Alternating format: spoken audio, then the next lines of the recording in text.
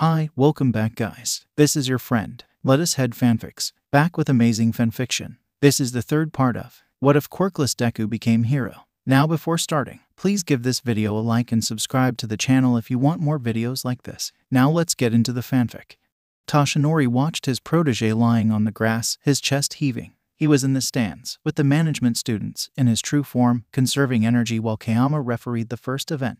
Young Midoriya, Izuku, you had me worried there for a second. That speed, just for a millisecond, you surpassed my prime speed. Toshinori smiled, brimming with pride, his gaze fond. Ah, emotions, a luxury I can afford in this form. In this form, Toshinori didn't have to force himself to smile. But right now, he couldn't help but. Midoriya's stock is sure to shoot up. Toshinori tilted his head. The management students were already analyzing the marketability of the competitors. Are you sure? If anything, he's only going to be confusing pro heroes and the spectators. Another student replied. His quirk, first some kind of super jump, then water transformation, then gravity manipulation and finally hyperspeed. That's 4 separate quirks. Oh yeah, and he turned into a chicken, with tornadoes for feet. Perhaps it's one quirk. He could have a gravity alteration quirk. The jump, the slingshot and the fall, the speed, it explains them. A third student chimed in. Then how do you explain the water thing he did at the first barrier? The second student argued. Not to mention the chicken thing. Then what about some matter manipulation quirk? That makes less sense. But the chicken, I don't care about the chicken. Damn, all this talk about chickens is making me hungry. Shut up. Toshinori stood, shaking his head with a smirk. It was time for him to return. He turned, heading back up to the teacher's lounge, where he could transform and change without fear of his true form being discovered. Toshinori stopped, turning his head to look at the 3 management students still debating Izuku's quirk. Have you perhaps thought those 4 instances may be separate quirks? The number 1 hero continued on, allowing the students to think over his advice. So a copy-type quirk then, touch-based or vicinity-based? No, that teacher didn't mean a copy quirk. He was clearly suggesting some kind of adaptable quirk, changing to fit the needs of the holder. Toshinori shook his head minutely. I don't wish to play favorites, but, young Izuku, your ability for analysis is far greater. Izuku laid on the grass, his breath slowly returning to normal, his speed quirk exhausted, likely for the rest of the day. Are you okay, Midoriya, Kiro? The green-haired boy raised his head to see Tsuyu and Minta stood over him, Momo off to one side. Yeah, I'm fine, just a bit winded. Tsuyu nodded. That's good. Momo smiled at him. Izuku felt something flutter in his stomach. Yeah, if anyone from Wano is gonna win, it's gotta be you, with that crazy punch you did at the USJ, Minta added. Izuku shook his head. And no, it could be any of us, you as well. Your quirk's pretty versatile. Minta grumbled under his breath, clearly not convinced. Do not put yourself down, Minta. When it comes to containment, you have us all beat, even Zero, as your spheres are indestructible. Momo smiled at the purple-sphered boy. Minta shrugged. Where did you guys come? Izuku asked, with a nervous smile, hoping it wouldn't come across as bragging. I was 16, Minta was 17.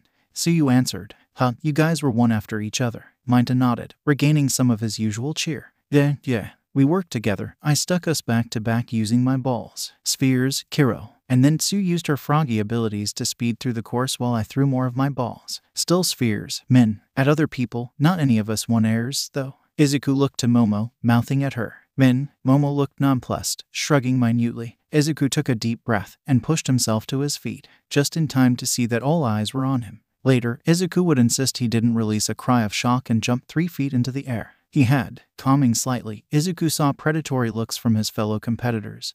Bakugo's attempt at feigning disinterest, Todoroki's freezing glare, Momo's smile. Izuku, the green-haired boy, realized he'd been staring, turning bright red and looking away.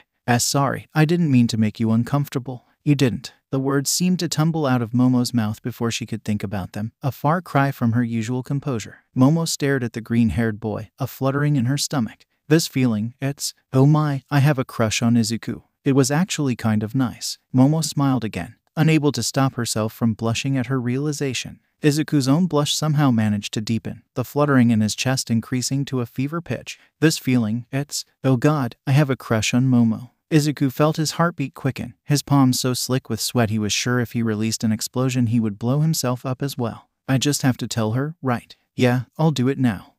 What if she rejects me? Then at least you tried, kid. 5. In the flesh, or I guess vestige. You're still here. I guess so, kid. By the way, you're keeping that lovely lady waiting. You're right. Izuku steeled himself. Momo, I lick. Never fear. I am here to announce the results of the first event. All Might landed on the platform, striking a pose as he did. Ha. The first-year students broke off their conversations, turning their attention to the number one hero. Izuku silently cursed his luck. There's always another time, kid. Izuku mentally shrugged. I guess. Thanks. 5. Anytime, kid. In first place, as I know present Mike made you all aware, is one a KATSUKIBAKUGO. All Might's booming voice filled the stadium, drowning out a considerable amount of cheers and the very audible grinding of Endeavor's teeth.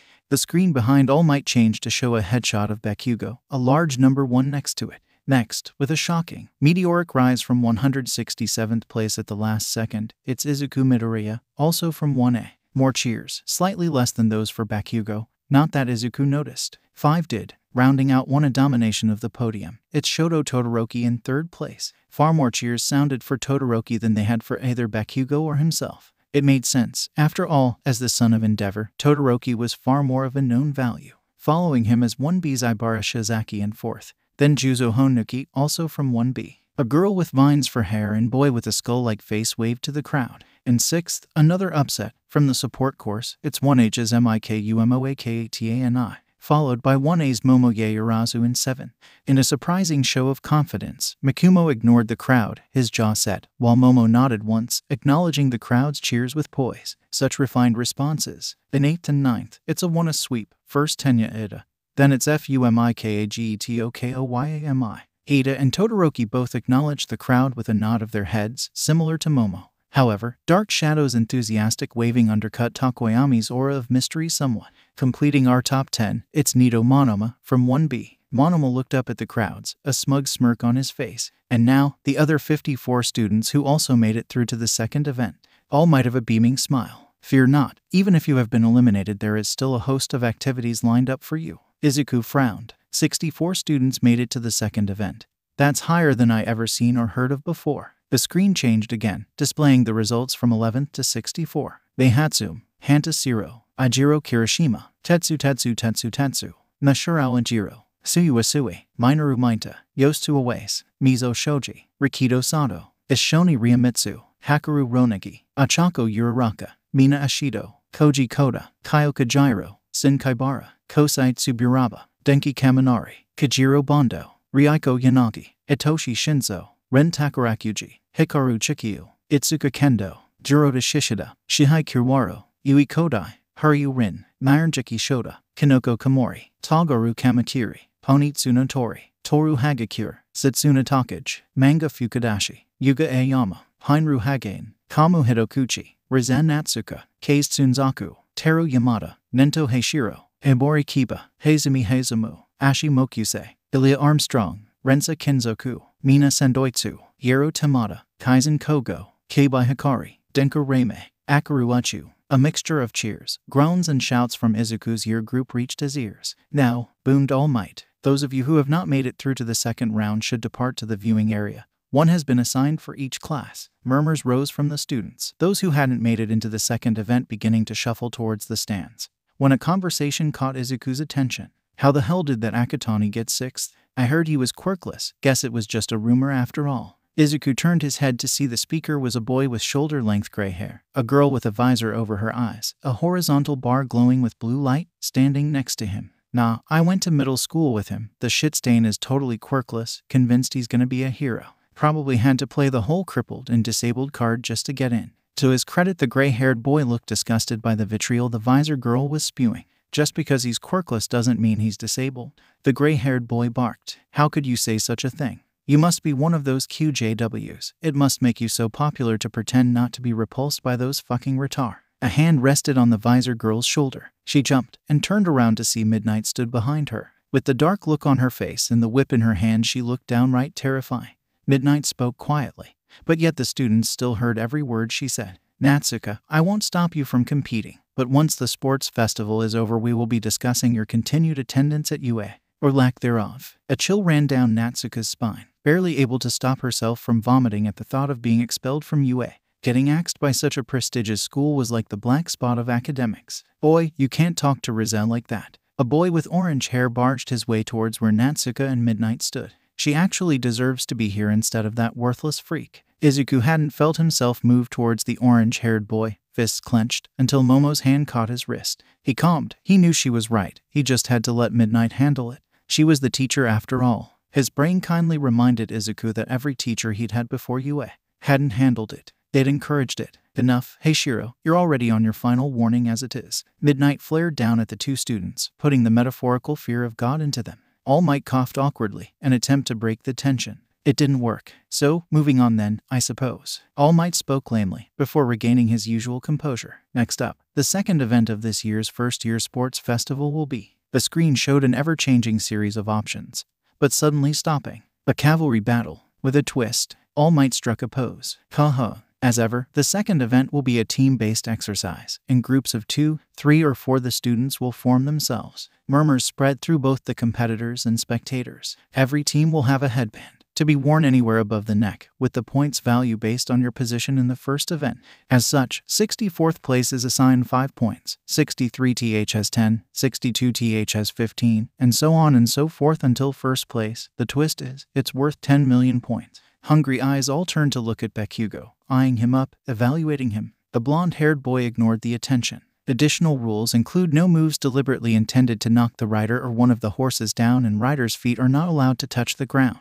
You have 15 minutes to form teams and strategize. Begin. Almost instantly 3 crowds formed, the largest around Bakugo, not surprising since he'd placed first, another around Todoroki, again not surprising since he was the son of the number 2 hero. To Izuku's horror, the last, and smallest, crowd was surrounding him. Why are you all here? Izuku managed to choke out. We want to be on your team. Minta looked at the green-haired boy with confusion, standing with more members of 1A. Tsuyu, Hagakure, Shoji, Jiro, Sato, Koda and Ajiro to be exact. Mikumo as well, his armor in storage mode next to him. The rest of the crowd was made up of mainly Gen Ed students, as well as a couple from 1B. Izuku was pretty sure their names were Rin and Shishido. Looking to one side, Izuku saw the empty space where Momo had been standing. Oh, Jiro rolled her eyes. So, who are you going to pick? Izuku forced himself to concentrate. Alright, what's everyone's name and quirk? If why you have one, it's totally fine if you don't. I didn't. Izuku, it's fine. The black-haired boy shrugged. Mikumo Akatani, quirkless. Toru Hagakure, invisibility. The transparent girl chimed in. It's pretty much as it sounds. The rest of the 1A students introduced themselves, followed by the 1B students, Huryu, Rin, Scales, and Jiro to Shishida, Beast. The attention turned towards a girl with long silvery white hair and a nervous expression, her violet eyes large and round. Alright, I am Shoni Ryomitsu, and, my quirk is to become one. I basically turn into a ghost and possess others. Izuku's lit up with excitement at such an unusual quirk. Ryomitsu only looked more terrified than before. Can you possess anyone, or does it have to be willing? Does possession alter or empower their quirk in any way? If so, what effect does it have on people without a quirk or with an invisible quirk? Ryomitsu stared at the green-haired boy with wide eyes, frozen. I think you broke her. She can possess unwilling people, but they can force her out if they try hard enough, and yeah, she enhances the possessee's quirk. Dunno about what happens for quirkless people. A dark-haired boy gently elbowed Ryomitsu, his eyes glowing orange, making the girl snap out her trance and nod. I'm Hakaru Ronegi, by the way. The orange-eyed boy gave a small wave. Quirks drain vitality. Does what it says on the tin. I can make anyone I want in a 5-meter radius really tired, gives me the energy instead. A muscular, blonde-haired girl next to Ronegi and Ryomitsu struck a pose. Emilia Armstrong, the stretch body hero to be. Choose me, for I possess the technique that's been passed down in my family for generations. Awkward silence reigned. A brown-haired boy cleared his throat. Yeah, I'm Ren Takarakuji, Quirks Joker. Joker, Jiro queried. Can you turn into a clown or something? Takarakuji shook his head. Nah, nothing like that, at least not yet I guess. Joker's random quirk. Every day I have a different quirk. The more common a quirk, the higher the chance of getting it I have. Today I've got giant feet, a transformation type. I can grow my feet tenfold. Rin tilted his head. That sound kinda like Kendo's quirk, except with your feet instead of hands. Cool. Takarakuji shrugged. I won't keep though, and I mainly get pretty useless quirks. Yesterday was cat whiskers. I tried out for the hero course, but, on the day I woke up quirkless. So some days you just don't get a quirk? Izuku asked. Yeah, every 5 days or so. Izuku frowned. Every 5 days. Your chance of gaining a quirk must be based in the population of Japan. 20% of people are quirkless, right? I guess you're right. Takarakuji nodded his head. Anyways, I've got a pretty good handle on this quirk I've got today. It's the first time I've had it. But Hikaru used his quirk on me, so I know all about it. All eyes turned to a white-haired boy stood next to Takarakuji, his eyes closed. He looked like he was asleep standing up. Hikaru. The boy opened his eyes. Right, my name is Hikaru. Just Hikaru. My quirk is Gaia's Light. It allows me to access a metaphysical library of all human knowledge that I can search using 3 keywords. Due to the nature of my quirk, I can also channel my mind into another's body. I cannot possess them, but I can transfer data directly into their mind, such as more efficient methods of using their quirks. Everyone looked in disbelief at the veritable thesis Hikaru had just given on his quirk, except Izuku, who was bouncing up and down on his heels in excitement. That's an awesome quirk. Izuku beamed. Hikaru shrugged. Perhaps, but it lacks any kind of combative element. I failed to receive enough rescue points from advising my fellow examinees to make it into the hero course, something I hope to rectify today. Izuku nodded. Well, good luck. The final 3 students introduced themselves. Kamu Hidokuchi, his quirk was Maw, which allowed him to unhinge his jaw and bite through pretty much anything. Kei Tsunzaku, her quirk was Air Eruption, which allowed her to fire weak pulses of air from her palms and the bottoms of her feet. Rensa Kinzoku, her quirk was Chains, a common class, the same as one Izuku had copied from a USJ villain, allowing the holder to fire chains from their wrists, using the iron in their own body to make them. At that moment, both Ishido and Siro ran up to join them. Bakugo turned us down, so we thought we see if you wanted us of your team. Midori. Hagakure bounced on the balls of her feet. So, who are you gonna pick? Izuku paused, before a smile slowly crept onto his lips. I have an idea. Hagakure backed away slightly. Oh no, that's the same smile that Mikumo does before one of his inventions blows up. Take your positions, my young fledglings. All Might's voice filled the stadium, the crowd matching his volume with their cheers. Izuku turned the headband over and raised it to his forehead, securing it in place with the Velcro. 935 points. You're ready. The green-haired boy turned to look at Mikumo. Decked out in his SHTR armor, with the booster legs, nearly identical to the ones that Hatsune had used in the first event, and his default, strength-boosting, gauntlets. Yeah, let's rock this, Midotani. Hagakure struck a pose, also wearing a set of booster legs. Ryomitsu shuffled nervously. Get ready. Izuku nodded his head. Right, let's do this. Ryomitsu's uncertainty suddenly fell away, her body taking on the appearance of ink before it faded away into a smudge. Izuku took a deep breath as he felt a warm wave pass through his body, like turning the shower on a cold winter's morning. And then it was gone. Izuku blinked. He was in his quirk space again, but this time, instead of 7 or 5, Ryomitsu was standing in it, looking far calmer than he'd seen her in the 15 minutes of knowing her. Wow, I've never seen a void that was actually black before, gray or silver, but never black. Ryomitsu looked around in awe. So many quirks. Izuku frowned slightly. If you don't mind me asking, you don't seem as scared of my own shadow as before. Ryomitsu turned to face Izuku. Pausing, Izuku settled on just nodding. It's because of my quirk. 2 becomes 1, it's always active. Ryomitsu shrugged. If I'm not consciously focusing on keeping my body together, I'll dissolve and possess the nearest person. And if they force me out, the next nearest person, ad infinitum. That sounds tough. It is. Ryomitsu sighed. I have to wear a set of special bracelets that stop me from smudging just to sleep. I used to use them all the time, but my doctor decided I was using them as a crutch and that I just needed to toughen up and get a hold on my quirk. He sounds awful. Absolutely, utter creep, especially with those goggles. You never know where he's looking. Ryomitsu shivered at the thought. Silence fell for a few seconds. Izuku spoke. So, are you possessing my body now? Ryomitsu shook her head. Not yet, I have to go through there. Izuku turned, following where Ryomitsu pointed. A white doorway sat in contrast to the black void. Just walk through it, pretty much, except I usually have to get past a less than willing possessor. Ryomitsu answered. I've never actually possessed someone willing before, but the longest I've managed to hold someone is about 7 minutes. Izuku nodded in understanding, before stepping aside.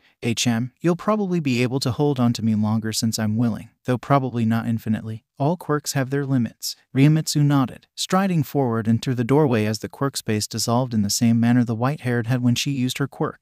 Izuku finished blinking, his eyes shining violet. Whoa, Hagakure exclaimed. Glowy eyes, cool. Ryomitsu. Mikumo questioned. Is that you? What? It's me. Izuku. Both Hagakure and Mikumo jumped as Izuku's voice came out of his mouth. Wait, Izuku. You're here too. Now Izuku's mouth was speaking in what was clearly Ryomitsu's voice. Why yeah, it's strange. It feels like I'm not in control of my body, but I kinda am at the same time. Izuku spoke, waving his arm. This has never happened before. Ryomitsu admitted. It must be because it's willing. 2 becomes 1. Izuku exclaimed. It's not about you possessing someone. It's about sharing 2 minds sharing control of one body. Ryomitsu blinked Izuku's eyes, his mouth slightly hanging in shock. I use my quirk on you and in like 2 minutes you've managed to completely redefine it. Why yeah, I guess. He has a habit of doing that. Mikumo shrugged, Hagakure nodding in agreement. Mount up. Around the cavalry area each team began to form their horses and riders. The analysis will have to wait, Ryomitsu stated resolutely. We have competition to crush. Hagakure leaned over to Mikumo, whispering,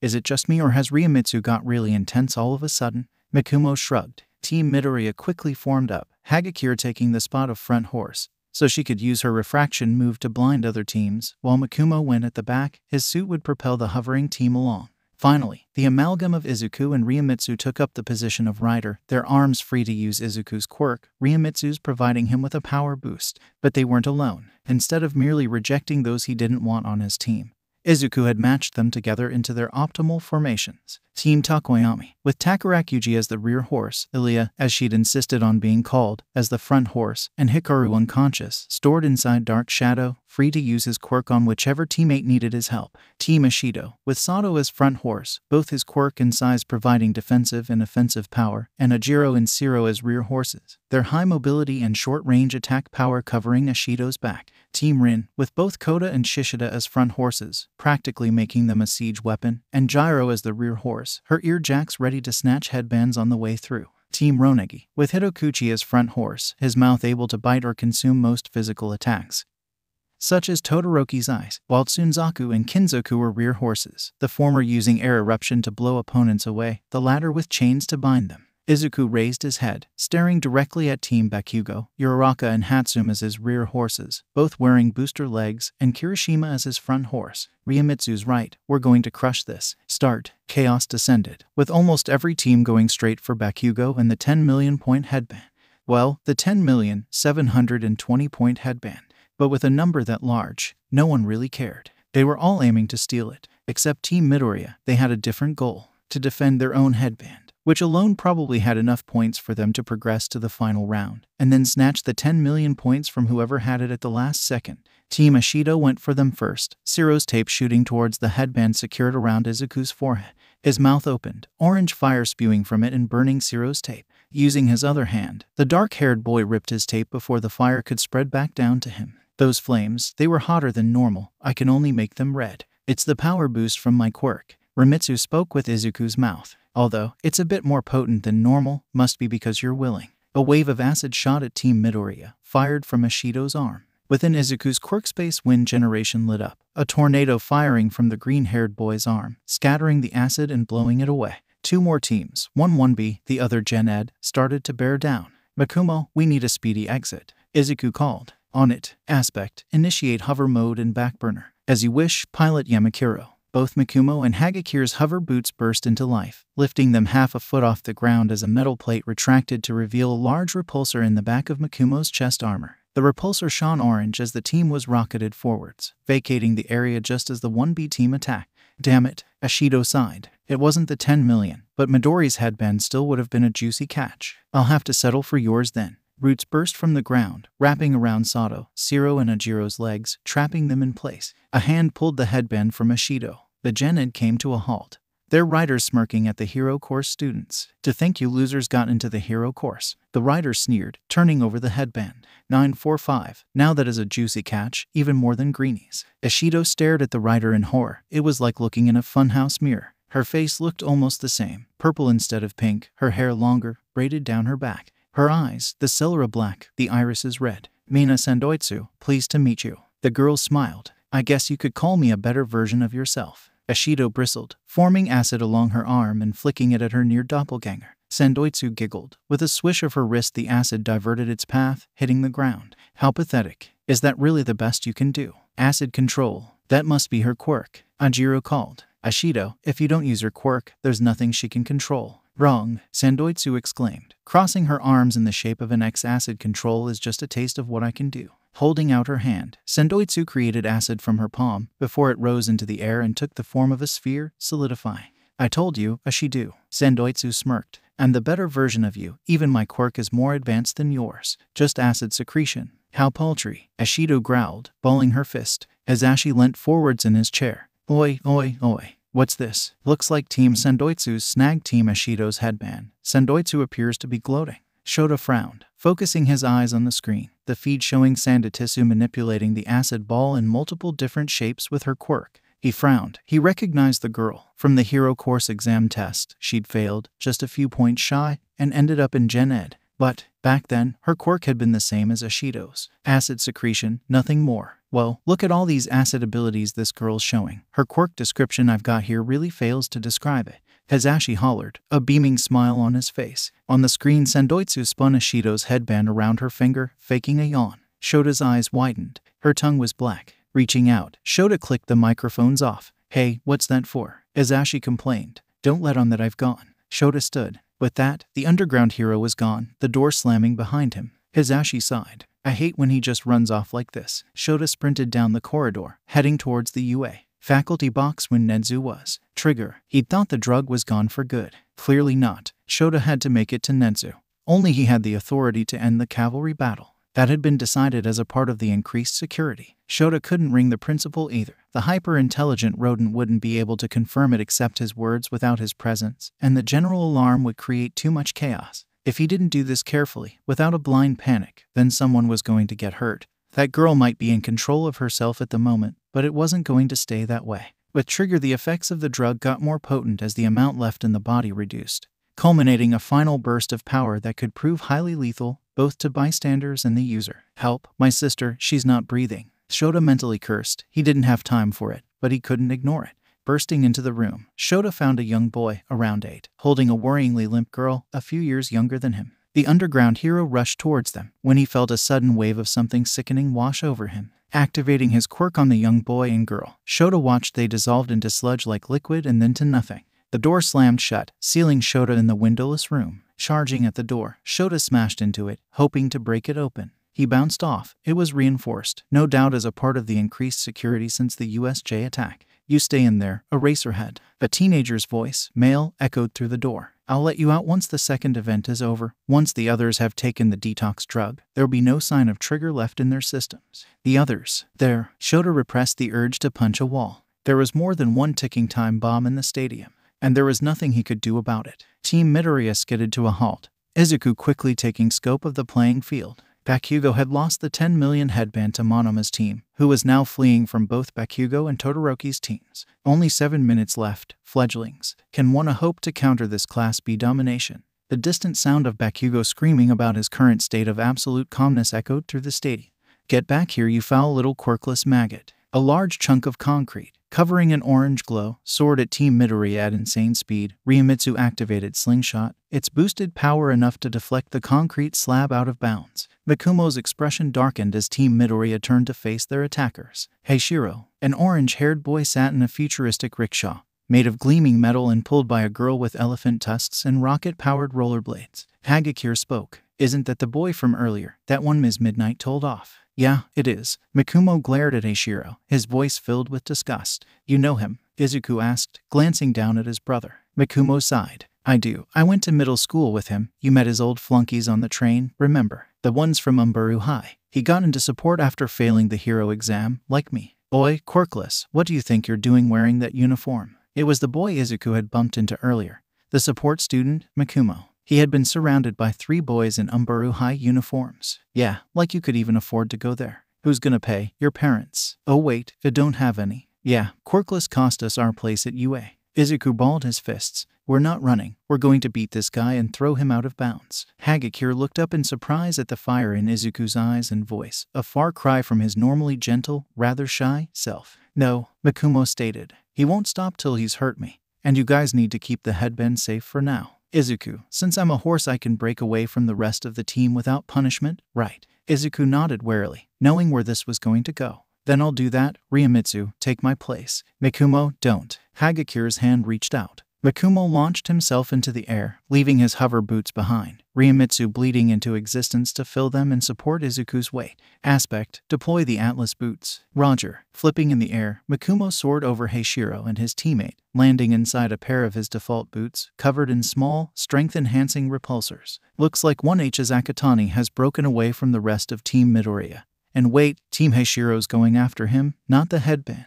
What's going on here? Heishiro sneered at Mikumo as he and his partner charged. Did they kick worthless, half-made scum like you out of the team? come to their senses, have they? Mikumo gritted his teeth, watching as the rest of his team fled, their decision made by an attack from Team Tsunotori. All these years I had no one, but now I do. I have something that's worth fighting for. Family, friends, hope. Mikumo's mouth formed a grim smile. In middle school, I never fought back, did I? Heishiro laughed, giving a glimpse of a black-stained tongue. How could you? You don't have a quirk. Funny, a villain said something like that to me during the USJ attack. Mikumo looked up at Heishiro, his eyes alight, and I beat him with both eyes closed. Do you really think you can match that? Heishiro released a shout of anger, tearing up a chunk of ground with his quirk. Mikumo took a step back. Your quirk is minor telekinesis. If you're lifting this much weight, then trigger. Mikumo calmed himself. This is bad, very bad. I'm glad you can finally see how pathetic you are compared to me. The fragment of earth shot at Mikumo. Mikumo activated the repulsors in his boots, jumping to one side to avoid the attack.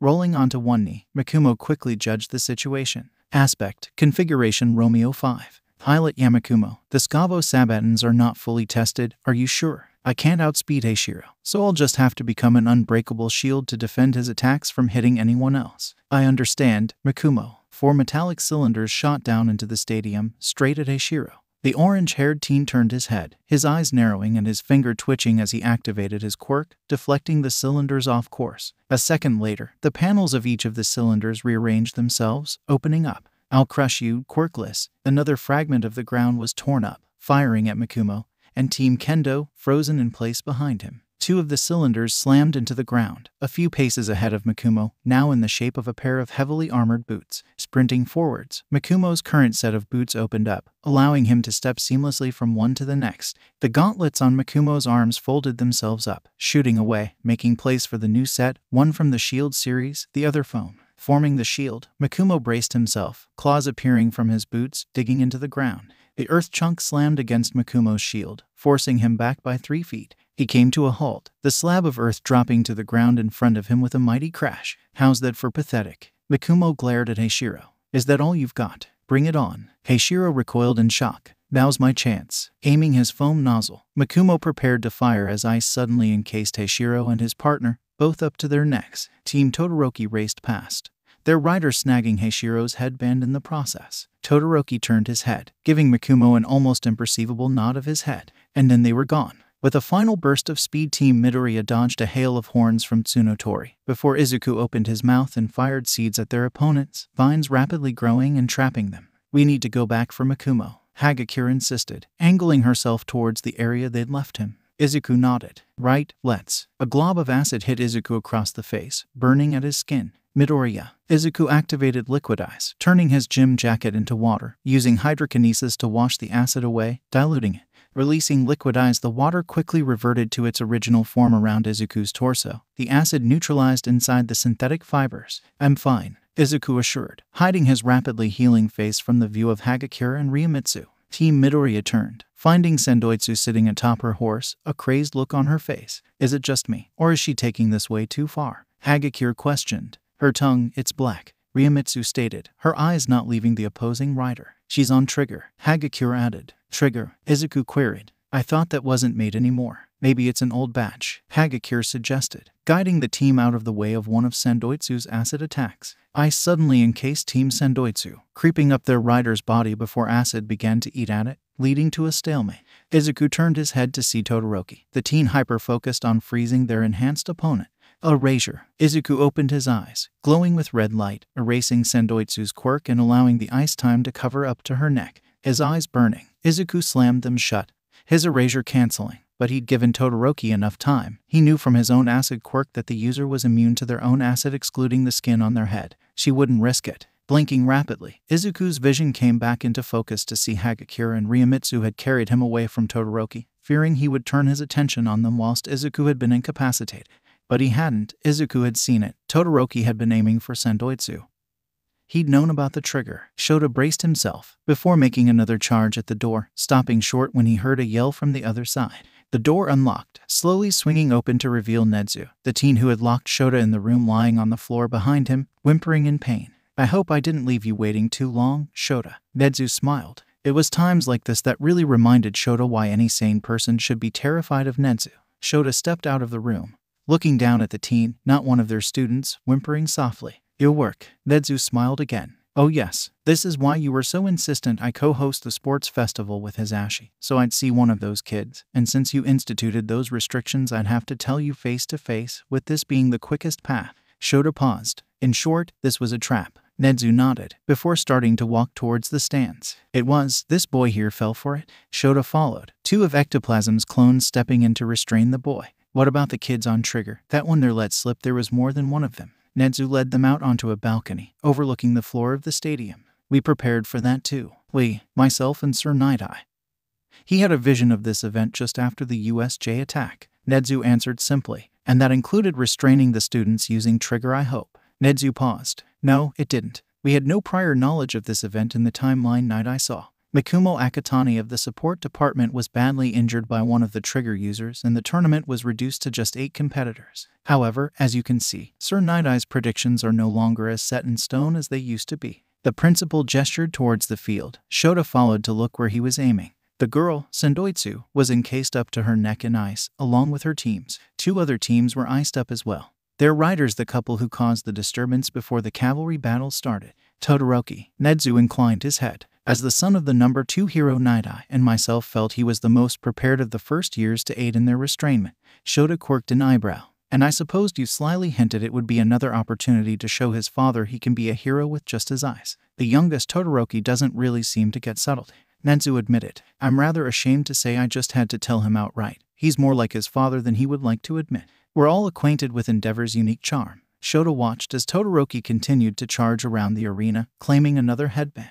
Quite fascinating how 2 of these miscreants were engaged not by a heroic student, but by those of the general education and support departments. Nezu commented. Shota's eyes focused on Akatani as the teen raced to rejoin his team. Akatani, right. Nezu nodded, as well as Hitoshi Shinso. He brainwashed the girl with the eye-beams, got her to stay still while Todoroki freezed her, using the students to detain them. That's to avoid another scandal, isn't it?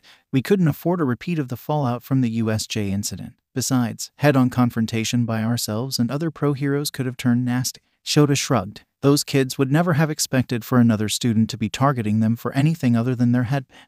Nezu smiled. Exactly. Dodging an attack from a now headband-less Team Kodai. Izuku activated Bakugo's quirk and fired off an explosion, knocking Kodai off her teammate's shoulders into the ground, eliminating her team. I see you've copied that quirk too. Have any tips? Izuku and his team, with Mikumo and Ryomitsu as the rear horses, turned to face Team Monoma, its rider smirking at them as small sparks popped in the palms of his hands. You don't need them, Izuku answered, calling on a barrier quirk, ready to erect one to defend his headband. You've managed to keep the 10 million headband long enough that you've forced Bakugo in going after other headbands instead, so he makes sure he goes through to the final event.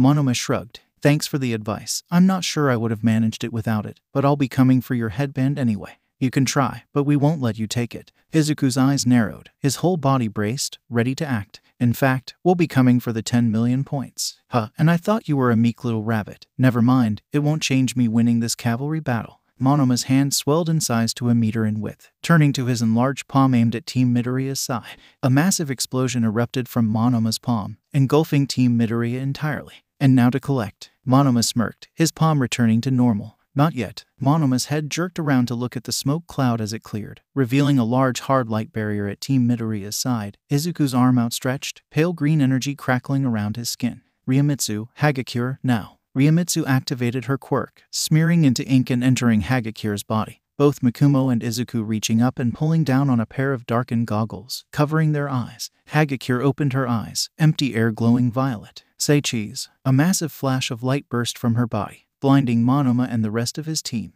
Mikumo, ignite. Team Midoriya rocketed forwards, Izuku reaching out with one hand and grabbing the 10 million headband, left facing outwards to taunt Bakugo. They kept going, coming to a halt at the opposite of the field, near to the edge of the border. I can't believe that worked, Hagakure exclaimed, turning her head to smile at Mikumo and Izuku. The breath caught in Mikumo's throat as he watched a lock of brown hair fall out of Hagakure's ponytail, falling in front of her eyes. Toru, what's wrong? Hagakure tilted her head. Is there something on my face? Izuku spoke. You're visible. Hagakure paled. A second later Ryomitsu was ejected and she went back to her normal invisible state. Toru, 2 giant walls of ice shot up, boxing Izuku and his team into the corner of the field. Team Midoriya turned, Ryomitsu retaking the position of a rear horse to face Team Todoroki, Kaminari and Momo as the rear horses, and at the front, Yaoyorozu, Kaminari. Todoroki barked, his two teammates leaping into action. Momo pulled an insulation sheet over herself, Todoroki and Ada, while Kaminari prepared for a discharge of his quirk.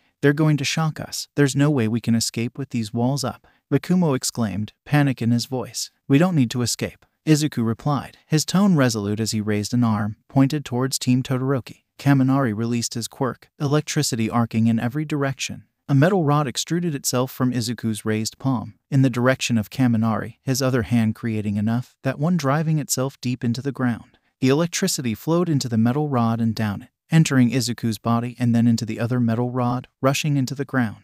What? Bakumo questioned. How did you do that? Izuku let the rods fall, slightly out of breath. I used Yaoyorozu and Kaminari's quirks to make myself into a lightning rod, so I could discharge the electricity into the ground.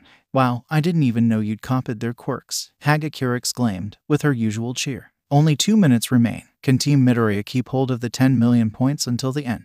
Stay on their left. Izuku spoke. Todoroki's ice only comes from his right, and he doesn't use his fire. The rest of the team nodded in understanding, shifting to place themselves on Todoroki's left, moving to match him every time his team changed position. Todoroki's eyes narrowed as he glared at Izuku. What are you waiting for? Todoroki, ice them, Kaminari called, his expression unfocused, staring off into the distance. I can't, Todoroki stated. Midoriya knows to stay on my left. I'd hit Ada as well if I tried. Todoroki, allow me. Ada crouched lower, his engines revving. There was something I was saving for the final event, but now I will use it here. Todoroki frowned. Ada, what? Just be ready to take the 10 million points. Ada interrupted as his engine ports burned blue. Super move, Recipro burst. In an instant, Team Todoroki cleared the gap to Team Midoriya and passed them, coming to halt near the boundary. Izuku reached up to his head, his blood ran cold. Both headbands were gone. What was that? Ada just pulled out some insane speed. Where was that in the first round?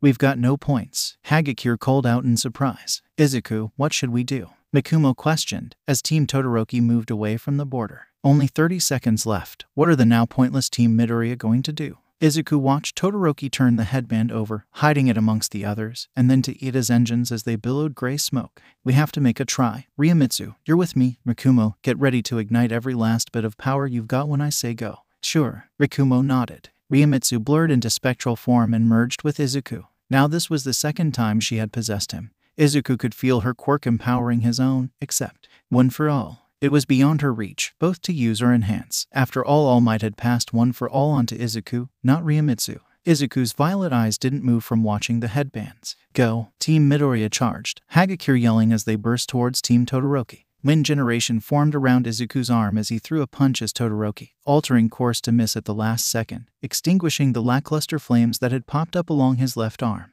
Todoroki's eyes widened. Team Midoriya ground to a halt. Time's up. A collective sigh of relief passed over the field. A handband held in Izuku's hand. The audience all seemed to be holding their breaths. He turned it over. 115 points, not enough to pass. Todoroki looked at him as he climbed down. I switched the headbands when I took the 10 million points. Izuku turned towards the stoic teen, holding the headband up. During the USJ attack I copied a lot of quirks. One of them was perfect recall, a photographic memory. A feeling of dread settled in Todoroki's stomach, and I never took my eyes off the headband. Izuku finished, before letting go of the headband, revealing another one held behind it. 10,740 points. The audience went wild, cheering at the last-second victory. Present Mike hollered loudly, finally managing to rein in the wild crowd and keep them entertained, giving those behind the scenes the time they needed to tally up the scores of each team. A sheet of paper was held out to him. The pro hero took it with a smile. The results are in. The cheers reignited. The screen on the stage lit up to show an empty table ready to be filled in.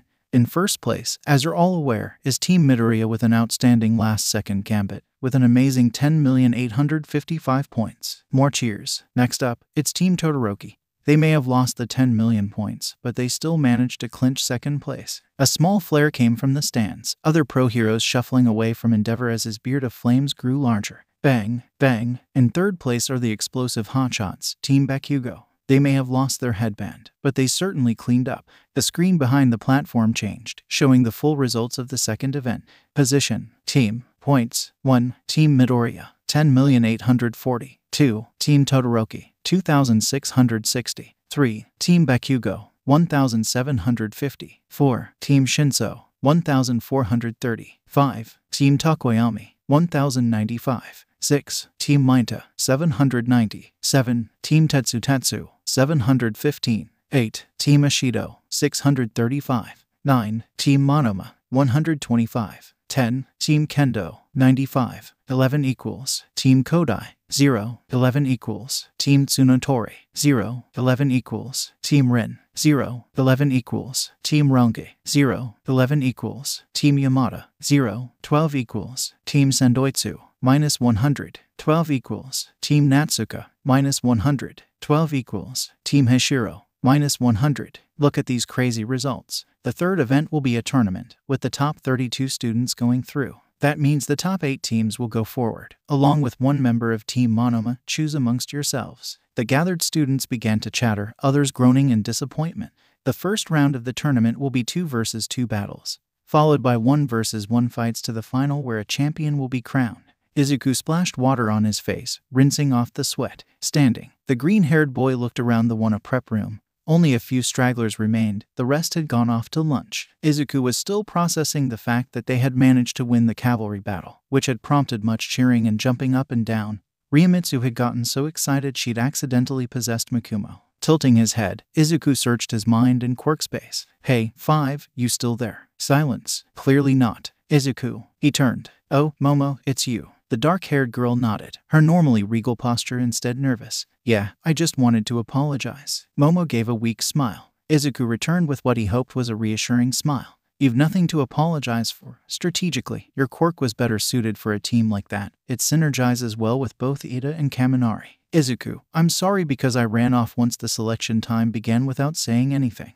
Momo hesitated. I know what you were going to say before All Might started announcing the results. Izuku steeled himself. Momo, never fear. I am here to announce the results of the first event. The green-haired boy flushed scarlet as the memory came back to him. I'm sorry. I shouldn't have said it like that. And not today when there's so much else going on. I totally understand if you don't want to be friends any. I like you too. Izuku's brain froze. Izuku, Momo frowned, reaching out and taking his hand. Why yeah, sorry. Izuku spoke, his brain slowly regaining its ability to think. I thought you'd. Momo held the green-haired boy's hand tighter. I do what? It's just, I guess, I was quirkless. Thought I was quirkless. For so long, other people didn't really like having anything to do with or being anywhere near me. Izuku admitted. I guess I just assumed it'd still be the same. Izuku, I like you because of who you are. Not whether you have a quirk or not, Momo assured, smiling. The green-haired boy felt his stomach give a weird flip-flop before steeling himself. Momo, would you like to go on a Midoriya? Izuku jumped at the sudden sound of Todoroki's voice. Todoroki, we need to talk. Nezu calmly pushed the door open, revealing a large, high-ceilinged hangar. Behind him followed Tsukachi.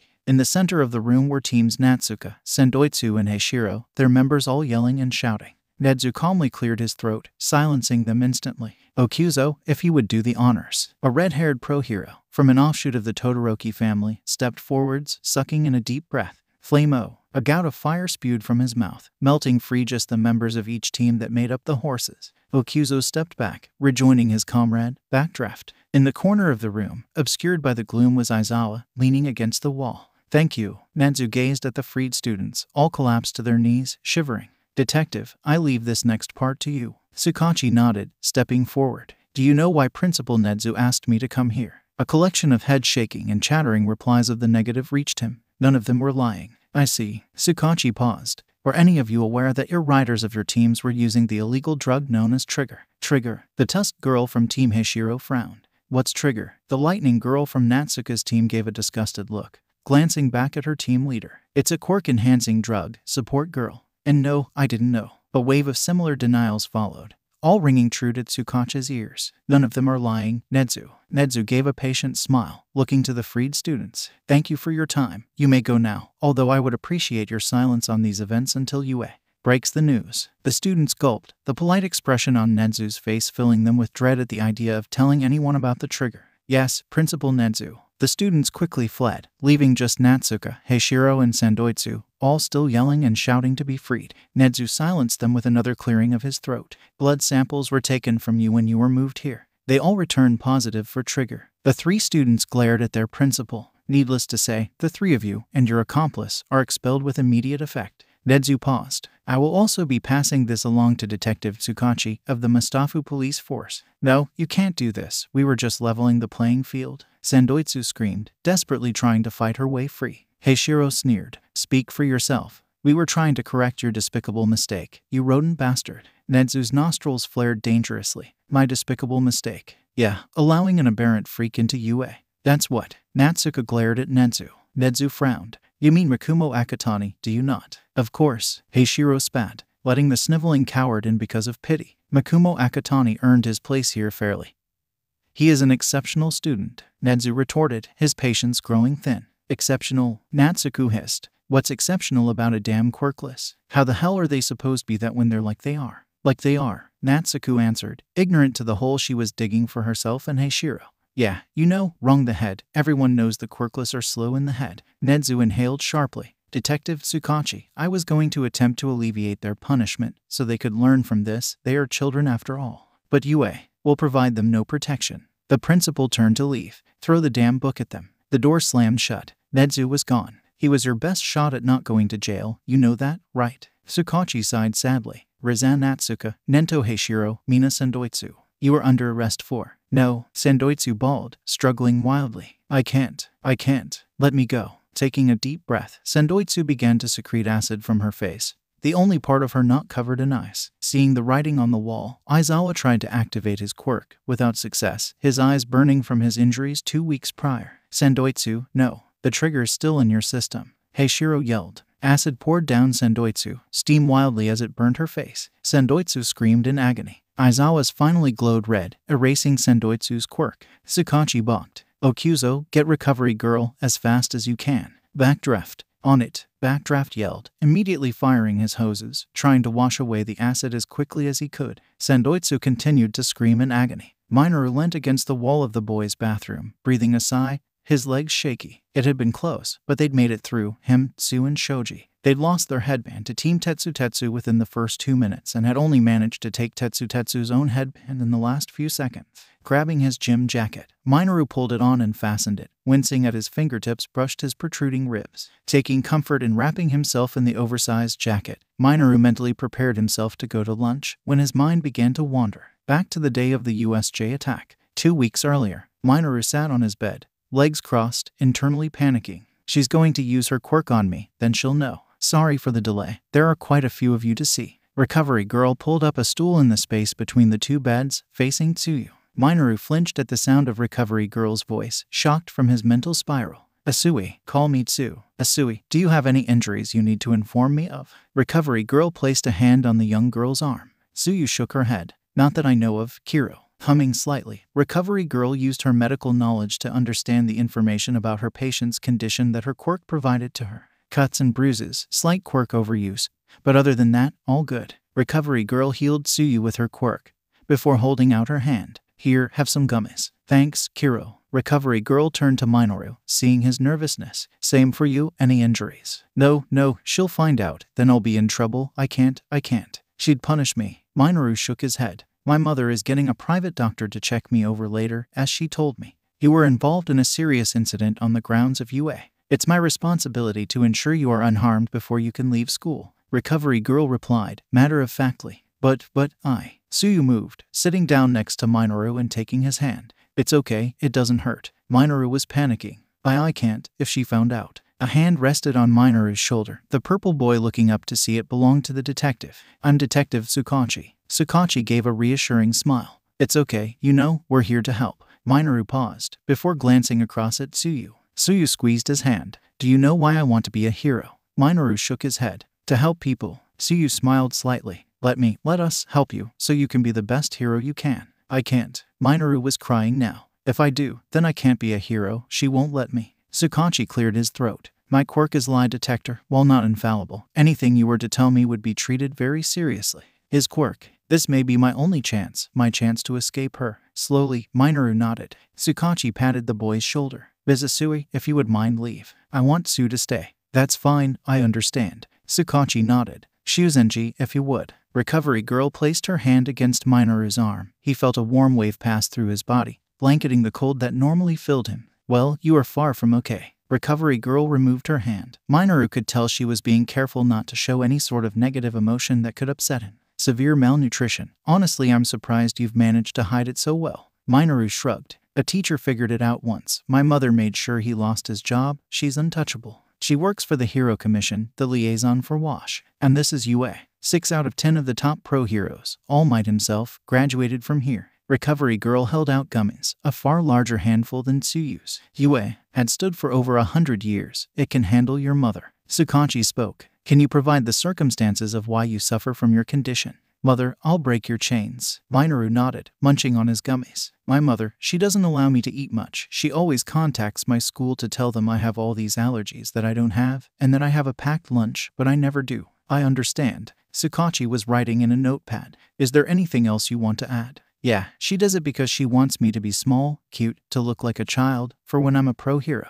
Minoru paused, looking at the gummy in his hand. These are really good. What are they? Tsuyu gripped Minoru's hand. Minta, have you never had gummies? I'm supposedly allergic to sweets, and chocolate, and bacon. Minoru stopped. When will all this happen? Do I have to go home? Sukachi closed his notebook. For now, an emergency order to place you in the care of UA will be filed. Once you're recovering, then we can start on building an airtight case. You don't ever have to go back. Minoru nodded. Thank you. Calming himself, Minoru forced himself back to the present. Netta. Minoru looked up, seeing Kaminari stood at the sink, paused halfway through washing his hands. What? Minoru retorted, coming out slightly harsher than he intended. Geez, calm down, man. Kaminari drawled, drying off his hands on his jacket. So, is the plan still on? Plan? Kaminari frowned. Yeah, you know, the one we came up with last week, tricking the girls into wearing cheerleader costumes. Minoru's stomach gave a sickening flop. He'd forgotten all about that conversation. I see you, Minta. Minoru shrugged. Not interested anymore. Off, man. Kaminari sighed. Leaving the bathroom, Minoru set off down the corridor. Hello, Piglet.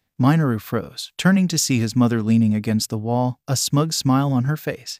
How? The woman smirked. This little hissy fit of yours won't accomplish anything, Piglet. You'll be home soon enough. I have the commission's backing. Not even UA can defy them forever. Minoru stood frozen in fear. The woman turned to walk away, pausing. You really have gotten fat. We'll have to sort that out when you get home. And then she was gone. Minoru was hyperventilating. He couldn't get any air into his lungs. She was going to take him. He'd be forced to leave UA. Forced to leave Tsu. I need to be seen. You okay, Minta? Kaminari frowned as he shut the bathroom door behind himself. Minoru slowed his breathing. That plan. I'll do it. Izuku shifted nervously, his back resting against the wall as Todoroki's eyes bored into him from the other side of the corridor. As so, what was it you wanted to talk about? Izuku queried, uncertainty thick in his voice. The lunch hall is going to get pretty crowded soon and Izuku's stomach rumbled loudly. Todoroki slowly blinked before speaking. Are you and Yaoyorozu courting? Izuku coughed, choking on air in shock. Todoroki watched impassively. Calming his breathing, Izuku pulled on the frankness of Uraraka's quirk and replied,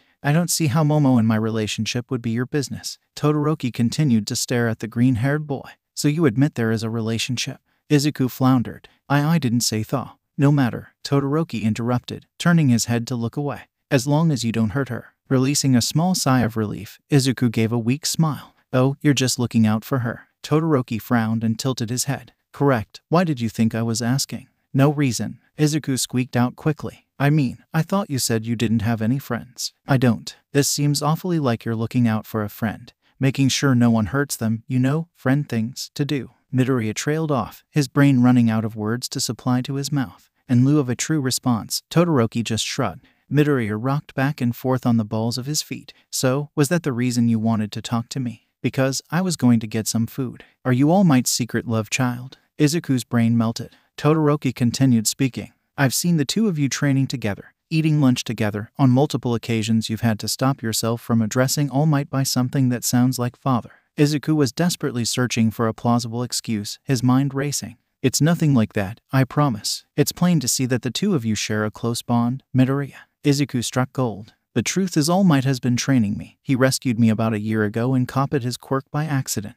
He's been teaching me how to use his quirk safely since then. You can't tell anyone that I copied All Might's quirk though. Todoroki arched an eyebrow. That was supposed to be a secret. Everyone figured that out weeks ago. Oh, I hadn't realized. I suppose since you have All Might's quirk, in a way, it makes you his successor. Todoroki mused. Izuku coughed, hiding a choke of shock. Todoroki frowned, tilting his head and narrowing his eyes. So, you are his successor then? Unable to find a believable lie to explain away Todoroki's suspicion, Izuku's mouth moved soundlessly. Todoroki shrugged. Whatever, I won't tell anyone if that's what you're worried about. I know what that kind of pressure is like. Izuku's brow knitted. A thought occurred to him. Your father, Endeavor, you're his successor. For a few seconds Izuku thought Todoroki was just going to walk away, before the icy expression on the boy's face cracked slightly. That's what the old man wishes for. But I've already decided I'm not going to succeed that bastard. I'm going to surpass him with just my eyes. Izuku held his tongue. He wanted to grab Todoroki and yell at him for refusing to use his quirk, something that quirkless people were denied simply by genetics. He knew if he did that he would only drive Todoroki further down that path.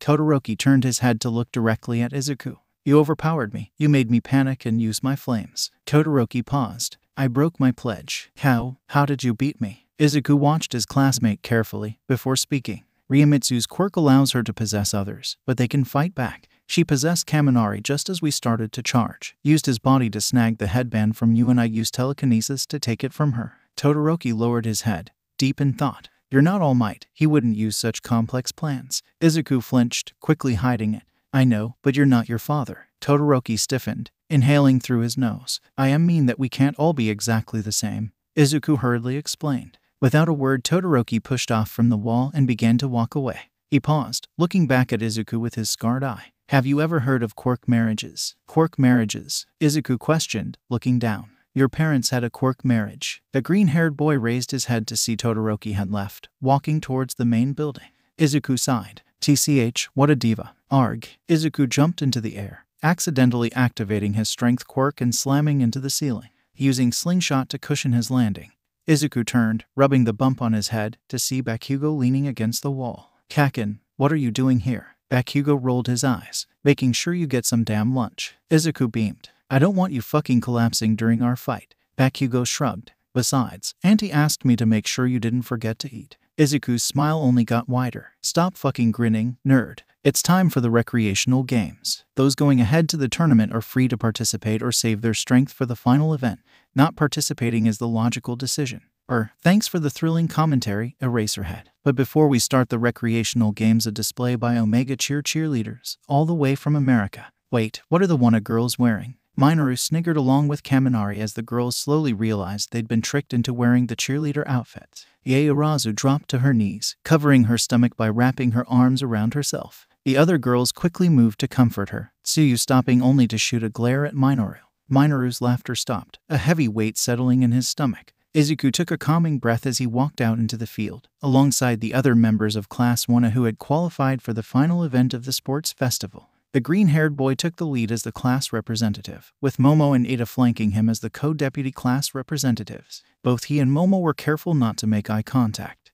They'd met eyes during the cheerleading outfit incident, and now they kept blushing every time they saw each other. 32 teens came to a halt in the center of the field, forming a semicircle, pointing towards the stage where All Might and Midnight stood, each striking a pose. The former's was bold and heroic, the latter's less suitable for an international event that was being watched by every schoolchild in Japan. Let's get ready to rumble. Yeah, the crowds cheered, chanting various names, mostly for Bakugo and Todoroki, with a few for Izuku, Ada, and from one of the Gen Ed classes, someone named Shinso, most likely one of their number. Gladiators. They're not gladiators. Gladiators. Are you ready? A few muffled shouts came from the 32 finalists. All Might released a booming laugh. I do believe Present Mike was hoping for a little more enthusiasm than that, fledglings. How about we do this together? It's time to go beyond. Plus Ultra. The student yelled back, All Might's boisterous attitude tempering their nerves. Yeah, that's more like it. You'll need some fire in your souls because the doubles round is up next. Present Mike paused. The faint sound of paper being hurriedly shuffled around could be heard.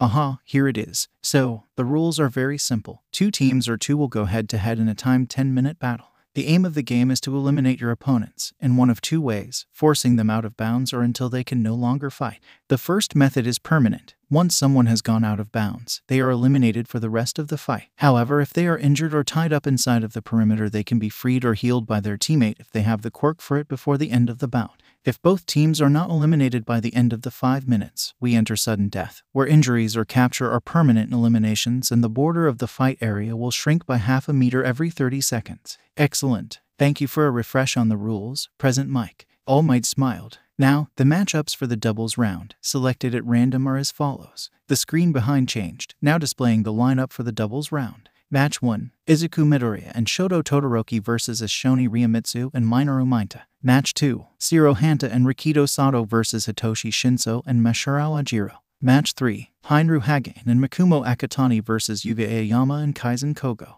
Match 4. Ochako Uraraka and Mizo Shoji vs. Katsuki Bakugo and Eijiro Kirishima. Match 5. Ren Takarakuji and Tetsu vs. Hikaru Chikyu and Toru Hagakure. Match 6. Beihatsum and Yosuwa Waste vs. Tenya Ida and Mina Ashido. Match 7. Ibara Shizaki and Tsuyu Asui vs. Nito Monoma and Juzo Honuki. Match 8. Denki Kaminari and Momo Yaoyorozu vs. Ilya Armstrong and Fumikage Takoyami. No way. That little freak and the weird Gen Ed girl are up against Endeavor's kid and that Midoriya guy. They're screwed. Yeah, talk about bad luck. Izuku tightened his hands, swallowing the rising worry. The other students were wrong. Ryomitsu's quirk was powerful, so long as she had someone to merge with, and Mainta's quirk was far from weak as well, just underdeveloped and poorly used. And that's all before taking into account the fact that Todoroki has the teamwork ability of, well, Endeavor. Izuku shook his head slowly, thinking over his options. They stood a chance one of two ways. Either Izuku convinced Todoroki to get over his refusal to use his fire, thus allowing him to regulate his temperature,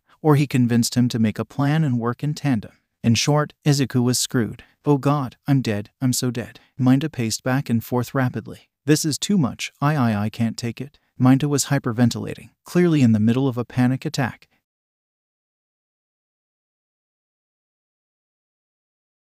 From what she'd seen of her teammates so far, she wasn't impressed. He'd clearly been the ones to trick the Wanna girls into wearing the cheerleading outfits.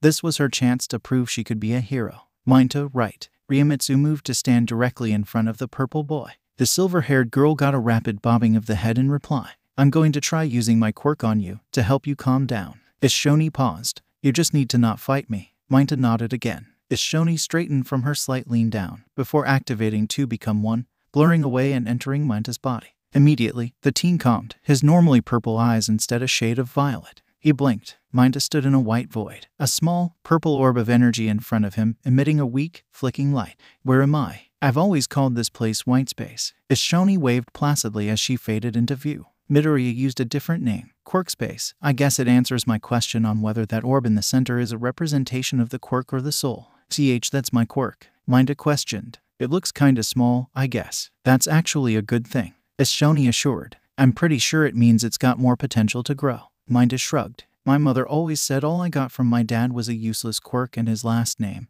Never met him to see if that was true. He cleared out after she told him she was pregnant with me. Well, that sucks. Ishoni awkwardly patted the teen on the shoulder in a manner she hoped was comforting. It kinda does. Mainta gave a snort. Man, we're screwed. Midoriya and Todoroki, they're going to crush us, aren't they? Ishoni let the connection go, the two of them returning to the material plane. Maybe not. I have a plan and it may just work. Really? Mainta's eyes lit up. Really? Ishoni paused. The fight starts, I possess you, and use your empowered quirk to trap Midoriya and Todoroki. Todoroki can just blast through my sticky balls. Please never say those words again. They're really susceptible to extreme temperatures. Fire burns them up and cold makes them shrivel up. I'm not even certain on whether you're doing this on purpose or not. Ishoni sighed. But I've accounted for that. Once we've stuck them in place, I possess Midoriya and use a concrete manipulation quirk. He has to move the section of the platform they're stuck to out of bounds. What do you think? I think it may work. Todoroki is incapable of teamwork and refuses to use his left side, the fire side, so we can just stick down his right side.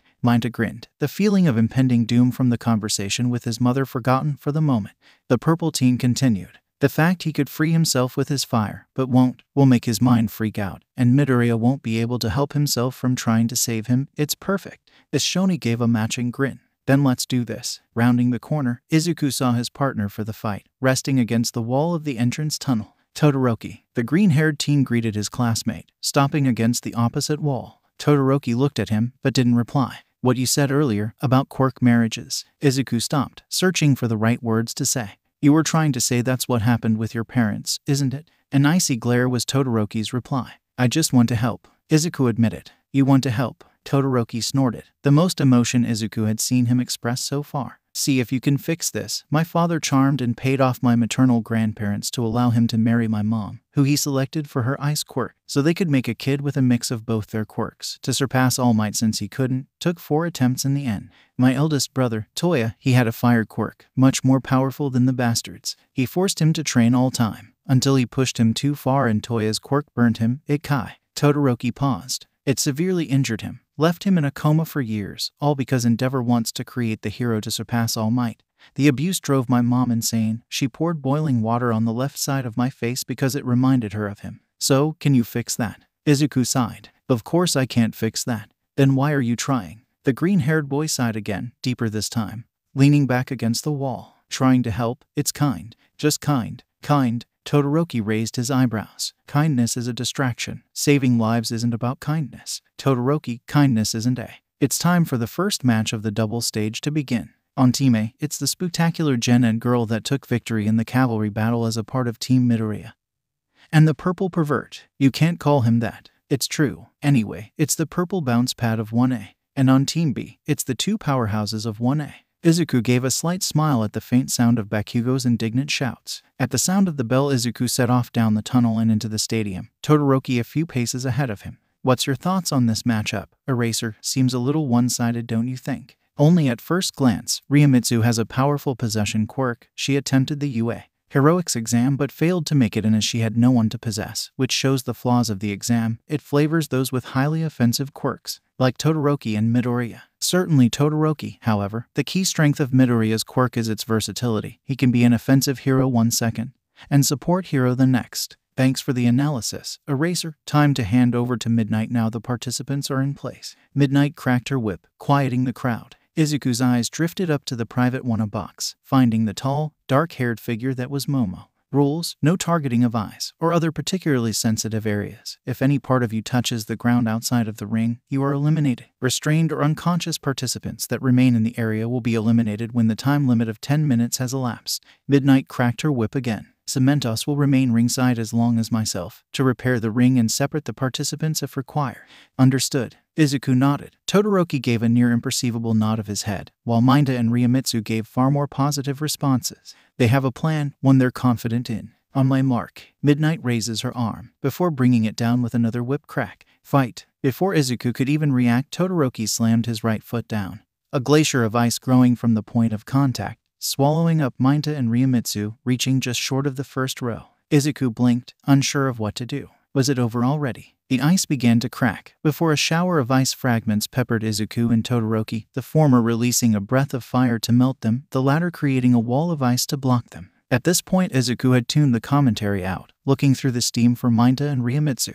And then he saw them. Minta stood, surrounded by ice fragments, his eyes glowing violet. One of his spheres, swollen to at least 50 times its normal size, sat at the ground zero of the icy escape. Ryomitsu had possessed him, empowering Minta's quirk, powerful enough to block Todoroki's ice. Crouching down and activating strength, Izuku launched himself at Minta, turning his left arm into rock. A wall of purple rubber sprang up in front of Minta, reflecting the force back onto Izuku's wrist, bending it reverse and breaking it. Take this. Izuku looked up in time to see Minta pull sphere after sphere, twice the size than normal, from his scalp, throwing them at Izuku and Todoroki. Be cement. Izuku slammed his open palms down on the concrete stage. He could suddenly feel the presence of every bit of concrete in the area. Concentrating on in front of himself, Izuku raised a wall of concrete up, Todoroki doing the same with his eyes. Instead of sticking, the spheres deflected, before suddenly exploding in every direction. Viscous purple goo flew at both Izuku and Todoroki, binding the former's arms to the concrete, and the latter his right arm and leg. Activating his strength quirk, Izuku pulled at his arms, trying to free them. Instead, he could feel the bones, muscles, and tendons straining under the force, preparing to snap. Izuku quickly ruled out his acid quirk, a compound of 2 acid quirks he'd copied during the USJ. As soon as the combined Minta and Ryomitsu spotted him using it to melt the goo, they'd just throw more. A spatial blade. In front of Izuku, a blade of condensed air formed. Reaching out with a minor telekinesis quirk, he swung it down through his arms, above the goo. Izuku stumbled backwards, his arms remaining attached to the concrete stage, the points where they had been severed covered in normal skin. Minta paled, before taking a slightly queasy appearance. Oh shit, and Midoriya's arms. Standing straight, Izuku slammed his foot down on the concrete floor, using his cement quirk again to rupture the ring in a straight line, aimed at Minta. With his opponent off balance and unable to throw more spheres, Izuku rushed forwards, managed to get almost 5 feet from Minta before Ryomitsu materialized from within him.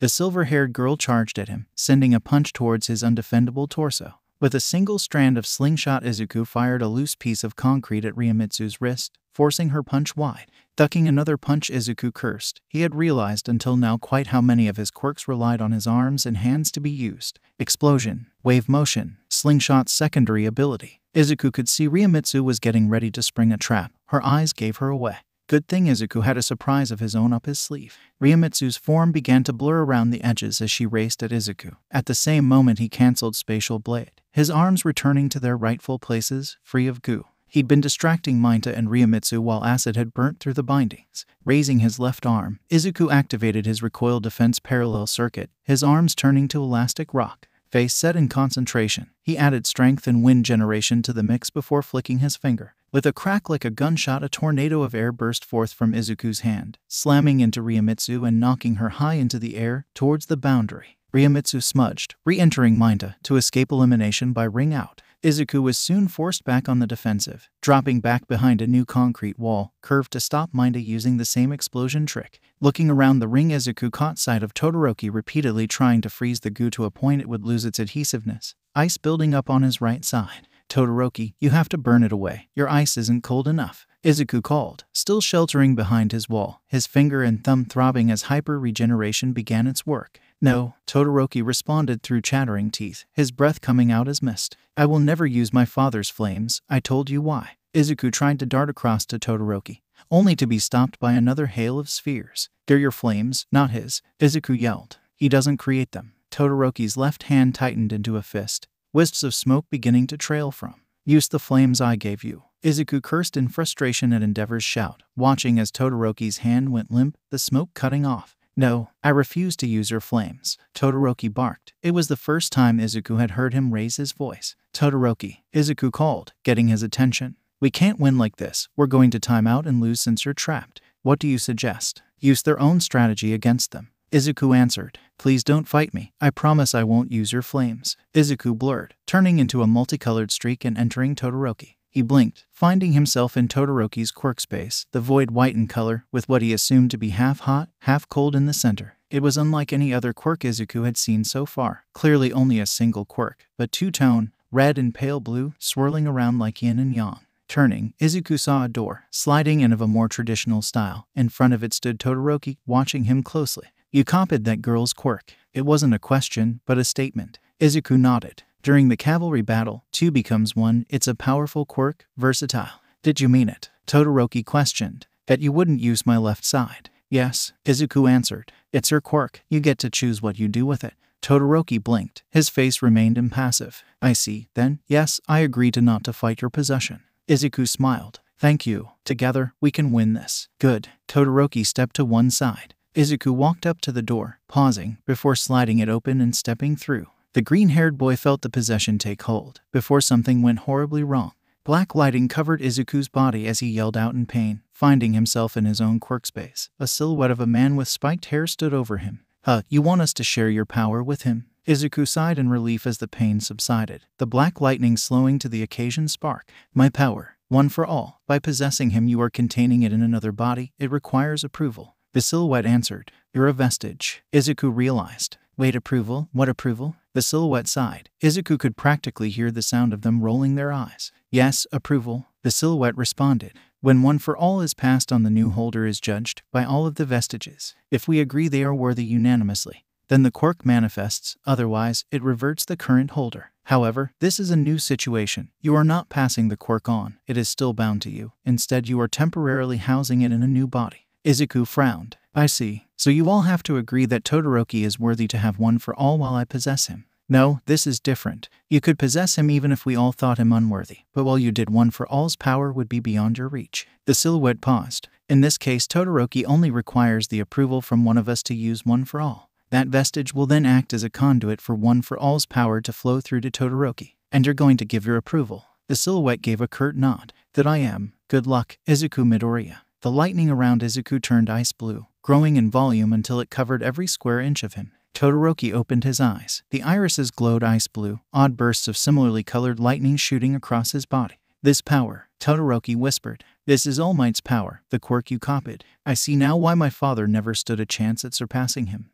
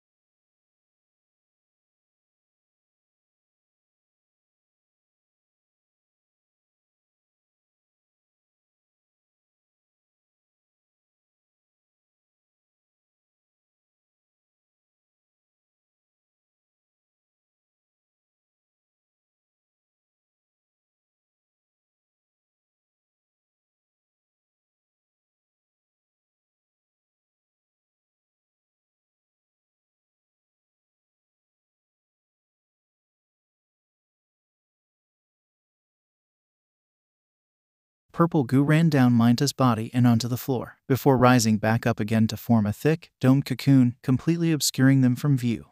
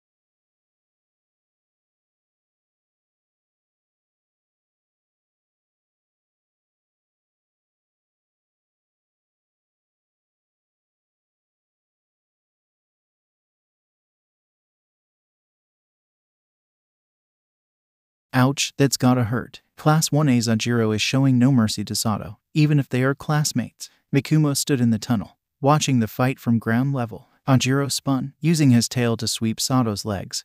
Before moving to kick him, Sato rolled out of the way, inelegantly clambering to his feet in time to block a tail whip with his arm. Mikumo frowned. He could see the aggression in Ajiro's body language, a far cry from the blank, glazed-over look on his face. Even though Mikumo hadn't interacted all that much with Ajiro, he knew what Toru had said of him. However, above all else, Mikumo recognized the expression on Ajiro's face. It was the same one that had been on Izuku's face a second before he jumped into the pit on the first obstacle. And both times it came back to the same person, the purple-haired Gen Ed student, Ajiro's teammate. That's brutal. Sato is out of bounds. Mikumo's eyes flicked back to the end of the entrance tunnel in time to see Sato hit the ground, clearing the white boundary line. He then moved his attention across to rest on the Gen Ed student, Shinso. The purple-haired teen stood casually in the center of the arena as Zero swung around him, uncertain of how to attack an opponent with an unknown quirk. Shinso's lips moved. Mikumo strained his ears. Some Spider-Man knockoff. Are you going to web me up? Mikumo saw Zero's face twitch, the seemingly offhand comment getting under his skin. It's tape, not web. As soon as the words left Zero's mouth, his eyes went glassy, his arms limp. Sleep. Zero hit the ground bonelessly, snoring audible even up in the stands. And Zero is down. Is he asleep? A louder snore echoed around the arena. Yeah, he is. I guess Team Ajiro and Shinso wins, right? Shinso sighed, before looking up at the crowd, sitting in silence, unsure whether to clap or not. Right, match 2 is over. And Cementos has just confirmed the stage is undamaged, so in just a few minutes the third match will start. Don't look away. With one final look, Shinso turned and walked out of the stage. As he passed Mikumo in the entrance tunnel, the dark-haired teen saw the tremor in his hands, the slightly shallow, panicked breathing. Shinso was playing aloof, mysterious underdog. You're Akatani, right? Mikumo looked around to see the gray-haired teen from earlier, the one who argued with Rosette. Yeah, Mikumo nodded. And you're Hagin then? Hagin nodded. Your suit is pretty impressive. You must be excited at how much attention it must be getting. Mikumo frowned. I guess, but it's not something I intend to sell off to a support company. It was now Hagen's turn to look confused. Isn't that what the support department is? Not me, Mikumo answered. I'm not building my suit for attention or money. I want to be a hero. A hero? Mikumo nodded. Yeah, I'm going to be a hero. Everybody, throw your hands in the air. Match 3 is about to begin. The crowd cheered, clearly hoping for a more exciting fight than the last one. From the blue tunnel, we have the sparkling savant, 1A's Aoyama, and Kaizen Kogo, the wordsmith of 1 degree Celsius. And, from the red tunnel, the man of metal, 1H's Mikumo Akatani, and the man of metal manipulation, 1D's Heinru Hagane. Turning away from Hagane, Mikumo walked towards the end of the tunnel, drawing his visor from his pocket and sliding them into place. Shall I start deployment, Pilot Yamakumo? Please, configuration AD9. Affirmative. Aspect fell silent, but Mikumo could see operations and processes flying by in the corners of his holographic visor. The confirmations that the armor sections had been deployed from the base station. Sunlight washed over Mikumo and Hagane as they stepped out into the arena, a mixture of cheers and boos echoing around the stadium. Mikumo noted a large percentage of the latter was aimed at him. At least some things never changed. What's the plan? Hagane questioned as they crossed the boundary. Aoyama's quirk lets him shoot lasers from his belly button, but only for a second at a time. Any longer and he gets ill. I don't know about Kogo, he has one, but I watched the footage back and I can't pin it down. Mikumo answered. The two teens came to a halt, looking across at Aoyama, who was busy striking a pose, and another boy with curly, parchment-colored hair. I know Kogo's quirk, the Genin classes train together. Hagane explained. It's called haiku. Anything he says as a haiku becomes reality for a maximum of 10 minutes, but he has to hold his concentration on the effect to sustain it. Does he have a limit of the number of heikas he can have active at once? Mikumo queried, his visor flashing to let him know his suit had nearly arrived. It's limited by his own level of concentration. 3 is his current maximum, I think. Mikumo nodded pensively. Right, so a shock to the system would throw his concentration off and make him release his active heikas. 2 thuds echoed as metal projectiles hit the ground in front of Mikumo. The metal containers rearranged themselves to form his boots, allowing Mikumo to slip his feet inside. A third projectile slammed down, opening up to reveal 2 handles. Mikumo bent down and grabbed them, pushing them down as he did. Standing, the metal projectile shifted and changed, forming his chest, back and shoulder armor, as well as his gauntlets. SHTR system fully operational, Pilot Yamakumo. Mikumo pressed a finger to the inside of his metal-covered palm, the action causing his visor screen to scroll through his loadout. Left arm, foam. Right arm, shield. Left leg, booster, Scavo attachment module. Right leg, booster, Scavo attachment module. The shield gauntlet to block Aoyama's laser, the foam gauntlet to immobilize his opponents, and the basic booster boots with the Scavo sabatons attached for their ability to brace him against concussive attacks, again chosen to combat Aoyama's quirk. Mikumo turned his head to Hagen in time to see him shrug off his gym jacket, revealing a black tank top with a metal-plated bulletproof vest over it. Both of his arms had metal wrist guards, fastened with brown leather straps. It's light and sound versus the tungsten twosome. Match, start. A buzzer sounded. The fight had begun. Kogo walked forward, his strangely colored hair shifting in the breeze. A starlight shining. Brilliant quirk without restraint, blazing through the air. Mikumo felt something humming in the air, building to a crescendo before Aoyama glowed a mixture of purple and blue. The blonde teen struck another pose. Allow me to introduce you to the unshackled power of my quirk, Mess Amy's. Aspect, deploy the shield. Mikumo raised his arm, his shield unfolding in time to block Aoyama's laser as it swung wildly across the arena. After a few seconds the laser stopped. Mikumo lowered his shield, taking note of the singed line across it, the surface slightly warped. Hagen. Mikumo looked over at his teammate. I'm fine. In front of Hagen floated the metal plating from his vest, formed in the shape of an interlocking barrier, his arms outstretched, as if reaching out for it. So that's metal manipulation? Mikumo whispered, a frown briefly crossing his features. It's a perfect quirk for UA Hero Course entrance exam. Yet, he's in Gen Ed, bending his arms and bringing his fists near to his chest. Hagen summoned his metal plates back to him, returning to their places on his vest. Turning his focus back to his opponents, Mikumo saw Aoyama charging up for another laser, aimed at him, while Kogo's gaze was squarely on Hagen. This is their plan, divide and conquer. You take Aoyama, I'll take Kogo, Mikumo instructed, before firing the boosters in his boots and on his back. Aoyama's belt contains metal, by the way. Akatani, Hagen barked, watching as the black-haired teen barreled through air towards Kogo. Damn it. Honing in on Aoyama, Hagen summoned two plates from within a recess in one of his gauntlets, fluidly reshaping them into shimming discs, each half a meter in diameter. Let's make this quick, Hagen stated. Akatani can't handle Kogo on his own. None. We shall make a spectacle to capture the attention of everyone watching, and I will shine brightly to greet them. Aoyama struck a pose, firing a laser as he did. With the twitch of his fingers, one of the metal discs shifted to block Aoyama's laser, redirecting it into the ground instead. Mikumo landed, his sabatons distributing the shock up his boots safely. Now Kogo's inkai black eyes were on him. Kogo spoke. Skin, muscle, and bone. Words enhanced them. Strengthen. Arc. Power to match steel. Kogo's skin glowed, brightest at his throat, before taking on a slightly unnatural hue, his muscles swelling. His throat, it's the source, Mikumo murmured to himself. The dark-haired teen charged forwards, arm reared back, slamming it into Kogo's hastily formed block. Metal rang. Kogo stood resolute, his arms not having moved in the slightest. Mikumo pushed backwards, a small boost from his boots to aid, allowing him to barely dodge a kick from Kogo. Mikumo twisted the cuff on his foam gauntlet to the white setting, before raising his arm and aiming at his opponent's feet. Immobilization foam shot from Mikumo's gauntlet, covering Kogo's feet and expanding tenfold. Kogo calmly looked down at his bound legs. Slowly he lifted one leg up and then the other, ripping the foam apart like tissue paper. Why did you think that would work? Kogo shot a confused look at Mikumo. I have super strength. Honestly, I'm not that impressed either. Mikumo sighed. I definitely thought the immobilization foam was stronger than that. It is pretty cool though. Thanks. Mikumo jumped to one side, pivoting as he did, to avoid Kogo's fist. A grapple fired from his gauntlet. Kogo's kick landing on empty space Mikumo had just filled. Aspect, activate Excel mode, 12% power. Of course, pilot Mikumo. Mikumo became a blur, shooting another grapple to the side of Kogo and going on the offensive, rocketing at his opponent. A volley of punches and kicks rained down on Kogo, forcing him to focus on blocking the blows coming from all directions.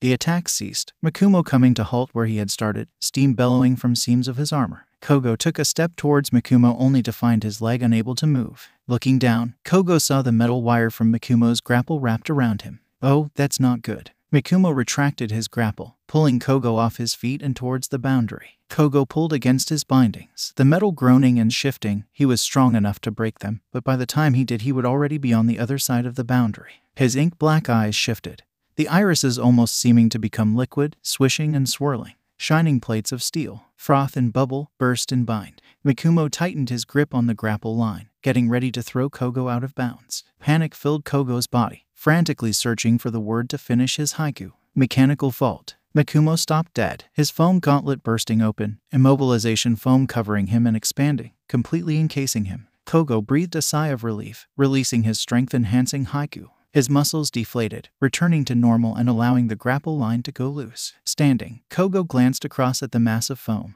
Twice as tall as he was, growing as Mikumo's armor continually released more immobilization foam. Wow.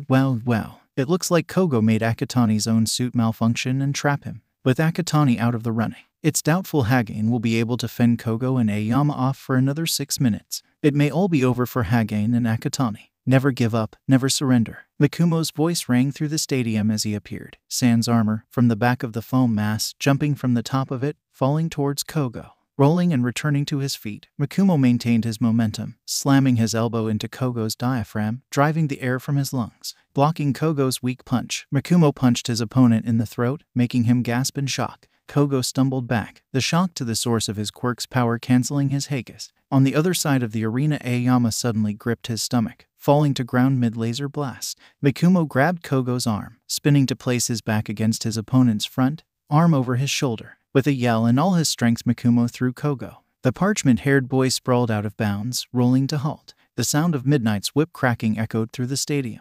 Kaizen Kogo is out of bounds. Yuga Aoyama is unable to fight. Heinryu Hagane and Mikumo Akatani are the winners. With a single decisive attack, Akatani has ended the battle, and all without his amazing mechanical suit. What a show. Mikumo breathed a sigh of relief as the tension melted from his frame. He'd done it, even if he lost his next match. Mikumo had made his mark, proof that he was more than just his suit, more than the sum of his parts. Izuku eyed the curtains drawn around his bed in the nurse's office. Recovery Girl had hurriedly drawn them just after she had chived him and Todoroki to separate bays. Another curtain drawn between them. Someone was injured, seriously. The curtains shifted, allowing Aizawa to enter. The hero was even more disheveled than normal, his replacement goggles, a slightly different shade and design to the ones destroyed at USJ, askew around his neck. Problem child. Aizawa hesitated. Recovery Girl has requested your help. You have the option to say no, which I'm sure you will not take, but I have to warn you, you will never unsee this. I'll help. Aizawa sighed. Of course you will, follow me. Izuku threw his covers back, slipping his feet into his sneakers as he climbed out of bed. I'll allow Recovery Girl to explain the patient's conditions. Aizawa paused. Izuku, prepare yourself. Izuku took a deep breath as Aizawa opened the curtains, allowing him to enter. His heightened hero fanboy senses immediately identified Backdraft and Okuzo, an underground hero well known in online forums for infiltrations of numerous villain rings. And then Izuku saw the patient, Mina Sendoitsu. Her head and shoulders were thick with her own acid, as it burnt her skin and eyes horribly. Her hair lying loose around her head, the follicles seared away. Sendoitsu's mouth was open. She was clearly trying to scream, but no sound came out. Izuku suppressed the urge to vomit, before joining Recovery Girl at the side of the bed. What do you need me to do? The girl, she is under the effect of trigger. Her quirk, acid, is enhanced beyond her physical protection, which is naturally lower around her head. Recovery Girl glanced over at Izuku. She secreted acid from her head due to being bound, which is causing third-degree, partial thickness, chemical burns in that region and potentially permanent loss of sight in both eyes. The acid is too viscous to be washed away with Backdraft's quirk, and the trigger is causing a continued production of acid in the injured region. Could you use heal to accelerate her body and flush out the trigger? Izuku questioned. I could. It would be a tricky maneuver, with high-level control of heal needed, but currently I'm using my quirk to keep her facial and ocular burns from worsening beyond repair. Recovery Girl shifted over, allowing Izuku to move to stand in the head of the bed. I need you to take that over while I purge the trigger. Izuku nodded, placing his hands on Sendoitsu's writhing arm, her body held down by straps and Okuzo. Falling on heel, its warm glow filling his body, Izuku directed it to Sendoitsu, copying Recovery Girl's pattern. Izuku felt Recovery Girl's quirk turn away from Sendoitsu's head and shoulders, instead focusing on her circulatory system, accelerating her liver function to quickly purge the trigger. The acid secretion stopped. Sendoitsu's movements quietened slightly, but her skin continued to burn, the remaining acid layered across her skin. Izuku looked sideways at Recovery Girl. I have an idea about how to get rid of the acid. I'm listening. Recovery Girl opened her eyes as her quirk returned to healing Sendoitsu's face and eyes, keeping them stable. I have a quirk, Liquid Eyes. It allows me to turn anything I touch into water temporarily, and when I release it, the affected person or object reverts back to normal. Izuku explained. Backdraft. If I use this quirk on Sendoitsu, could you use your quirk to separate her body, the mass of water, from the acid? Backdraft nodded. I can. We'll do it then. Recovery Girl spoke. On 3. 1, 2, 3. Izuku activated Liquid Eyes, turning Sendoitsu into water. He could see the purple acid swirling around inside the mass of water, the two liquids incapable of mixing. He then felt Backdraft's quirk latch onto the water and the water content in the acid, pulling the two apart gently and with careful precision, not leaving even a drop of the acid behind. The purple acid hit the floor with a wet slap before burning away on the linoleum it rested upon. It's done. Nodding at Backdraft's words, Izuku released Liquid Eyes, the water instantly reshaping into Sendoitsu, once more lying on the bed, her breathing slightly less panicked, her mouth no longer trying in vain to scream. Midoriya, focus on healing the soft tissue areas. I will focus on the eyes and throat. Recovery Girl reached out and touched Sendoitsu with her lips, avoiding the burnt areas. Oh, of course, Izuku nodded, tapping into One for All to give the nearly drained heal quirk a new well of power to draw from.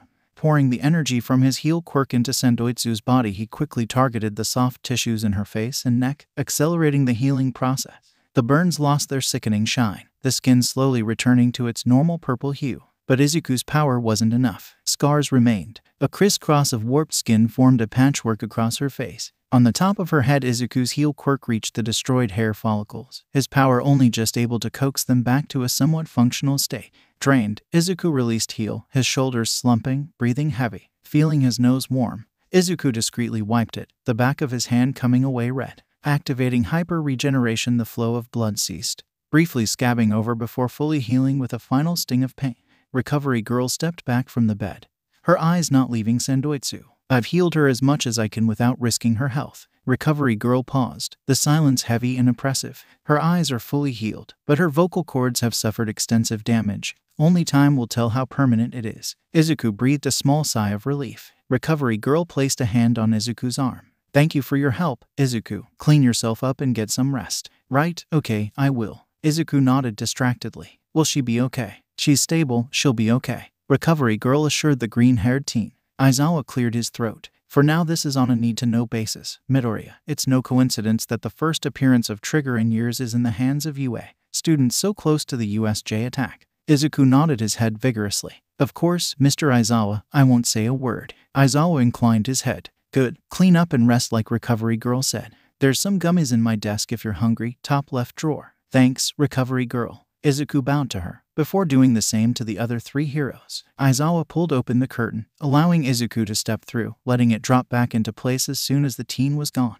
Eraser, what you said about Trigger, you think the Hero Commission is behind this? Backdraft questioned. Aizawa replied with a small nod. Hardly surprising, Okuzo stated. I'm sure they were fully aware that the USJ attack was a thing in advance. Yet they kept YOY and me in the dark until 5 minutes before Okuzo lowered his gloved hand from his mouth, used to block the small jet of flame that shot out every time he spoke the letter O. Aizawa's expression briefly darkened. 2 incidents, just weeks apart, the instigators to each with organization or supplies beyond their means, both perfectly poised to damage UA's reputation. Recovery Girl pursed her lips. Once is happenstance, twice is coincidence, the third time is a pattern. The curtain dropped close. Nezu stood with a grim look on his face. An equally stoic All Might stood next to him, in his muscle form. Nezu, All Might, a major incident has been declared in Mustafu. Nezu answered gravely. All Might frowned. Shigaraki has struck again.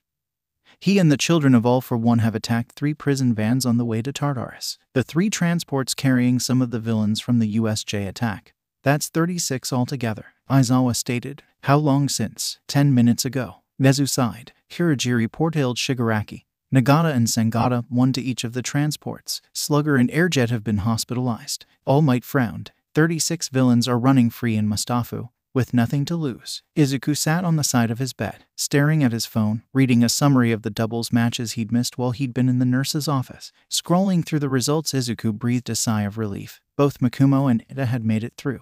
Uraraka hadn't been so lucky. Up against Bakugo and Kirishima in the first round, she hadn't stood a chance, even though Izuku knew she was easily one of the best in the competition. It was a testament to the strength of Bakugo, and Kirishima as well. Without a solid partner, Bakugo could have easily ended up fighting Uraraka and Shoji at the same time, something Izuku wasn't sure Bakugo would have been able to beat. Notably, Izuku saw that Ajiro had withdrawn from round 2, leaving a spot open, taken instead by Ashoni Ryomitsu, her performance in both the cavalry battle and the doubles round impressing the sports festival committee. The 6th match had just begun. Toru and Chikyu versus Tetsu and Takarakuji. Momo's match wasn't for a while yet. The last of round 1, Izuku was hoping Recovery Girl would discharge him in time for him to cheer Momo on. Taking a steadying breath, Izuku scrolled down to the matchups for round 2. Izuku Midoriya vs Shoto Todoroki. Itoshi Shinso vs Ishoni Ryomitsu. Heinru Hagane vs Mikumo Akatani. Katsuki Bakugo vs Injiro Kirishima. Tenya Ida vs Mina Ashido. Versus. Izuku was up against Todoroki. It wasn't the end of the world, but he had been hoping to fight heavy hitters like Todoroki or Bakugo later on. The green-haired teen had to admit that having teammates of the first round fight each other in the second round was interesting, and in no small part devious. He was 100% certain it was Nezu's idea. An unmistakable silhouette passed by the other side of the curtain pulled around his bed. All Might. Izuku stood, his phone dropping to his side. Moving to the curtain, Izuku pulled it back. All Might. Stopping in his steps, All Might turned, a small, tense smile on his face. Hello, young Midoriya. Can I ask, wait, is something wrong? Izuku frowned, shifting nervously. All Might paused for a second, an unreadable expression on his face. Sorry, you just reminded me of someone, my mentor, for a second. Izuku stared back at All Might, unsure what to say or to even say anything at all. Right, there's been an attack on the prisoner transports. The villains from the USJ attacked. All Might explained. On the other side of Mustafu. It's All for One, isn't it? All Might nodded. Shigaraki and the children of All for One led the attack that freed them. The Namu from the USJ attack. Izuku questioned. Has that been freed? Fortunately not. All Might sighed. Izuku shook his head. Sorry, I'm distracting you. You need to go. Go and be All Might. All Might spoke. You had a question, didn't you? I did, but it doesn't. It does, ask away. All Might assured. When you see someone who needs help, even if they say they don't need help, even if it hurts your chance to be a hero, you should help them, right? All Might smiled. Midoriya, giving help that's not asked for, is part of what makes a true hero. But, above all, I know whatever choice you make will be a right choice, because it's your choice. Recovery Girl told me about young Sendoitsu. You helped in a situation you have no training for, no expectation to help, and yet, you still did. I trust you, Izuku. With a small nod and one of his brilliant grins, All Might turned and left. Izuku took a deep breath, looking down at his phone. This is the right thing to do. Moving over to the curtain around Todoroki's bed, Izuku spoke. Todoroki. The curtain parted, revealing Todoroki stood, his hand bandaged. You want to say something to me, Todoroki stated plainly, his voice echoing in the almost empty room. When we merged, I could feel it. Not exactly what it was, only that it existed. Izuku stared at Todoroki for a few seconds, before sighing. This thing, it's something I should tell you, but I know you're not going to like it. I am used to hard truths, Todoroki replied. Reassuring lies have never solved a problem. Fine, but don't say I didn't warn you. Izuku drew on Bakugo's confidence as he sat down on the chair next to the bed, where Todoroki himself sat. You said your father married your mother to create a child to surpass All Might. A quirk marriage? Who told you that? Todoroki eyed the green-haired boy warily. My older brothers, Toya and Natsuo. So not from your mother or father directly. Todoroki shook his head slightly. No, I haven't seen mother since she burnt me, and father doesn't believe in children asking questions. I thought that would be the case. Izuku paused. Your parents' marriage wasn't a quirk marriage. The math simply doesn't work. How much has my father paid you to do this? Todoroki demanded, raising his voice for the first time since Izuku had met him. Endeavor hasn't paid me anything. I'm a hero fanboy. I just know my history. Izuku insisted. Endeavor is 48. His marriage was first announced in April of 2153, that he had wed at a private ceremony 3 years earlier. First child born in 2150. The year Endeavor made it into the top 50 of the hero rankings, and then number 2 later that year. Now, All Might didn't return and make his Japanese debut until 2153, rising to number 1 in late 2154. In the first 2155 Heroes rankings, he briefly lost the number 1 spot to Best Jeanist, the previous number 1, reclaiming it later in the year. Endeavor retook number 2 at the same time, surpassing Best Jeanist. Todoroki's eyes bored into Izuku, before he stood and left the room, closing the door with force. Izuku looked up from his muttering. Oh, with a sigh Izuku rose, looking towards the door. I just want to help, Todoroki. Your quirk shouldn't be a prison. Izuku slumped. Your quirk should set you free. Izuku's head suddenly throbbed, like it had been hit with a hammer, his vision blurring. Staggering, Izuku caught himself on the edge of the bed.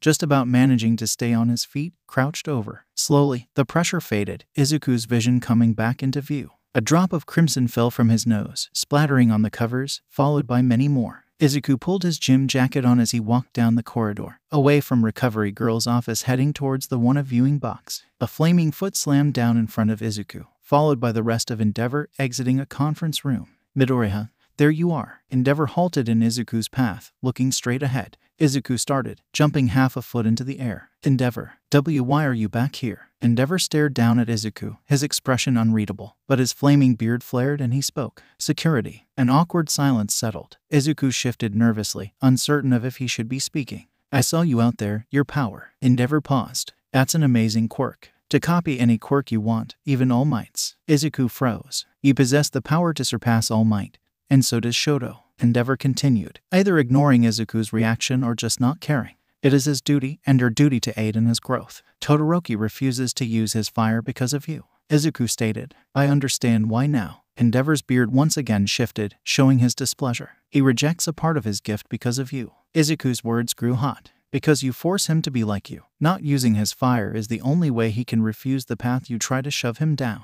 Endeavor took a half step forward. How dare you? Surpassing All Might is his destiny. His purpose. Izuku brushed past Endeavor, not looking at him. Am I All Might? With a snort, Endeavor shook his head. Of course not. Then Shoto isn't you. Without bothering to look back, Izuku walked away, releasing the grasp he'd had on Bakugo's quirk, its confidence fading with every step. Midoriya. Izuku's head whipped around, catching sight of Todoroki standing in a diverging corridor. Todoroki's eyes bored into the green-haired teen. What you said to him? To Endeavor, did you mean it? Izuku nodded. Of course, I'm not All Might, and you're not Endeavor. How? Todoroki asked, his voice almost pleading. How do you live without it bothering you? The pressure, the stress, the expectations. Izuku looked back over his shoulder. Endeavor had gone. It's not easy. It is for you. You were just a person until you happened to become All Might's successor. I've been marked since the day I was born. It doesn't matter that my parents' marriage wasn't a quirk marriage because Endeavor treats it like one. Todoroki interrupted, fears and doubts he buried for years forcing their way out all at once. How can I be a hero, a true hero, when I'm expected to live up to the legacy of Endeavor, to be like him? How can I be a hero and the child of someone like that bastard at the same time? You can't understand that, can you? I don't. Izuku sighed. I don't understand what it's like to have the number 2 hero as my father, but I do know what it's like to have a villain for a father. Todoroki stilled. A villain. I'm a hero student and a villain's son, two pretty clashing things. I'm the bearer of All Might's quirk and, even now, with all these other quirks, I'm still quirkless. Izuku paused. It's like waiting to wake up from a dream. I'll blink and be powerless again. I could copy all the quirks in the world, and yet, the green-haired teen placed a hand over his heart. And here, I'll always be quirkless. I'm terrified that if that were to happen, I'd be paralyzed, trapped like I was before. Izuku gave Todoroki a weak smile. I'm all these things, all these feelings, these clashing, opposing identities. But I'm not ripped apart, I'm not torn. Each thing I am is a part of my identity, not in conflict, but a mosaic of the good and the bad, the hope and the loss. Izuku's hand dropped to his side. I'm more than just the sum of my parts. And so are you, Shoto. Izuku blinked away silent tears. It's your quirk, not his. Without another word, Izuku walked away, leaving Todoroki with only his tumultuous thoughts, writhing, burning and twisting away inside of him.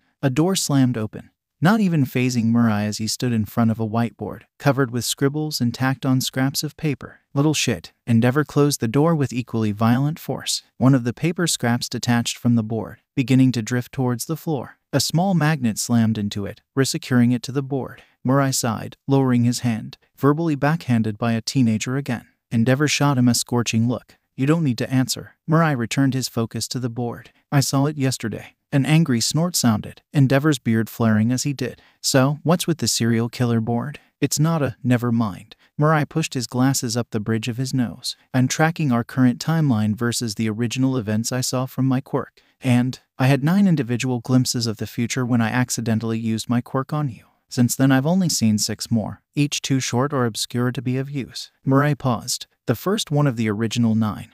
You with your son, that's happened. Same for President Mike's opening speech today. Endeavor suppressed a wince at the memory of that man's deafening voice. Next, the first change. In the original timeline, Midoriya took first place in the obstacle race with a few seconds to spare. This time he only just made second place, a largely inconsequential difference, but proof that these events can be changed. Mirai put a line through the first 3 events on his timeline. Clearly, the major incident of the original timeline was the trigger usage during the cavalry battle, in which Makumo Akatani was seriously injured, leading to a reduced tournament stage. Akatani, the quirkless one. Mirai's nostrils flared. I suppose that's one way to describe him. Another would be as Midoriya's half-brother, or the creator of an impressive combative exoskeleton system. Fancy tech is all it is, Endeavor grunted. No replacement for an actual quirk. One of Murai's seals slammed into the wall, not far from Endeavor's head. I may not be the number 2 hero, but even with my quirk being useless in battle I seem to manage. Endeavor didn't reply. Right, now we have the events that haven't taken place yet. Midoriya's fight with the youngest Todoroki, trying to convince him to use his flames. Murai stroked his chin. Except this time they're meeting in the second round instead of the semi-finals. Murai paused, deep in thought. Then there's the awards ceremony. The last glimpse I had of Midoriya alive before he's killed. Murai scribbled on the board, meaning that by 4:15 p.m. Midoriya is going to have likely left UA grounds. That's the point beyond which Midoriya is going to be taken, along with his mother, once he's outside of UA, as protection. Then send him a death threat. Murai's head slowly swiveled to look at the number 2 hero. A death threat. You want to send the person we're trying to keep alive a death threat? Endeavor shrugged. I get them all the time. I'm sure you do. A dark look from the flame hero bored into Murai. Murai sighed. Fine, go on, explain away. We send him a fake death threat and then use it as justification for locking him down inside of UA. He would never leave, and thus never be outside of UA, as protection, and thus wouldn't be taken. Murai murmured to himself. This plan, Endeavor, isn't all that bad. Don't sound so surprised. Endeavor said. I am a hero. I'm used to thinking on my feet. Murai replied distractedly. We'd need to make it credible, perhaps from the League of Villains or maybe the Children of All for one. Endeavor's face twitched, his fists tightening. Murai didn't notice. We'd need to get Midoriya's mother here as well. Midoriya would be likely to go after her if she was taken. We have a plan then. Endeavor pushed off of the wall he was slouching against. I'll have my assistant take the most unhinged death threat I've got this week and slap Midoriya and Shigaraki's names on it, and a mention of his mother as well. Send it to me once they have. Murai turned back to his board. Looks like it's time to send a death threat to the kid we're trying to save. Seems a bit antithetical to me, but I suppose we live in unusual times. Izuku slipped into the one-of viewing box. Most of his classmates were at the railings, cheering on Tsuyu as she fought against Monoma and the skull-faced boy from 1B. Momo was nowhere to be seen, likely preparing for her battle, which would be next. You can do it, Tsu, Kirishima hollered, leaning far over the railings, only held in place by a disgruntled Bakugo, his hand gripping the back of Kirishima's jacket. Eat those 1B show-offs' asses, Ashido added, jumping up and down. Moving to one side, Izuku leaned against the railings. He watched as Tsuyu and her teammate, Shizaki from 1B, launched a combined attack on the skull-faced boy, Honuki. Tsuyu's tongue slammed into his chest, unbalancing him, before Shizaki's vines wrapped him up and lifted him off the ground. Clever. Without contact with the ground, Honuki's quirk is rendered inert. Izuku mumbled, falling deep into thought. With a flick, the vines sent Honuki flying away, landing outside the boundary. Honuki is out of bounds. It's 2 versus 1 as Shizaki and Isui bear down on Monoma. A finger tapped on Izuku's shoulder, breaking his concentration. Hey, Midotani. Izuku turned his head to find a girl, on the shorter side, with mid-length brown hair. Hello. Izuku paused. Wait, Hagakure. In the flesh. Hagakure nodded, bouncing on the balls of her feet. How? Chikyu, his quirk is totally awesome. Hagakure exclaimed with a smile. He possessed me, kinda like Ryomitsu, except his body just fainted instead of going all blurry. He used his quirk to research my quirk. I can turn it off. Hagakure rapidly flickered between visible and invisible. Izuku frowned slightly. I'm surprised. Hagakure stopped her quirk spam, focusing on her green-haired classmate. During the cavalry battle, when you turned visible, as soon as you realized you forced yourself invisible again.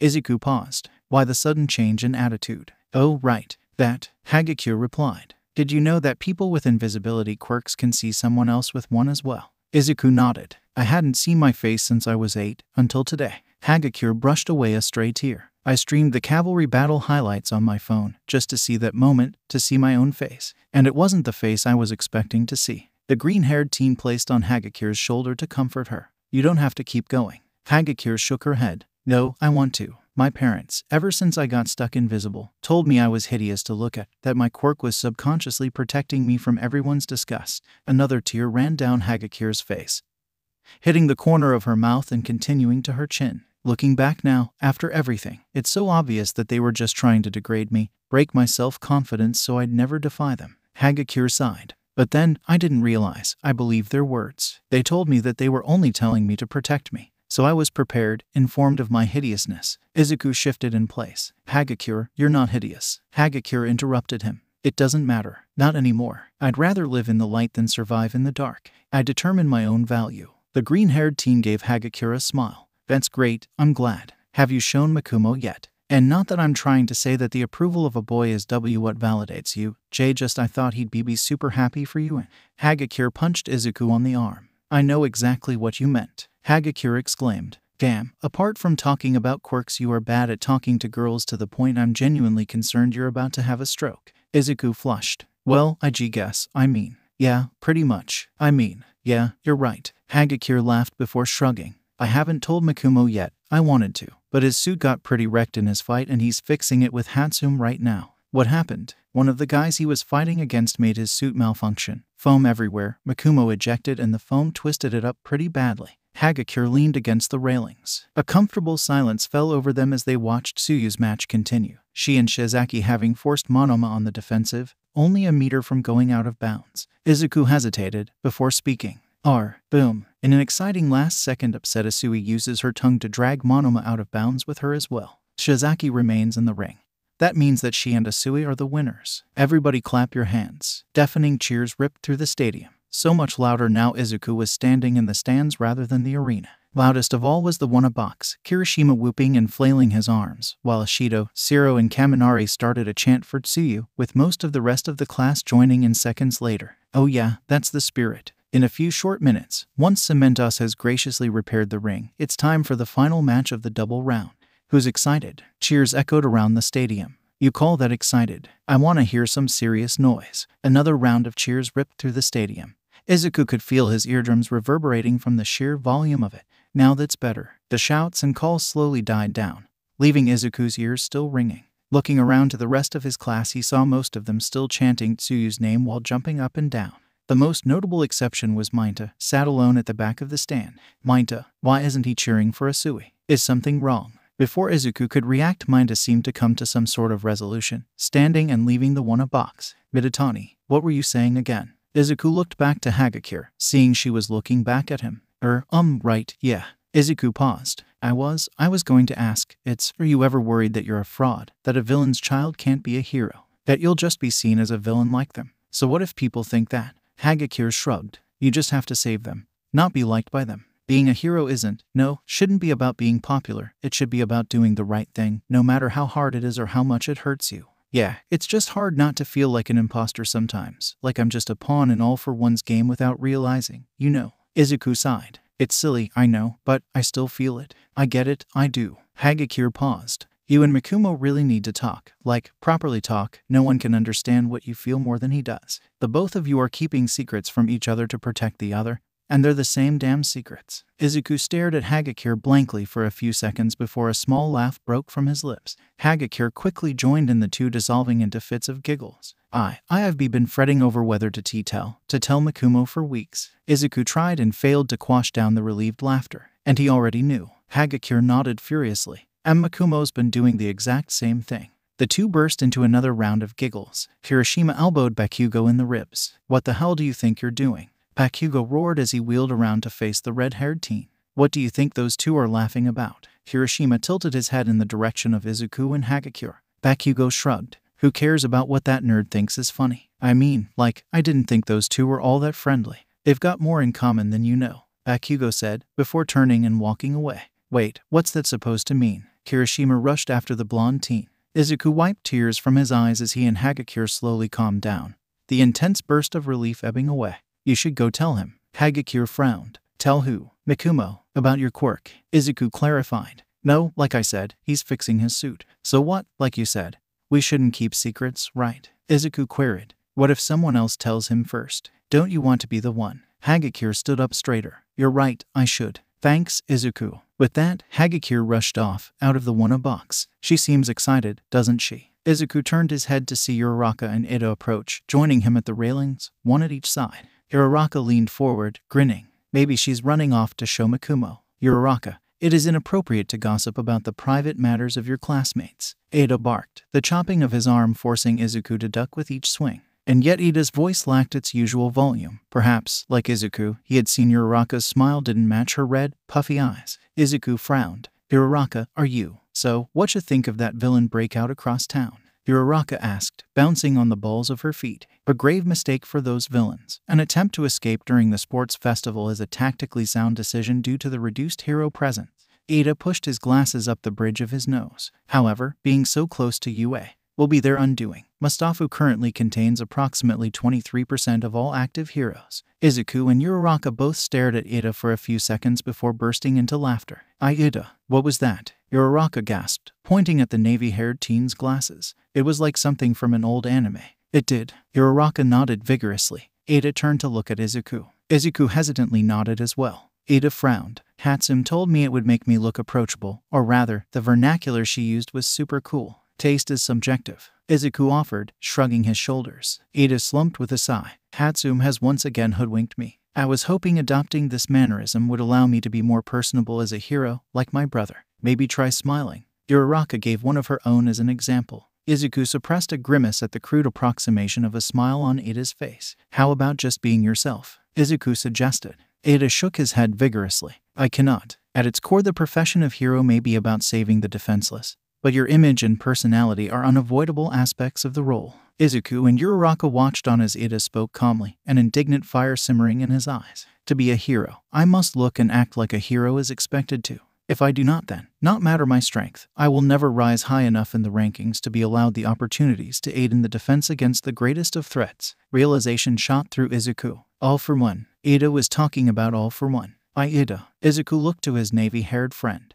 Ida stared back at Izuku before giving a curt nod. Ida's heroic legacy, stretching back to his grandfather, during the height of that monster's power and influence, no wonder he's aware of him. Uraraka frowned, rapidly looking back and forth between Izuku and Ida with confusion. Who's all for one? Izuku clapped his hand over his mouth. I said that out loud. Yes, you did. Ida nodded sagely. Who's all for one? Uraraka repeated, her frown deepening. Yahoo! The stage is set. The time has come for the final doubles battle has arrived. As for anyone worrying about the villain escape in Mustafu, my compatriot has an update.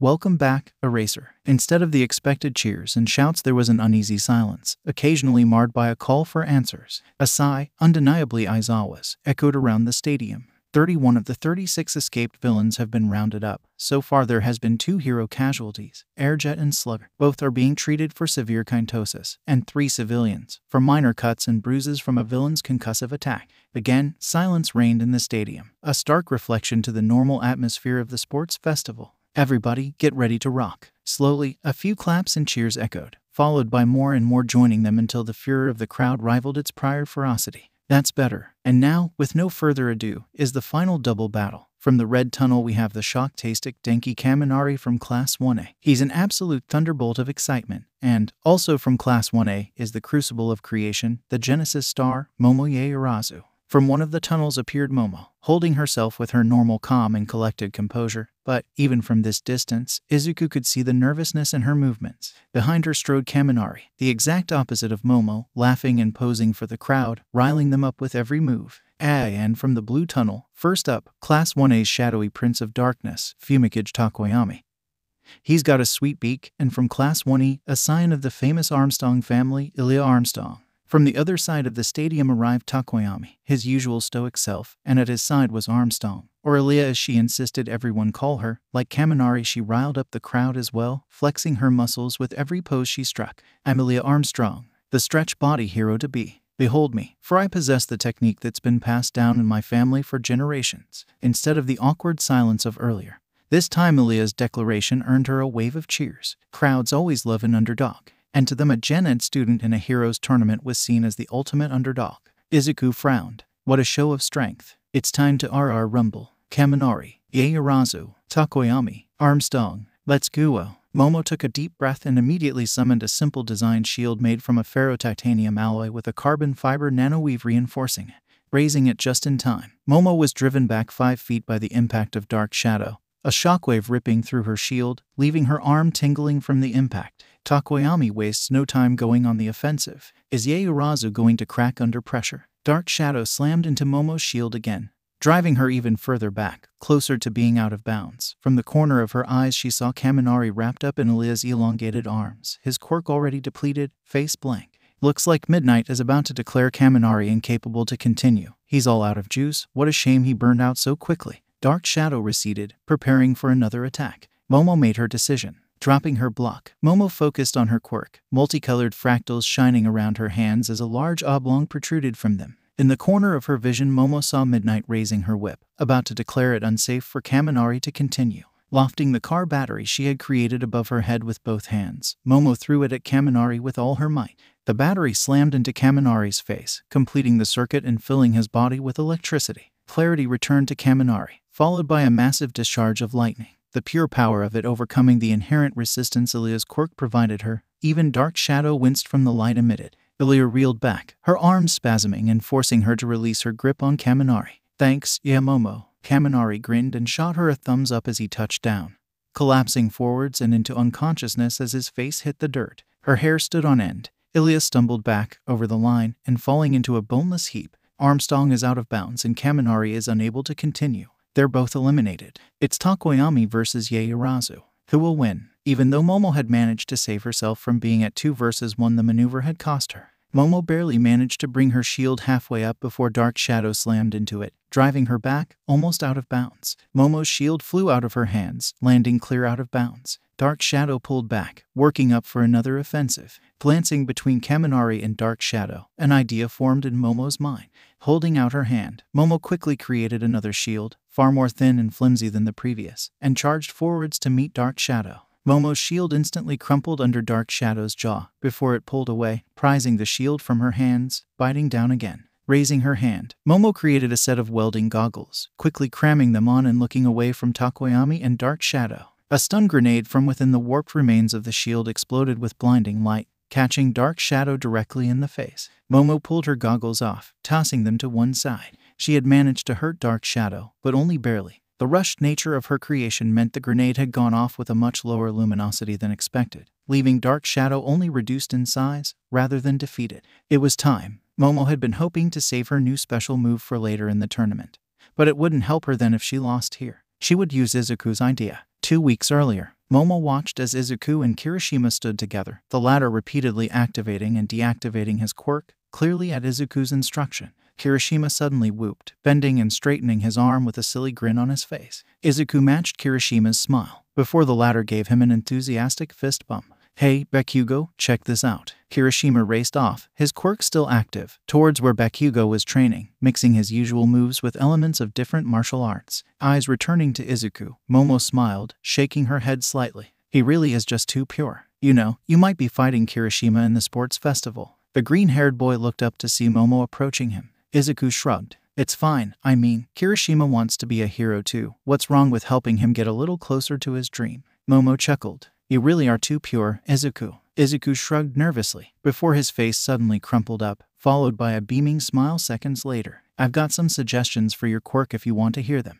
Momo nodded her head slightly. "You have my attention." Izuku's smile only seemed to widen. "I've been experimenting with creation, but since I've only had my copy a week, it hasn't had time to convert much of my fat stores." Momo raised an eyebrow, her mind straying back to the USJ attack and the battle trials. Both times Izuku's clothes had come out of the confrontations rather worse for wear. "What fat stores?" Ashido called from afar. Shoji stood next to her with a guilty expression on his face. Izuku's cheeks flushed, embarrassed by Ashido's comment, while Momo gave a small cough to hid her own embarrassment. "Ashido, it's incredibly rude to eavesdrop on your classmates," Ida reprimanded, his booming voice attracting the attention of everyone who hadn't heard Ashido. "Aw, come on, Deputy Ada, they just make such a cute couple." Momo and Izuku both blushed an even deeper shade of crimson, the latter completely losing the ability to form sentences and even words. Before anything more could be said, an explosion went off, rattling the windows. Bakugo leered down from the top of one of Cementos' structures. "You're all slacking off. I won't even need to break a sweat to blow you all to bits at the sports festival then." An explosion punctuated his final word, even louder than the first. Instantly the class went back to training, with the exception of Ashido, who wiggled her eyebrows at Momo whilst looking directly at Izuku. The meaning was clear to Momo. Ashido had absolutely seen her appreciating Izuku's hard work, fighting down the heat in her face. Momo turned her attention back to Izuku, the green-haired teen just about regaining the ability of speech. "So, what was the idea you wished to share?" Momo asked, internally wincing at how formal her speech pattern had gone in an attempt to try to hide her embarrassment. Idea, all right. Yes, I had an idea for quirk, to make it more efficient." Izuku seemed to finally shake free of his daze, his enthusiasm for quirk theory returning with every word. Holding his arm out, Izuku scrunched his face up in concentration as an iron rebar slowly extruded from his forearm. the point of creation shining with fractals of light. The creation suddenly stopped, leaving the rebar still protruding from Izuku's arm. You have left the creation half finished. That is something I knew about. Izuku nodded. I thought you would have, but what I was thinking of was creating a metal coat fused to your skin, using a strong yet ductile metal, essentially instant armor like Kirishima. It's possible. Momo paused. But the cost of the fat would deplete most of my stores. My quirk would very quickly become drained. Right, except, what if you reabsorbed your creations back into your fat stores? Izuku asked, before focusing on his arm, creation fractals shining around the rebar as it slowly retracted back under his skin. Izuku, Momo called, reaching out and grabbing Izuku's arm. Stop, you'll hurt yourself. Izuku smiled. It's fine. I'm not deconstructing the rebar down to iron molecules. I'm doing the inverse of the creation. I'm converting the iron molecules back into fat stores. Momo went still. You're converting into fat stores. That's not possible. Izuku shook his head. The iron rebar now entirely gone.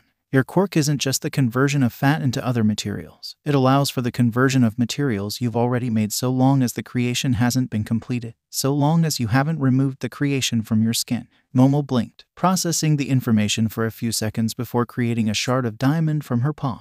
Taking a deep breath, Momo focused on the atomic and molecular structure of the shard and commanding her quirk to change them. Fractals shone around the shard as it deepened in color, transforming into pure aluminium, its shape unchanged. This is amazing. Momo couldn't help but give a giggle of excitement. My quirk, it can do so much more. Izuku smiled back at her. I actually had an idea for a particular creation, an artificial quirk. You can do it. Go, yeah, Momo. Pulled back to the present by the encouragement from her friends, cheering for her from far up in the stands, Momo found her resolve. She wasn't alone anymore. For the first time in her life she had friends, real friends. Focusing on her right arm, Momo mentally pictured the creation Izuku had designed, an artificial quirk. A second later, fractals encased her arm, up to her shoulder. Steel fist jutsu. Slowly the light faded away, revealing Momo's arm, covered in the flexible yet durable metal Izuku had suggested. Under the surface of the metal were a series of motors and actuators, enhancing her arm strength to beyond peak human performance. Finally going on the offensive, Momo charged at Takoyami, who quickly sent Dark Shadow at her. Bringing her metal arm up, Momo blocked Dark Shadow, deflecting it to one side and grabbing the base of the entity that connected it to Takoyami, pivoting on one foot. And with all the enhanced strength her creation afforded her, she threw Takoyami, disorientated and spinning. Takoyami hurriedly sent Dark Shadow out to pull him back before he landed out of bounds.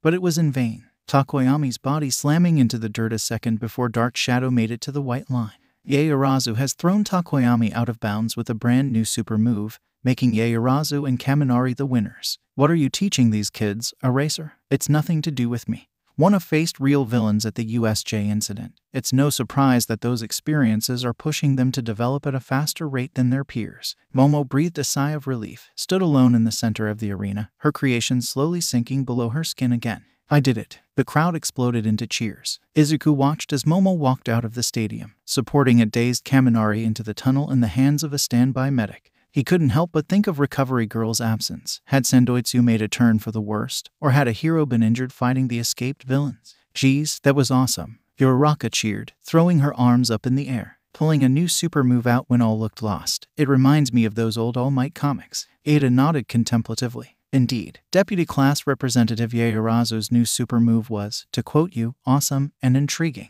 Uraraka tilted her head in confusion. How so? Yaoyorozu created what seemed to be metal armor around her forearm and brachium, which would provide protection, but her physical abilities after doing so increased. Ada paused, seeing Uraraka's blank expression staring back at him. The armor should have increased her defensive ability at the cost of slowing down her movements, but instead she became faster, stronger. Motorized actuators. Uraraka and Ada turned their heads to look at Izuku, still resting his elbows on the railings. Motorized actuators, Ada repeated, turning the thought over in his head. That's not possible, at least not yet. My brother's hero suit has cutting-edge actuators to boost his combat ability and reduce strain at high speeds, and they are not small enough to be situated in the armor Yaoyorozu created. Absolutely, you're right. Izuku looked around at Ada. Actuators that small, yet powerful, are too complex to build, but not too complex to be designed. The fabrication methods are holding them back, which Momo can totally bypass with her quirk. Uraraka exclaimed. That's super cool.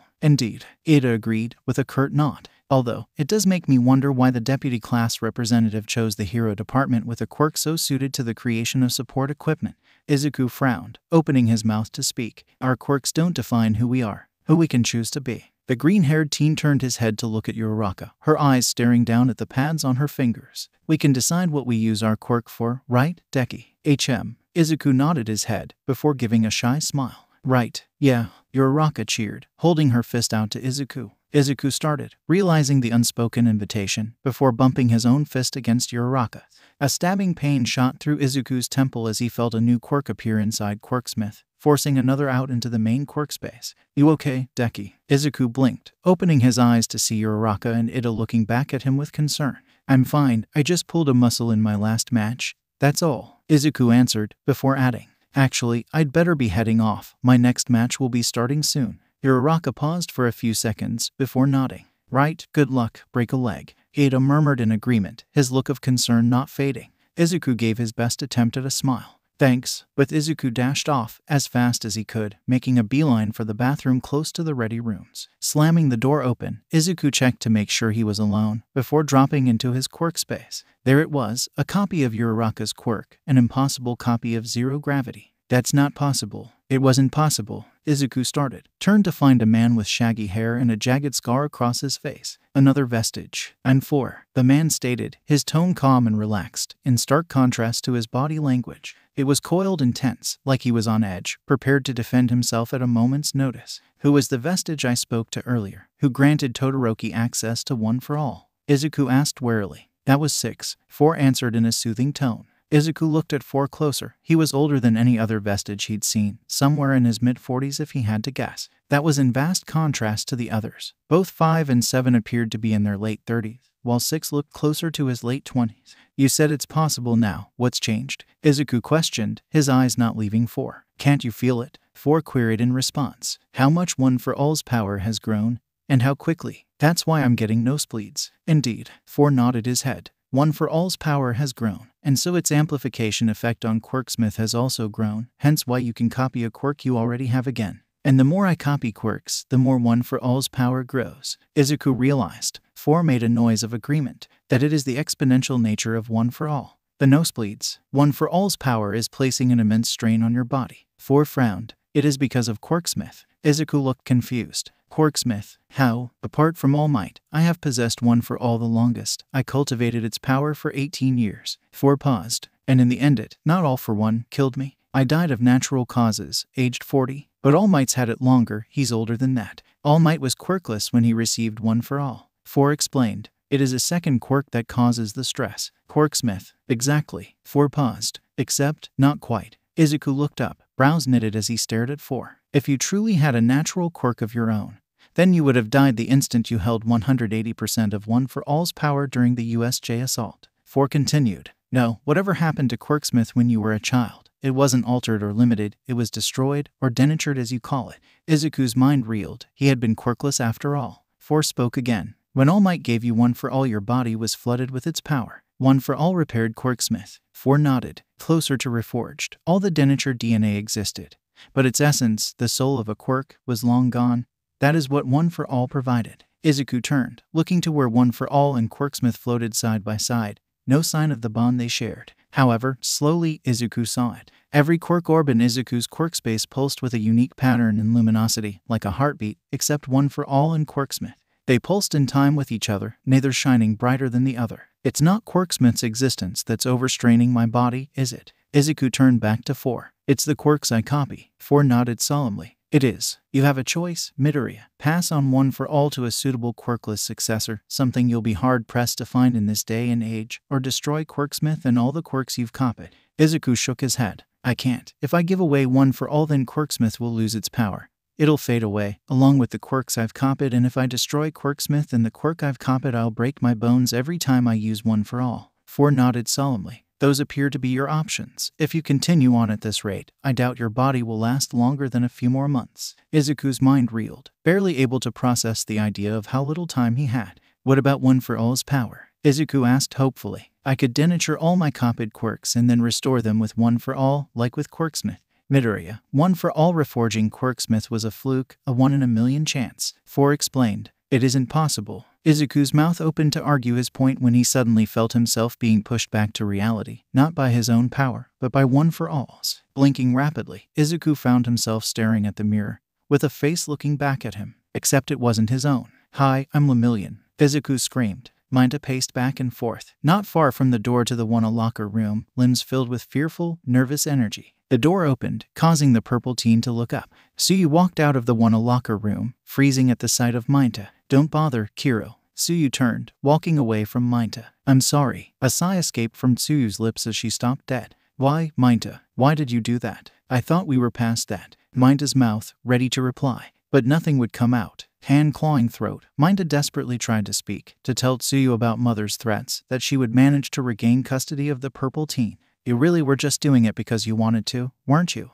Tsuyu stated, unable to see the distress behind her. "I thought so. I'm done, Minta." Tsuyu walked away sadly, not looking back, leaving Minta standing alone, desperately trying to call after her. "That won't work, Piglet." Minta froze, entire being flooded with fear. "I can't have you telling anyone about that." But Tsurobadai walked around Minta and stopped, smirking from ear to ear. "Mother," Minta spoke through gritted teeth. "Why couldn't I speak? Why couldn't I? Why couldn't you tell that disgusting mutant that your loathsome, evil mother was going to whisk you away?" But Tsuro grinned. "I thought it would be fun. For me, of course." Minta started to back away slowly, but Tsuro rolled her eyes. "Must we go through this every time? A little birdie told me you were going to stop." In an instant, Minta's entire body locked up, stopping dead. "There we are." Tsuro rolled. "So dramatic. As usual, such a girl." Minta flinched. "Now, here we are, alone at last, no distractions." Atsuro's lips morphed into a predatory smile. "It's time to come home, Piglet. This has gone on long enough." "And no," Minta grunted, fighting through a locked jaw. Atsuro's nostrils flared dangerously. "Minoru, I grow bored of this dance. We both know how it will end. You don't remember." Minta's eyes widened. "A little birdie told me that you're going to come home with me, you're going to be happy about it, and you'll forget all about this and my quirk." Atsuro's eyes flashed a sickly purple. Minta's struggles ceased immediately, freed from Atsuro's verbal bindings. "Mom," Minta questioned, frowning. "What are you doing here?" "Well, my boss sent me with some paperwork for the sports festival." Atsuro smiled warmly, hugging Minta. "I'm so proud of you. You were such a cute little man out there." Minta ignored a strange feeling, radiating from the purple teen's stomach, like that moment just after danger passed. "Sure, I want to come home, now." Atsuro smiled and nodded. "Let's go home then." Silence fell as mother and child walked away. Hitoshi Shinso slowly opened the 1°C locker room door, trying to process what he'd just seen. Atsuro Badai, the HPSC director for sports and recreation, was the mother of that purple one, a student, and she was using her quirk to control him without him even knowing. Hitoshi felt sick to his stomach. He had to tell someone. "Hey, Mikumo, guess what?" Toru called as she slammed the door to the 1H lab open excitedly. The SHTR suit stood in the center of the lab, half its panels removed, waiting for new, undamaged ones to replace them.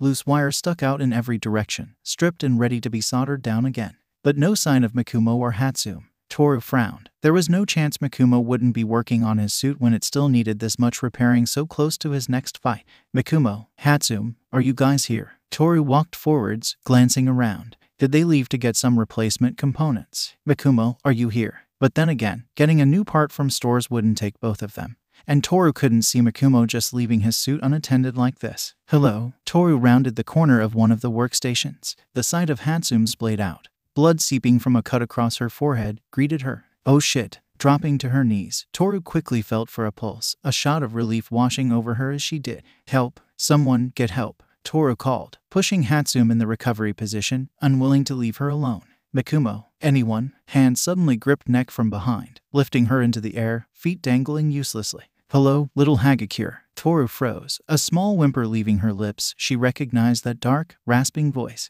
The voice of All for One. "I think it's time you had a short nap, child." All for One spoke. "I have an important task to complete today. I can have you interfering." Toru felt her eyelids drooping, her limbs growing heavy as she hit the floor, released from the grip of All for One. "Come, my son, the evolution of our power awaits." Footsteps sounded, moving away from Toru, leaving the lab entirely. Groaned, unable to move her limbs, Toru forced her eyes to open, desperately trying to fight off the effect of whatever quirk All for One used on her. She had fallen facing away from Hatsume, pointed under one of the workstations. Through the small space between the floor and the bottom of the workstation, Toru saw him. Mikumo. A large bruise covered one side of his face, his eyes swollen shut and blood soaking the collar of his gym jacket.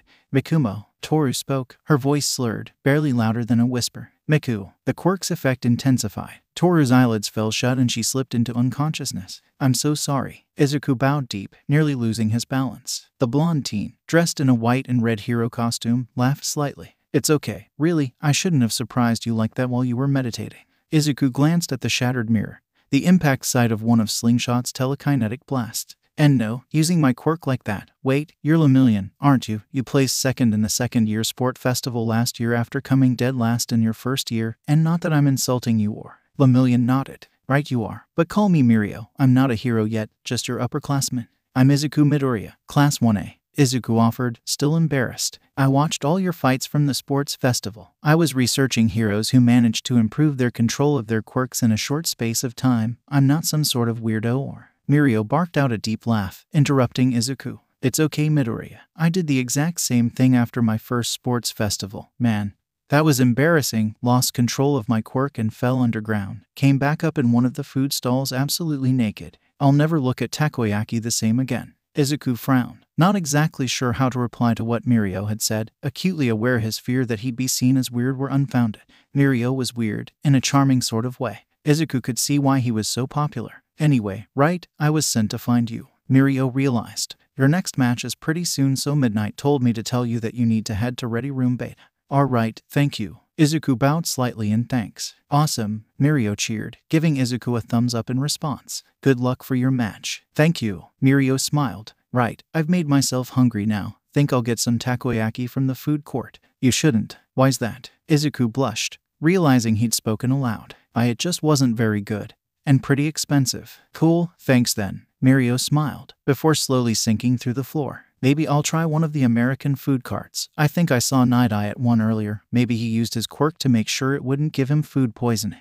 Izuku stood in silence, staring at the patch of floor Mirio had left through. That was weird. Tell me about it. A voice from inside one of the cubicles called. Izuku blushed again, rushing out of the toilets, heading towards the stairs down to where his fight with Todoroki awaited him. He felt oddly calm, detached from it, like he hadn't quite processed the fact it was going to happen. For now he just had to put the ticking time bomb that was his body to the back of his mind until the sports festival. And he would tell All Might about it. And Momo, he was going to tell her about it. And one for all, it was a secret he didn't want to, couldn't, keep from her. Hey, Izuku. The green-haired teen jumped half a foot into the air with a strangled cry. Turning, the green-haired teen saw Momo coming towards him, in the direction from the one-of viewing box, stifling a giggle at his reaction. You startled me, Izuku said, as Momo came to halt in front of him. Momo smiled. I'll have to be careful not to do it when you're using that enhancer quirk of yours. You might end up hitting the International Space Station. Izuku smiled, unable to stop himself from doing so at the sight of Momo's own. Momo started to walk down the stairs, Izuku falling in step alongside her. I actually wanted to talk to you about earlier. Before Shoto interrupted us, Uraraka said you left. I wanted to catch you before your match. Izuku felt his face heat up. I am sorry, I shouldn't have. Izuku, it's okay, I like you, I really like you. Nothing about that has changed, Momo assured, stopping at the bottom of the stairs. I actually wanted to ask you if you wanted to go out on date. Not that it has to be a date, it could be a friend thing, until we... I'd like that. Izuku spoke, the words leaving mouth, plain and resolute, a far cry for his usual anxiety. It's a date. Momo smiled, glancing across at the green-haired teen. Great. Momo blushed slightly. Uraraka and Ida said you spent a long time with Recovery Girl. Izuku paused, before nodding. She insisted on checking me over twice. She's somehow convinced I'm going to break every bone of my body at the same time against Todoroki. Didn't that happen during the USJ attack? Izuku shrugged. Not technically. Hyper-regeneration healed the bones after they were broken, so they weren't all broken at the same time. I think that you think that sounds comforting. It isn't. Momo looked slightly uneasy. Perhaps try to break fewer bones against Todoroki. I make no promises, Izuku replied. There was a patient I helped Recovery Girl look after. I'm not supposed to tell anyone, but I don't want to lie, not to you. Momo nodded, a warm feeling in her chest at how much Izuku cared for and trusted her. How bad was it? If it's okay for me to ask. I noticed Recovery Girl was missing earlier, when I took Kaminari to be seen. Bad, Izuku answered simply. There's something else I want to tell you about my quirk, after the sport festival. Sure, okay, you can tell me anything. Momo nodded. My lips are sealed. Momo mimed zipping her lips shut, before throwing the imagined key away. Warmth filled Izuku. Just for a moment it washed everything else away. every doubt, every worry, every concern. Just for a second, Izuku just was, basking in that feeling. Lurching forwards, Izuku hugged Momo. "I think I love you." Momo hugged him back, just as tightly. A full minute passed, neither willing or wanting to break apart, but eventually they did, both looking into the other's eyes. Leaning forwards, Momo pressed her lips to Izuku's cheek. "Good luck." Momo smiled. "I'll be cheering for you." Izuku only just managed to stop himself from touching where Momo's lips had been, his cheeks burning.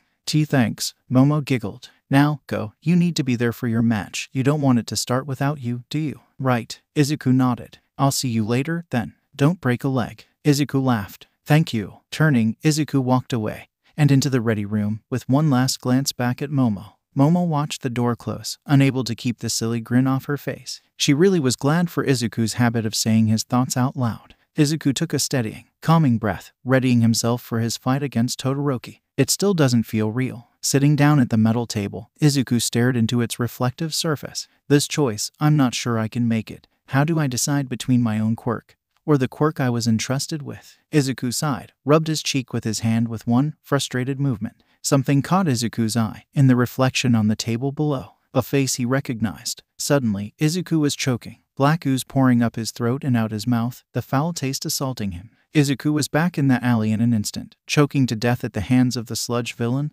all alone.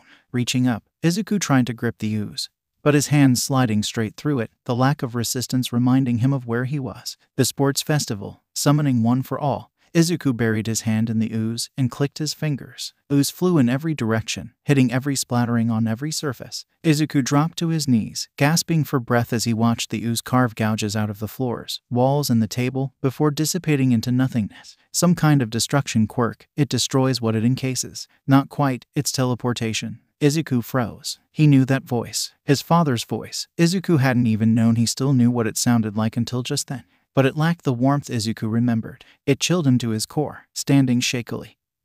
Izuku turned, seeing his assailant passively looking back at him, clearly bored. And behind him was Izuku's father, looking almost exactly as he did in Izuku's memories. Except, his hair, it was stark white instead of black. All for One smiled, baring his teeth like a shark, and pushed off the wall, walking towards him. "Hello, my son." All for One greeted. Izuku immediately saw it. All for One's words were ever so slightly out of sync with his mouth. He wasn't really there, he was projecting himself. "Ikigata, deal with your brother," All for One stated. Izuku's assailant shot forwards with blinding speed, grabbing Izuku by his throat and slamming him down on the ruined table. "Why?" Izuku gasped. "Why are you doing this?" His assailant smirked. "I was made for this. My destiny is to rise above my siblings. I'll crush them under my boot if I have to." "My Mikumo." Izuku choked, desperately trying to free himself from Ikigata's grip. "I've dealt with that hollow waste of flesh already." Ikigata smirked. "Don't worry, that quirkless is not dead. Not this time. He wasn't my target. Hurting him,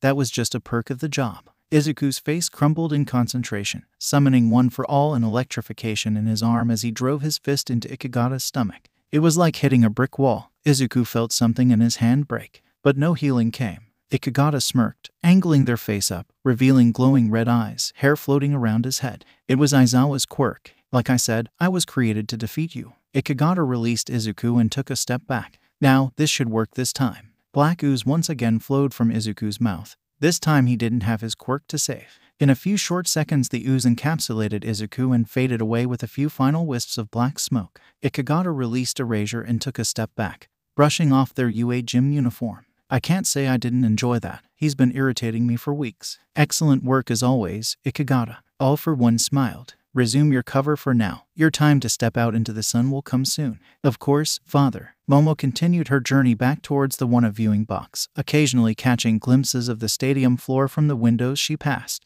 A door opened, grabbing her attention. The girl Izuku and Shoto had fought. Ryomitsu hurried out of the bathroom, nervously rubbing her hands on her gym jacket as she did. Ryomitsu started upon seeing Momo looking, immediately rushing off in the opposite direction. Momo frowned. "Weird." Ren Takarakuji smoothed his clothes as strolled down the corridor, before running his hand through his messy hair, flattening it. Hagane, from 1D, stood at the window, staring intently down at the battle platform. "Dude, there's something on your jacket," Ren offered, flashing an easygoing smile. Hagane looked down, finding a dark stain on his collar. "Thanks." Nodding in reply, Ren continued past. "You're Takarakuji, aren't you?" Hagane questioned. "The one with big feet quirk." Ren turned back while keeping walking. It's a bit more than that. My quirk is random, different one every day. Hagen's face changed. That sounds like an interesting quirk. Oh, it is. What do you mean they're gone? Naomasa asked, phone to his ear. Toshinori frowned, looking down at his friend. The hero and the detective stood at the side of the road as the last of the convicts were loaded into a police van. How do 3 teens under quirk-neutralizing lamps just vanish from their cells? Naomasa's voice raised ever so slightly above normal. That was a tone Toshinori rarely heard. Naomasa was livid. Do you at least know where Sandoitsu is? Naomasa questioned, pinching the bridge of his nose. You didn't think to check. Yes, of course you should check now. Toshinori waved off the police van, leaving him and Naomasa alone apart from a few junior officers securing the crime scene. She's gone too. Naomasa repressed the urge to shout. What do you mean should you lock UA down? That's the first thing you should have done. It's the trigger kids, isn't it? Toshinori queried. Naomasa nodded, before turning his attention back to his phone. Lock the whole site. Yes, of course you should inform Nedzu. And have someone find and secure Mikumo Akatani. One of those kids has already tried seriously maiming him already. Jabbing the screen a little harder than needed, Naomasa ended the call, turning to Toshinori. They've somehow got out of their cells. No sign of them yet. Naomasa explained. Toshinori nodded, calling on one for all and squatting down. I'll head on ahead. Stay connected. Naomasa instructed. This is another prisoner retrieval. I will. With that, All Might rocked into the sky, towards UA. With a groan, Mikumo slowly drifted back to consciousness. Opening his eyes to complete blurriness, he couldn't see a thing. Feeling around himself, ignoring the aches and burning pains littering his body, Mikumo found his glasses, and of course they'd been crushed. Reaching out, Mikumo grabbed his workstation, pulling himself up and grabbing where he knew he'd left his contact lens case. Opening it up, Mikumo dropped them into and blinked rapidly, his eyes adjusting, to see a brown-haired girl sprawled out on the floor, near a slowly recovering Hatsume. Mikumo recognized her. Toru, dashing around his workstation as fast as his ailing body would let him. Mikumo dropped down, immediately feeling for a pulse, sighing in relief as he found one. Toru, can you hear me? She won't wake, Hatsume explained groggily. I tried. Toru, Mikumo lifted her up slightly. Toru, wake up. Please wake up. A few long, tortuous seconds passed before Toru's eyes fluttered open. Mikumo released a breath he hadn't realized he was holding. Tada, surprise, Toru said weakly, barely conscious. It's Timie, the fated battle between ice-cold monarch and indomitable lean mean green bean. It's Todoroki versus Midoriya. Shouts echoed around the stadium, largely split equally between the two heroes in training. From the freezing cold blue tunnel, it's Todoroki. Shoto calmly walked out into the stadium and up onto the battle platform, never looking up at the crowd. He knew whose eyes would be burning into him. Endeavor. And from the wild and weird red tunnel, it's Izuku Midoriya. Shoto raised his eyes to get a look at his opponent, but he wasn't there. The red tunnel was empty. Midoriya, they got stage fright? It's your time to shine, kid. Still, nothing. Something isn't right. It was Aizawa's voice, followed by the sound of rustling cloth and the hurried slamming of a door. Shoto frowned. His blood ran cold. Aizawa was correct. Something wasn't right. The 6th of May 2179. An alarm sounded. Mikumo jerked awake, rearing back, disorientated by a combination of pain, exhaustion, and blurry vision. Akatani, it's okay, you're safe. An assuring voice spoke. Mikumo remembered where he was. Hospital. He hated hospitals. A fuzzy shape appeared in front of Mikumo, his hand reaching out on impulse to grasp it. Sliding his spare glasses into place, Mikumo watched the world come into near clarity, hampered by the prescription of the glasses being a few years out of date. It was just the on-call alarm. Shizumu explained, the nurse's tone calm and grounding. Mikumo felt his breathing slowly return to normal as he studied the nurse. He hadn't managed to get a good look at the man the night before. Mikumo had assumed he had an emitter quirk until he saw the green moss covering the back of his arms. How are you feeling, Akatani? Fine, all things considered. Mikumo answered with a shrug, before burning pain reminded him he'd been stabbed in the shoulder. Mikumo had collapsed from blood loss just after Hagakure had come round, waking in the hospital late into the night.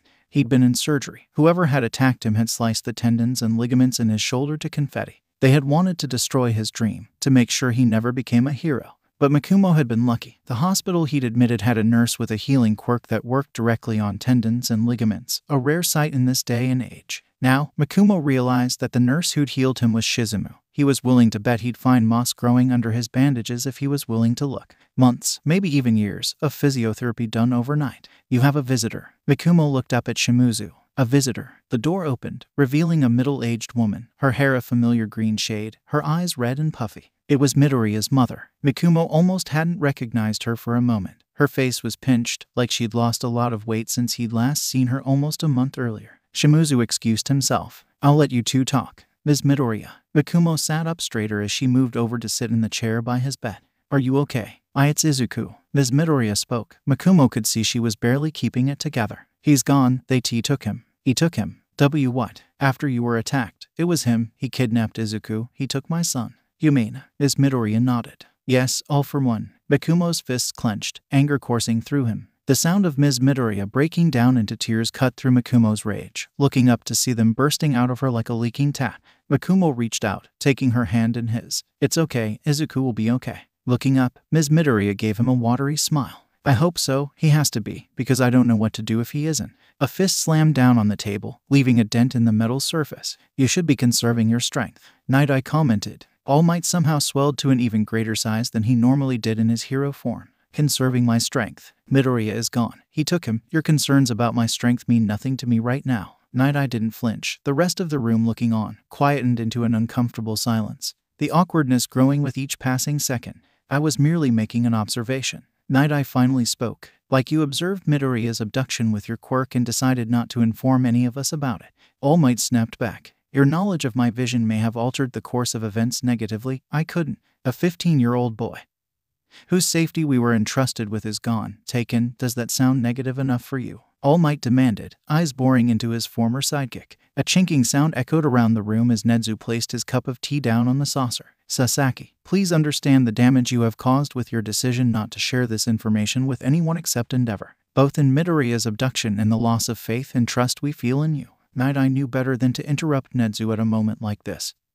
So instead he remained silent, impassive. Thus, if there is any further information from your visions related to Izuku Midoriya you have not shared with us, I advise you do so now. Nezu concluded. Silence reigned. Hisashi slowly leaned over towards Shota. Have they forgotten we're even here? Most likely. Night Eye finally spoke. No further information. That's a lie. Yellow eyes turned to regard the ever-unassuming Naomasa Tsukachi. So you're my replacement then? If you mean do I liaise between the police and All Might? Tsukachi paused. Then yes I do, and I'm capable of separating my job and my emotions. The unspoken implication that Night Eye wasn't capable hung in the air. So, what is it you're not telling us about? And don't lie again, my quirk will tell me if you do. Night Eye glared coldly at Tsukachi. Fine. 10 days from now Izuku Midoriya's body washes up on Takoba Beach. All Might was there in an instant, lifting Night Eye up by his lapels. How dare you make light of this? Instead of speaking, Night Eye simply looked down at All Might. He's not lying. Tsukachi spoke. He believes Midoriya will die. Believes? Nezu queried. You doubt his statement. My quirk struggles to distinguish between the truth and a false truth someone may believe. Tsukachi answered. But I'm definitely picking up an undercurrent of doubt. Sasaki, what did your vision show you? Nezu turned to look at Night Eye, still hanging in the air, dangling from All Might's grip. Night Eye paused, as if weighing up his options. A news report announcing Midoriya's death. All Might instantly released Night Eye. A news report, not a body itself. Nezu pondered. Thus your vision is questionable at best. There is no logic to All for One kidnapping Midoriya and then killing him later. Killing him on UA grounds would have created a far larger impact if that's what he wanted. So you think he took the little listener to experiment on him? Hisashi questioned. But what's so important about Midoriya that All for One would risk taking him like this? Hisashi immediately knew he'd asked a piercing question. He'd poked a secret no one wanted to share. Izuku Midoriya is All for One's child. The room turned to look at Shota. All Might frowned, surprised but not particularly shocked. How? Shota interrupted him. Midoriya knew his name. Not as the Merchant of Quirks or the First Demon, but a name only few know. That was the first point that tipped me off, but the main reason was the way he fought at the USJ. Like he felt responsible for it. The sins of the father are not the sins of the child. Nezu finished. That's not how Midoriya feels. All Might realized, suddenly slumping into a chair, deflating into his natural form. He carries the guilt for the actions of his father, even though he couldn't have done anything to stop him. Oh shit, he blames himself for my injury, doesn't he? No one spoke, no one knew what to say. What could you say to that? Find him, Shota stated simply. Find him and tell him it isn't his fault. All Might nodded, rallying himself. Then, where do we start? Tsukachi stood. We have a few suspects. Suspects? Hisashi questioned. I thought we knew it was All for One. In the greater scope, yes, Tsukachi answered, producing a remote and pressing a button, activating a projector. This is the feed from the camera in the ready room at the time of Midoriya's abduction. Tsukachi pressed the remote button again, starting the video. projected on the wall. They watched the door open and Midoriya enter. The door swung closed as Midoriya took a deep breath, clearly steadying himself. After a few seconds he moved forward, taking a seat of the table, his every movement filled with nervous energy. He suddenly stilled, staring at the reflective surface of the table below him. The hairs on Toshinori's arms stood up on end as he watched Midoriya choke on the black ooze pouring from his mouth. His heart tightened. Toshinori knew exactly what Izuku had felt in that moment. An explosion of air and ooze shot in every direction. Izuku hacking and coughing as he regained his breath as the ooze vanished sections of the walls and floor. One of All for One's known quirks, Toshinori explained. Warping. It creates a black ooze from the target's mouth that acts as a warp portal. Nowhere as versatile as Warp Gate, but still fairly useful. Izuku suddenly turned wildly, freezing at what he saw. And yet, watching the footage, none of them saw a thing. Only empty space. The video paused. Tsukachi lowered the remote. There's nothing there. Night Eye spoke, staring at the wall the projector was casting onto. There's no one there. At first glance, yes. Tsukachi answered, triggering the remote once more, changing the projection. A figure appeared, dressed in an expensive suit, with messy white hair, his form fuzzy around the edges. All for one. Toshinori growled, his fists tightening. Right, Tsukachi said. Except he wasn't actually there. It was some kind of hologram, visible to the eye but not cameras, apart from at a certain light frequency. The footage started again, this time with All for One visible, flickering slightly with every movement. Hello, my son. The distorted sound of All for One's voice chilled each and everyone watching to the core. On the projection Izuku flinched, his eyes briefly flicking to empty space. Ikigata, deal with your brother. The footage paused again. Ikigata, Aizawa questioned. The first child of All for One. That's not possible, Toshinori stated. Ikigata died. I saw it years ago. Not long after I first received, not long after I met my mentor. She fought All for One to protect me. He was after my quirk. And we thought All for One was dead as well. Night Eye commented. And we've seen where that's led us. Toshinori restrained his annoyance before speaking. No, this isn't some situation where Ikigata was stabbed and fell off a building. He tried to betray All for One to take his place. All for One stopped him. He didn't just kill Ikigata. He erased his mind entirely, a death of personality, then burnt the terrified mind that took Ikigata's place to death with a fire-breathing quirk. I thought the children of All for One were unflinchingly loyal to him. Aizawa queried. I thought he bred them to be. Nedzu answered. As the name implies, Ikigata was the first clone of All for One, a perfect clone in every way, even his memories. And the clone didn't fancy playing second fiddle to himself. Hisashi commented. That's like Evil Clone 101. Identical clones will always try to replace the original. The inhabitants of the room turned to look at Hisashi. Villain I fought a few years back. Doppler could make permanent copies of himself, made catching him a nightmare. Hisashi explained. I caught 12 clones before I managed to get one convinced it was the original to rat out the real original and all the backup clones. Nedzu regarded Hisashi for a few seconds, thinking deeply, before glancing over at Tsukachi. Please continue, I have a theory. The footage resumed. Izuku was instantly slammed into the damaged table by an invisible force, causing it to buckle further. Why are you doing this? Midoriya recognized his attacker. Night Eye murmured. Exactly. Nedzu nodded, his ears suddenly twitching. Tsukachi, replay the last 10 seconds. The police officer nodded, following the principal's instructions. I was made for this. My destiny is to rise above my siblings. I'll crush them under my boot if I have to. Nedzu spoke calmly, as if reading from a script. Ikigata is not just hiding his physical presence from the cameras, but his vocal presence as well. Except to your ears, Aizawa commented. Indeed, Nedzu affirmed. The projection resumed. Izuku gasped, clearly being choked by his attacker. Mikumo, Nedzu spoke again. I've dealt with that hollow waste of flesh already. Don't worry, that quirkless is not dead. Not this time. He wasn't my target. Hurting him, that was just a perk of the job. Ikigata was the one who attacked Akatani. Night Eye commented. And a desire to kill or maim his kin, obsessively so. Izuku's fist slammed into empty air. They could see the pain cross his face as blood began leaking from his knuckles, his wrist bent the wrong way. Like I said, I was created to defeat you. Nedzu recited. Now, this should work this time. Black ooze poured from Izuku's throat and then he was gone. All Might let out a strangled cry. Nedzu spoke again. I can't say I didn't enjoy that. He's been irritating me for weeks. Irritating for weeks? Hisashi questioned. Then doesn't that mean? Excellent work as always, Ikigata. The projection of All for One gave a twisted expression, a dark smile. Resume your cover for now. Your time to step out into the sun will come soon. Oh crap, Ikigata's a student? Hisashi exclaimed. Nedzu sighed. So it would seem. A student. Night Eye pondered. Most likely a first year. Yes, I will review student files, starting with one and prepare a list of suspects. Nedzu answered. I suppose you will want to join the search parties while I do so, but try to conserve your strength. We do not know what lies ahead. The room began to shuffle and stir, preparing to vacate. Midoriya's hand wasn't healing. Detective, roll it back, Aizawa requested suddenly, standing to get a closer look. His quirks, they're being erased. The footage rewinded and paused, showing Izuku's mangled hand again. Erased? All Might questioned, his voice lacking its usual fire. Like your quirk. Aizawa nodded. We saw that at the USJ attack. One of them, Sangata, claimed to be a clone of All for One and myself. Tsukachi chimed in. The current hypothesis of the AFO task force is that All for One is using DNA samples of heroes to clone them, then take the quirks from the clones, Thus he's effectively copying quirks. All Might finished, coming to a haunting realization. I know why that bastard's taken young Midoriya. All for One wants a more efficient method. He's going to steal Izuku's quirk. He's going to steal Quirksmith. The 7th of May 2179.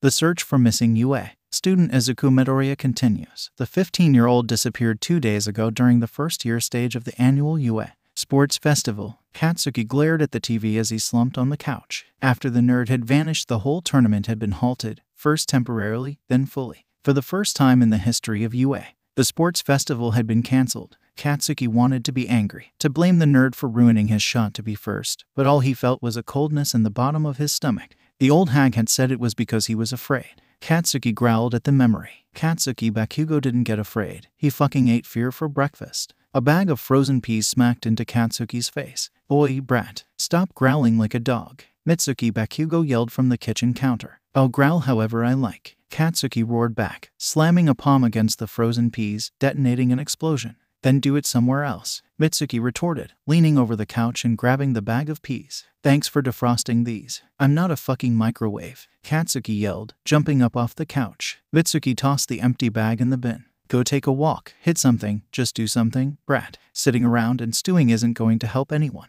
Katsuki growled. Fine, you don't want me around, I'll go out. Storming to the door, Katsuki slammed it behind himself, setting off in the direction of UA. Mitsuki sighed as silence fell over the house, only marred by the hum of the oven. Making food for Enko? Masaru questioned, entering the ground floor. Mitsuki nodded wordlessly.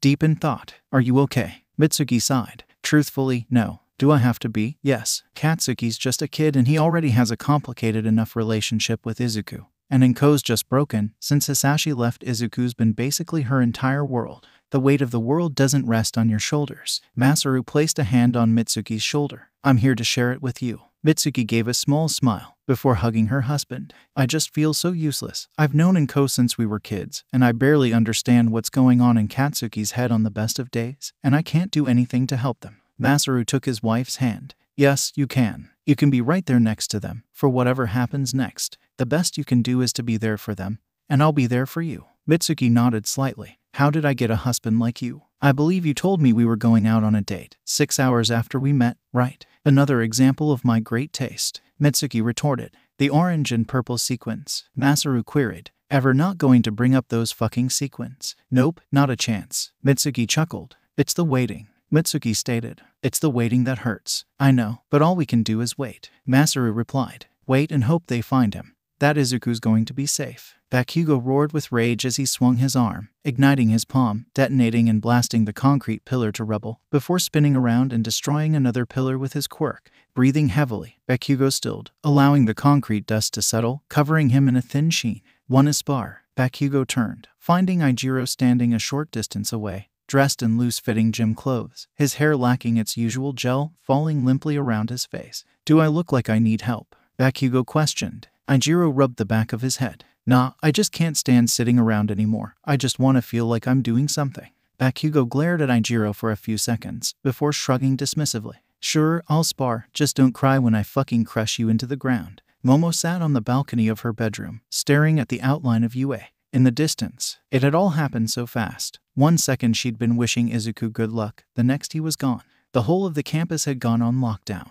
Then the rumors that Mikumo had been rushed to hospital had been confirmed by Hagakure. A knock sounded. Momo started, turning to see Shoto stood awkwardly in the open door to her bedroom. Your butler, I think, said to come up. Shoto spoke. If you just take a seat, Shoto. Momo spoke, the teen's awkwardness taking her mind off her worry for a few moments. Pulling a chair over, Shoto sat down, following Momo's gaze out to the UA campus. It looks so calm from here, doesn't it? Momo queried. Shoto nodded slightly. It's a nice view. I don't understand it, Momo stated. Why Izuku? Was it just at random, for his quirk, to hurt UA's reputation? His father is a villain. Momo looked over at her friend. His father is a villain. Shoto nodded solemnly. Midoriya told me after our fight against Minta. He didn't say which villain though. You think his father was the one to take him? Momo questioned. I do. I told Nenzu. They were already aware. Shoto answered. He wasn't planning to tell me. I think it just came out. Momo lowered her head. Izuku said he wanted to tell me something after the sports festival was over. The two sat in silence, both comforted by the presence of the other. An island in an ocean of uncertainty. What did he say?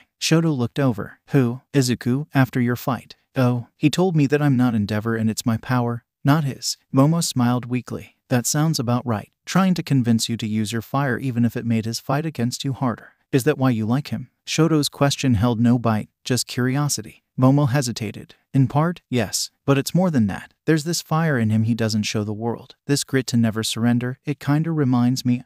All Might. Momo nodded. You've seen it too. When it comes to being a hero, all that matters is saving people, like at the USJ. You noticed it too, didn't you? Sue told me what happened with them. Izuku had a chance to escape, but instead he chose to fight Shigaraki and two of those Namu by himself to protect the rest of us. Momo paused. He does all that with this steadfast confidence, and then someone compliments him, and he starts crying. Shoto finished. Exactly, Momo replied. The strength he has to face down monsters, all without hardening his spirit, it doesn't change him. Silence fell once again. Momo sighed. I just hope they find him soon. So do I. You have to eat, Inko. Inko stared down at the bowl of rice dotted with peas in front of her. Not hungry. Mitsuki groaned and slumped in her chair. You need to keep your strength up. Izuku's going to need you once they find him. A wave of sorrow and guilt washed over Inko, sobs racking her body. He's gone, my boy's gone.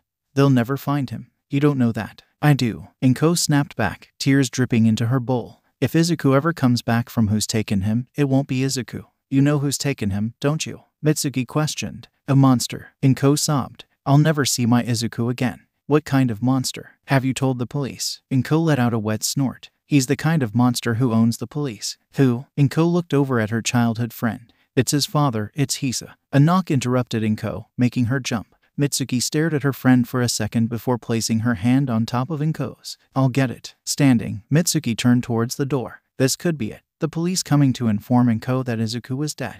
Mitsuki moved to the door, opening it. She recognized them instantly. It was one of the kids from Katsuki's class. Mitsuki remembered seeing him next to Izuku when Wana had been introduced at the sports festival. It felt like a lifetime ago. Good afternoon. My name is Tenya Ida. I am a classmate of Midoriya. The teen bowed stiffly, like a robot. Huh, so you're the four eyes with the stick up his ass, Mitsuki commented, before moving to one side. Come in. Thank you, Mrs. Bakugo, I presume. Ida entered the flat, his eyes landing on Inko at the kitchen table. Mrs. Midoriya, Ms. Midoriya. Inko spoke, voice hollow. Izuku's father and I separated years ago. I kept Midoriya to match Izuku. I humbly apologize. Ida bowed again, his nose almost brushing the floor. I was not aware. Inko nodded. I wasn't expecting you to be. Ms. Midoriya. Ida spoke. I came here to apologize. I was talking to Midoriya before he was taken. He rushed off suddenly. I should have followed him. I could have. Don't. Inko stated firmly. The second you start blaming yourself for things like this, there's no coming back.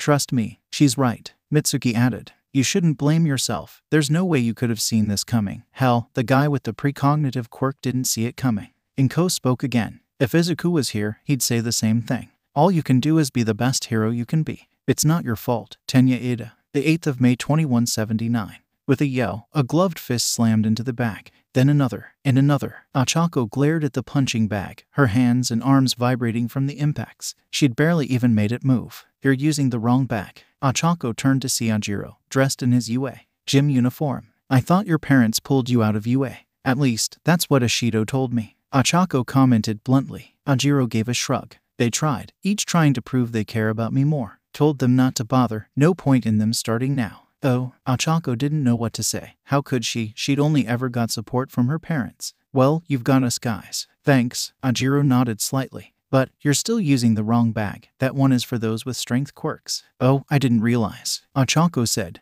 I saw Deku using it last week during non-quirk training. Izuku's freakishly strong, Ajiro replied. Aizawa even erased his quirk at one point. If anything, he got only stronger. Achako smiled. Sounds about right. That one is probably the right bag for you. Ajiro pointed to a punching bag a few down from where Achako stood. You know, when my parents were getting divorced, I felt so useless. I felt like it was my fault I couldn't do anything about it. A teacher suggested I take up martial arts to take my mind off it. Did it work? Ajiro shrugged. For the most part, it wasn't a cure, just a way to cope. I could show you a few moves if you'd like. Uraraka nodded. That'd be great. Mikumo pushed the door open, entering the 1H lab. The lights were off. It was clear that while it was no longer an active crime scene, no one had got around to cleaning up. Next to his workbench stood his SHTR armor, still in its damaged and half-disassembled state.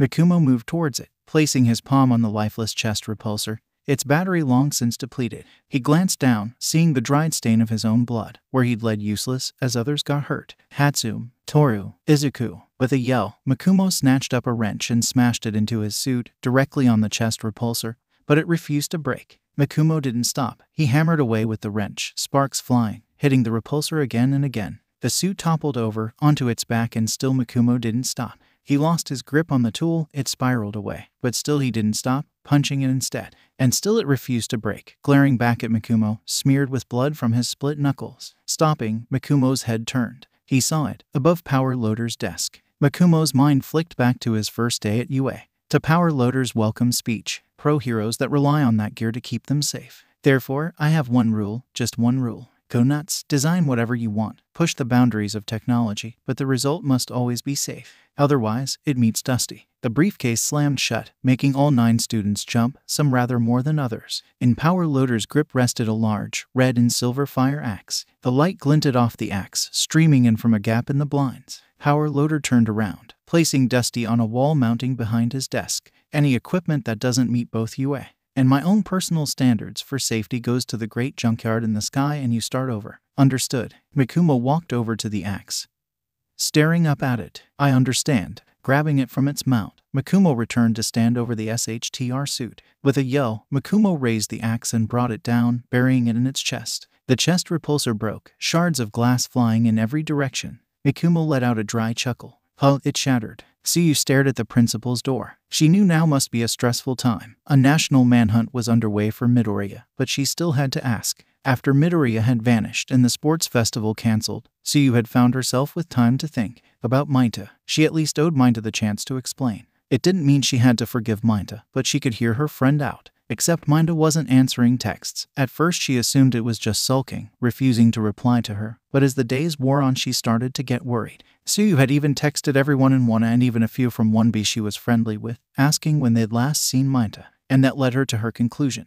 Mainta hadn't been seen since before Izuku went missing. Tsuyu knocked. Come in. The door opened by itself, the slight word telling Tsuyu it was mechanical in nature. She entered, finding the principal sitting behind his desk. As well, the detective who'd spoken to Mainta about the abuse, Tsukachi, stood to the side. Principal Nedzu, I'm sorry to interrupt right now. You want to speak to Mainta, don't you? Nedzu queried. Tsuyu nodded, taking the seat the principal indicated to. I assumed you'd come asking soon. Nedzu said. Understand, for now. What I tell you has to remain a secret. Tsuyu nodded again. I haven't been able to get hold of Mainta since the sports festival. Yes, unfortunately, as of the day of the sports festival, Mainta willingly returned to their mother's custody, at least legally. Tsuyu sprang to her feet. That's not possible. Mainta told me how she treated him. There's no way she could. There's no way that woman could convince Mainta to go with her, not willingly. Nedzu regarded the teen as she slowly calmed down and returned to her chair. The outburst was far from the calm and collected teenager Nedzu had observed until now. She clearly cared about Mainta. A student came forward with information about the situation. Nedzu explained. They observed Mainta's mother use a form of mind control quirk to make Mainta want to go home with her. It also appears she has used this quirk on Mainta previously, but forced him to forget about it. Mainta said his mother was quirkless. Tsuyu stated, her voice hollow, as does her medical history and the quirked individual's database. Nedzu informed. It appears she's hidden this quirk for many years, or possibly made those around her forget about it and brainwashed individuals into altering her records. Mainta's gone, she's won. Tsuyu stated. I didn't listen. Mainta tried to apologize, and I walked away. If I'd stayed, then maybe nothing would be different. She would have either brainwashed you as well, or made Mainta hurt you with her quirk, Tsukachi assured, moving over to Tsuyu and placing a hand on her shoulder to calm her. Netsu spoke. Minta isn't gone. We know where he is, and we have evidence of Tsurobata using her unregistered quirk, CCTV, and witness testimony. Yes, and anything Minta told you about his mother would also be helpful. Texts, chat logs between the two of you. Tsukachi explained. All of this will help us. Don't worry, we'll bring Minta home. Suyu nodded. I'll help, Kiro, as much as I can. Thank you, Asui. Tsukachi smiled. Don't worry, you'll see him again soon. The 9th of May 2179. His whole body ached. Izuku groaned, opening his eyes to find himself led face down on a metal floor. Rolling over, Izuku slowly raised his body into a sitting position, staring at the cell he found himself in the hospital gown he was wearing. He remembered what had happened now, saying goodbye to Momo, then Ikigata attacking, all for one, the ooze and then nothing. Standing, Izuku honed in on the metal door in the opposite wall, his way out. Raising his right arm, bracing it with his left, Izuku gathered one for all's power into his fingertip. Smash! An explosion rocketed from Izuku's fingertip, crashing against the door. It barely even dented, a small blemish not even the size of his palm. Izuku had put all of one for all's power into that attack, but instead the output had felt closer to 50%. Izuku stared down at his throbbing finger, the skin purple and ruptured. It wasn't healing. Izuku reached out for hyper-regeneration. He needed to heal before he could try again. It wasn't there. All Izuku felt in its place was cold. His breathing quickened. Izuku reached out towards Quirksmith and found nothing. Izuku dropped to his knees. Quirksmith was gone. The 10th of May 2179. Izuku bit into the bread roll, chewing mechanically as he stared down at his broken finger. He'd said it the night before, stuffing his mouth with the sleeve of his gown to stop himself from biting his tongue. The gown had since been ripped up and used as a blanket, replaced with the gray jumper and tracksuit bottoms that had been pushed through a slot in the door. The violent purple bruise had lessened slightly, but still, every time Izuku accidentally banged it or forgot about it and tried to use it, the pain returned tenfold. He'd been spoiled up until now. Every time he'd broken a body part with one for all, either recovery girl or hyper-regeneration had healed him in a matter of minutes, hours at most. It had been over a day now. Izuku's whole body suddenly stiffened. He couldn't move. The cell door opened, and seconds later Kirigiri entered, pushing a wheelchair in front of himself. The warp gate opened under Izuku and he felt himself fall, just for a moment, before he landed in the wheelchair.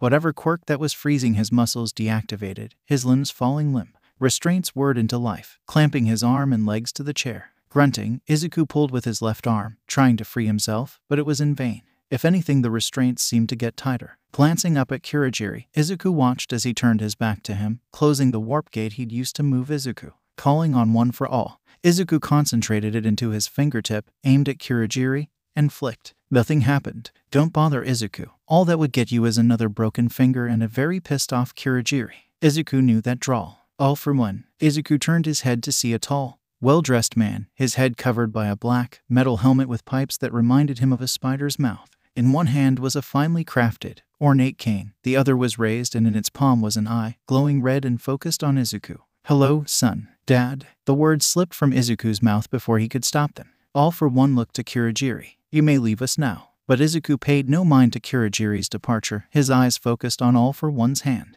Erasure. Mr. Aizawa's quirk. You took it. Izuku yelled, pulling on his bindings. You took Quirksmith. All for One closed his palm. Oh, relax, Izuku. I did nothing of the sort. Quirksmith is still there. I just added a quirk of my own to dampen it. Dampen it? Izuku questioned. If you had a quirk that dampens other quirks the user possesses, then it would have dampened your quirks as well. You couldn't have used All for One to give it to me. All for One laughed darkly. Oh, you are astute. You know your quirk physics. The quirk used to dampen other people's quirks, within a certain range. All for One gestured towards the wheelchair. It started moving, following the villain as he left the cell. Where was I? Oh yes, I gave the dampening quirk to you while you were unconscious and used another quirk of mine, forced quirk activation, to make Quirksmith alter it. All for One continued, walking at a pace that made Izuku convinced the cane was just for show. I couldn't have you breaking out before we got to have a father-son chat. You turned the quirk's effect back on the user and removed the trigger, Izuku stated, glancing at All for One. I can't even use Quirksmith to alter or denature it. Correct. All for One turned a corner, the wheelchair still following behind. Until I decide to take that quirk away, all your other quirks are barred to you, except one for all. All for One flinched, ever so slightly, and Izuku did not fail to notice. So it would seem that quirk has always been unruly. All for One hissed, almost like it has a life of its own. Shame it doesn't. It'd at least be more interesting to talk to than you. Izuku spat back. All for One laughed. That was good, funny, I liked it. A refreshing change of pace. Normally when I meet people they either want to kiss my ass or piss themselves in fear. Except All Might. But he's too much of a Boy Scout for any good mid-battle banter. You're American. All for One stopped in his tracks, turning his head to look back. You really have grown up to be so perceptive. I thought it would take you much longer to figure it out. The rest of the time, you're pretending, aren't you? Izuku queried, playing the stereotypical villain. All for One shrugged, resuming his walk. It's good for intimidation. And as a reward for figuring it out so quickly, you get a bit of my backstory. A family history, as it were. They turned another corner. The corridor was wider now. I am Japanese. My father, your grandfather, was an ambassador. Went all around the world when we were young. I was born in America, your uncle in China. All for One explained, his tone almost wistful. Or maybe you're pretending. Izuku spoke. The friendliness, the casual attitude, telling me about your childhood, trying to make me lower my guard. Perhaps. All for One replied, the jovial tone gone from his voice. Maybe it's the face I keep in a jar by the door. But you can't be sure of that, can you?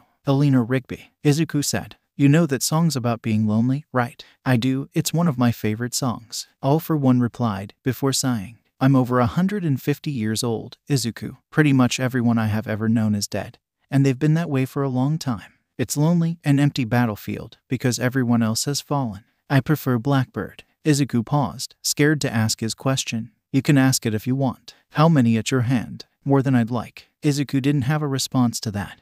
There was no way the Merchant of Quirks, the first demon, ever felt regret. He was a monster, and yet he was also Izuku's father. The man Izuku remembered comforting him when he was sad, and smiling when he was happy. Was it all a lie? Izuku asked, his voice shaking. With me, with Mom. All for One turned to face him, the confusion clear in his body language. Pardon, Izuku. And then it struck him, it seemed so obvious. He should have heard it straight away. You're not Hisashi Midoriya. Izuku uttered. You're not my father. All for One's posture stiffened. Of course I am Izuku, your doting father. Izuku shook his head. No, you're not. You're misremembering things. Izuku, you were a child back then. You're pronouncing my name wrong. All for One paused, before bursting into laughter. Wow, now that is a rookie mistake on my part. I guess I was just so eager to meet you. So, how about I wipe your memory of this conversation and we start from the top? Izuku struggled in his wheelchair, desperately trying to free himself. Fine, you get to remember. I'd only get bored of pretending eventually. All for One sighed. Slowly, Izuku stilled, watching All for One carefully. All for One rolled his shoulders. So, I wonder who convinced you I was your father. Gran Torino. Yourself. Izuku didn't respond.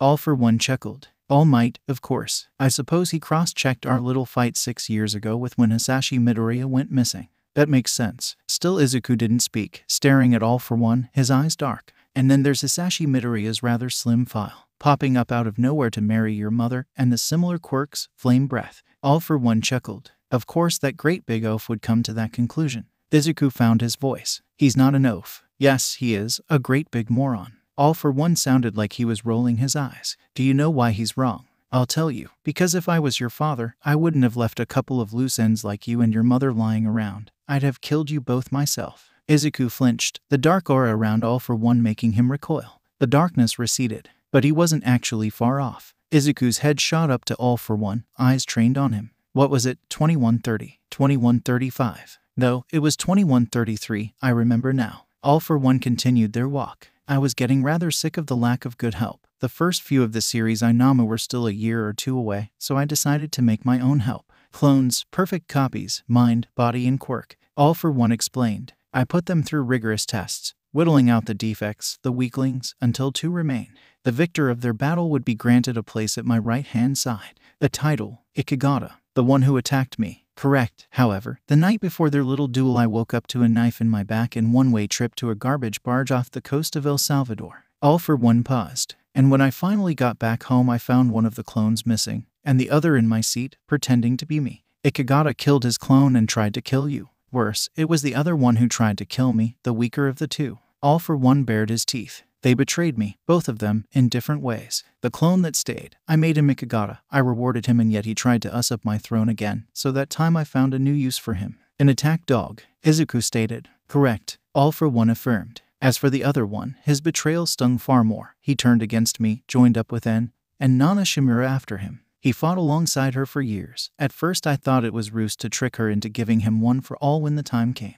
All for One's hand tightened around his cane. that I could have understood. But no, he even helped her in her decision, choosing All Might. But she did give him something else, a name, her father's name. Hisashi. Izuku realized. He's my dad. All for One nodded. And in a manner of speaking, I suppose you could say I'm also your father. An exact genetic copy of me created you, thus you are my child. One of the children of All for One. But Izuku wasn't listening. He felt a wave of emotions rush through him, joy, relief, hope. His father wasn't a monster. His father had chosen not to be a monster, to fight All for One. And then it dawned on Izuku. He's dead, isn't he? Izuku questioned hotly. You've killed him, haven't you? Alas, not yet. Hisashi went to ground after my little disagreement with All Might, lost his trail 3 years ago in a Bolivian jungle. Izuku breathed a sigh of relief, a small fit of laughter bursting from his lips. Glad you find it funny. Izuku glared at All for One. Just glad he's not in the hands of a monster like you. You should be far less worried about your father's safety and a lot more worried about your own.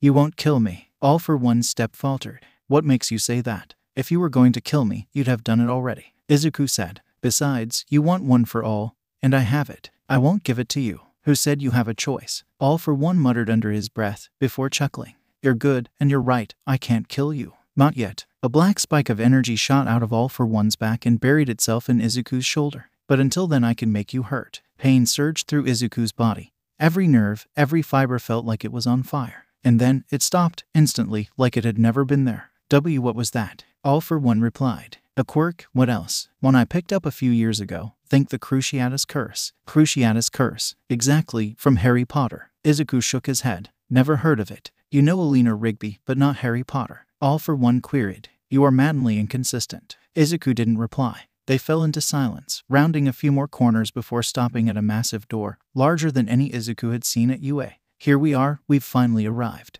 Why not get Kurogiri to send us right here? Izuku asked. A walk is good for some exercise. For me, not you obviously. All for One answered. Also, Kurogiri isn't just a taxi service on my beck and call, he is a person after all. Well, actually he's a Namu, but that's besides the point. Kurogiri's a Namu. My favorite one too. All for One retorted, before tapping his cane on the floor. The massive doors began to open, revealing a lab filled with large vats, indistinct shapes floating in them. Welcome to where the magic happens. All for One entered the lab, a flick of his wrist resuming the motion of Izuku's wheelchair. Izuku focused on the nearest vat, trying to make out the shape inside. A Namu. Its skin was a pale yellow, like the bark Namu from the USJ attack. It had clawed hands, talons on its feet, and yellow wings folded behind its body. Izuku recognized them. Tsubasa, I see you recognize your old friend. All for One drawled. Well, less friend, more merciless bully. You're a monster. Izuku felt hot, stinging tears crawled down his face. You cry for him, a nasty child who took his impotent rage out on you, on an easy target. All for One questioned. I thought better of you. You're just as weak as All Might and the others who came before him. He was a child. Izuku stated, his voice hollow. Empathy isn't weakness, it's humanity. Clearly you've lost yours. I destroyed it, it got in the way. All for One snapped back. And don't get any grand ideas of rescuing that thing. It's just a mindless beast now. I guess you two have got that in common. Once again the pain surged through Izuku's body. He felt himself bite his tongue, the taste of copper filling his mouth, but he refused to cry out. The pain ceased. Do you enjoy this or something? All for One questioned. More enjoyable than listening to you drone on and on. Clearly, you do. The pain returned, but not for as long this time, only a few seconds. You know, you might find this one interesting. All for One stated, stopping in front of another vat, blinking rapidly, his vision blurred by the pain quirk. Izuku stared into the tank, quickly making out the shape of a human torso. And only a human torso, with All for One's face, around the same age as Izuku. A clone, of a kind, yes. Jusengata, type 13. All for One answered. Completely brain dead, created that way. Dr. Garaki grew it to replace the organs of mind that all moron damaged. That's disgusting. No more so than farming animals. In fact, this is just a mindless slab of meat. It feels nothing at all. All for One spoke, his tone condescending. You don't know that. Izuku stated. It's impossible to know how another person feels. You can't just use people as organ harvesters. I think you'll find I can and I have. All for One replied. Why? Why? What? Izuku glared at All for One. Why keep them alive in this state? It's clear they'd die in an instant without life support, and you're never going to heal them or help them. Why do you keep them alive, just to suffer for your amusement? Then, I think you mean it. It's a brain-dead piece of garbage, but you know I tend to hoard a little. I just can't let go of something I might find a use for later. Izuku continued to glare at All for One, his fists tightening. Paying no mind to the pain from his shattered finger, Besides, it's not like I've done nothing to help. All for One drawled, smirking as he got Izuku's attention. See there, in its chest. Stitches, recently done. Correct, Dr. Garaki, and I felt like a little experiment. You know, just for fun. All for One explained. Whilst you were asleep we borrowed, well, more like took, something from you. All for One strolled towards the tank, staring into it. We took your heart and transplanted it into this thing. All for One continued. We were curious to see what would happen to this thing. It started healing, slowly mind you, nowhere near as fast as you. You cut out my heart. Relax, your body grew a new heart thanks to hyper-regeneration. All for One retorted. I'm curious to see how much this clone will heal thanks to your heart. And, of course, if it keeps healing, it will make a perfect organ bank in perpetuity. Izuku felt sick at the idea of the depraved science All for One clearly found fun, and his own, admittedly unwilling, role in it. In this torture, I was wrong. You're not a monster, Izuku stated, turning his head to look at All for One. You're worse. Monsters kill and maim because that's all they know, but you do it for fun. It's a choice you've made, to be evil. A life this long, you get bored. I need to keep things interesting. Izuku's fist somehow tightened further, blood dripping from his broken finger. I understand now why they call you the first demon. All for One shrugged. Oh, you haven't even seen half of it yet. I've done worse, and guess what? I'll do worse because you will fail just like your predecessors. I'm tired of waiting. More shouts reached Izuku's ears. There was an argument taking place, and maybe it would be the opportunity Izuku needed to escape in the heat of the moment. All for One sighed. Right, I had nearly forgotten about this. Come along, Izuku. The wheelchair jerked back into motion, following All for One once again into a larger space, free of vats. Don't worry, Overhaul. I'm here now. In the center of the room stood a dark-haired man, in his mid-20s, dressed in a suit and fur-lined bomber jacket, but, most bizarrely of all, a red and gold plague mask. We were supposed to be meeting half an hour ago. Overhaul hissed, his voice filled with a strange mix of apathy and entitlement. As you can see, I had another guest to entertain. Overhaul's intense eyes focused on Izuku. So you're the one who kidnapped that hero in training. A quirk like his, I couldn't help myself. All for One shrugged. In fact, he's to be part of today's show. Zenrei, they brought the girl. A chill ran down Izuku's spine. He knew that voice. He'd heard it in his nightmares for years. You should probably give up. He has no quirk. Dr. Yujiko. There he was. He hadn't aged a day since Izuku had last seen him, almost 12 years ago. But that means, your own grandson. Izuku growled. You turned your grandson into a monster. Izuku pulled on his bindings, the metal creaking and bending. Metal coils shot from All for One's palms, wrapping around Izuku's body, forcing him tight against the back of the wheelchair, and gagging him. Now, we'll have none of that. All for One spoke, his tone mockingly chiding, flaring his dark aura with every syllable. A child's place is to be seen and not heard, especially whilst the grown-ups are talking business. Silence fell over the room. The henchman Overhaul had brought shuffling nervously. Bar one, a muscular man with light brown hair and a black mask, like a wrestler, except for a distinct curve to it.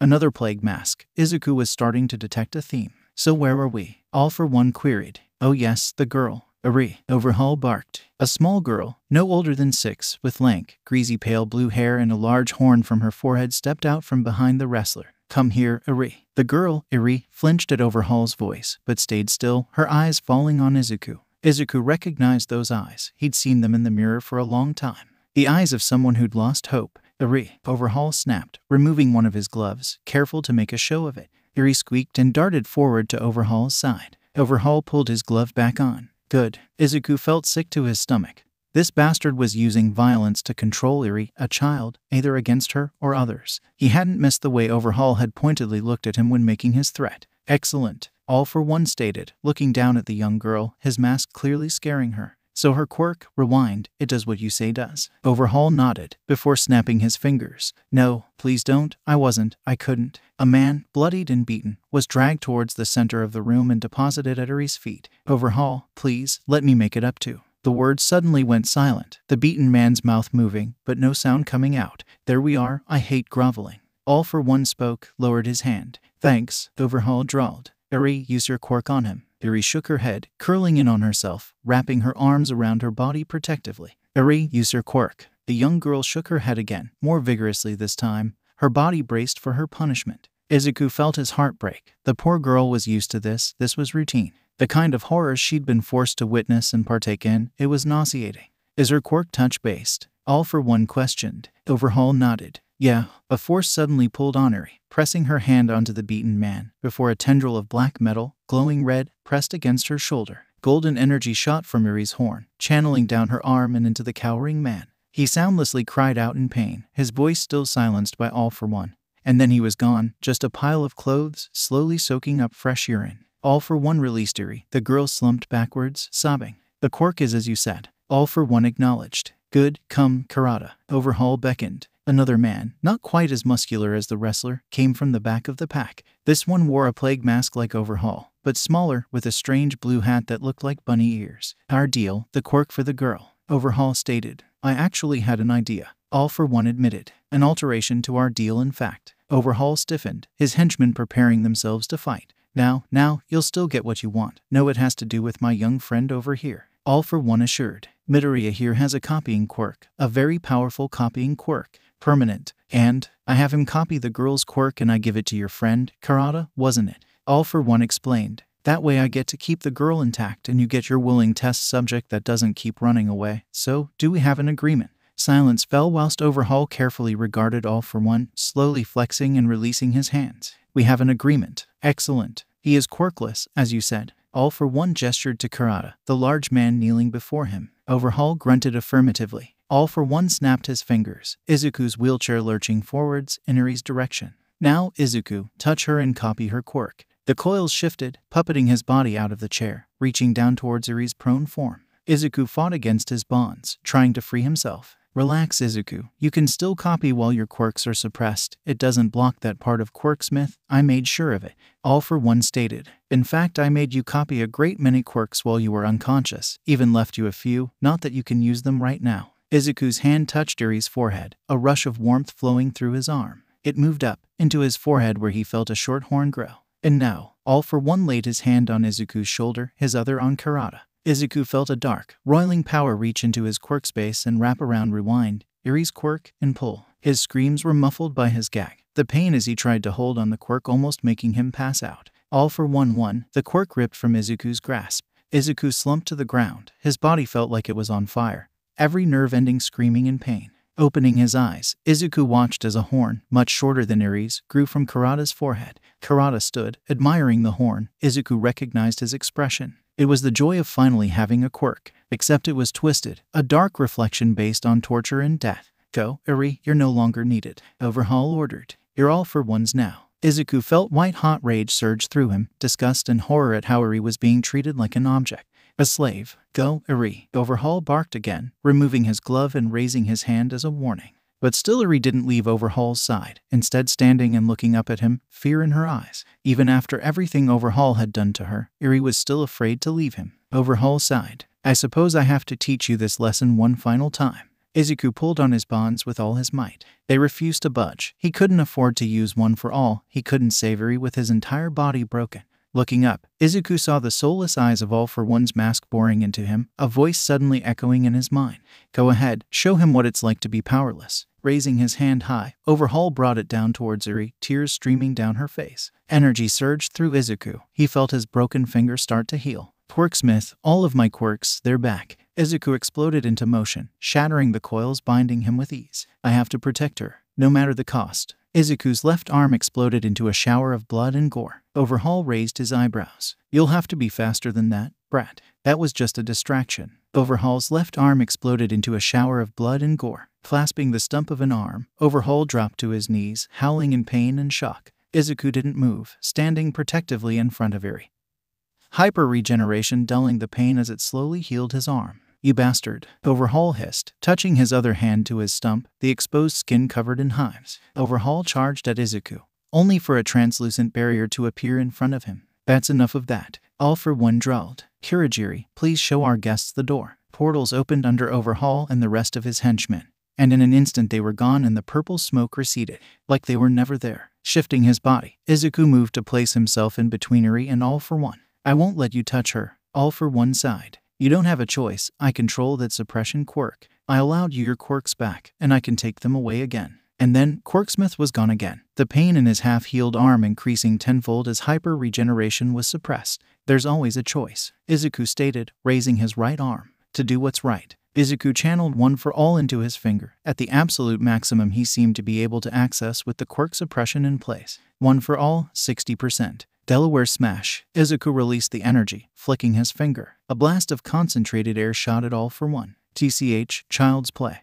All for One clicked his fingers, another wall of condensed air materializing to protect him. The attack bounced off the air wall, dissipating harmlessly. Damn it, I need to focus the blast more. Ignoring the pain from his broken first finger, Izuku gathered One for All into the absolute tip of his middle finger and flicked. This time the blast was much more contracted and far faster. With a sound like the crack of a whip, the air wall shattered, the remnants of the attack buffeting All for One. Not bad, All for One said. My turn. All for One raised his arm, palm aimed directly at Izuku. Air cannon, spring-like limbs, kinetic booster. All for One's arm swelled up, the sleeve of his suit threatening to tear apart. This is but a taste of my power. A cone of compressed air rocketed at Izuku and Eri, a warped copy of the Delaware smash, directing One for All into his fingers and thumb. Izuku hunkered down and dug them into the concrete floor, using his body as a windbreak for Eri. Izuku felt his digits shatter, 2 of them for the second time in as many minutes. But he refused to give up. Eventually, after what seemed like an age, the wind died down, Izuku sagging forwards, his entire body screaming out in pain. Before he could fall on his face, his foot found purchase, digging in and forcing his body to straighten up again. Is that all you've got? Izuku yelled defiantly, clenching his bloodied and broken fist. All for One chuckled. I was wondering why All Might picked you. You seemed far too analytical and underhanded for a brute like that. But now, I see you have the same asinine refusal to give up.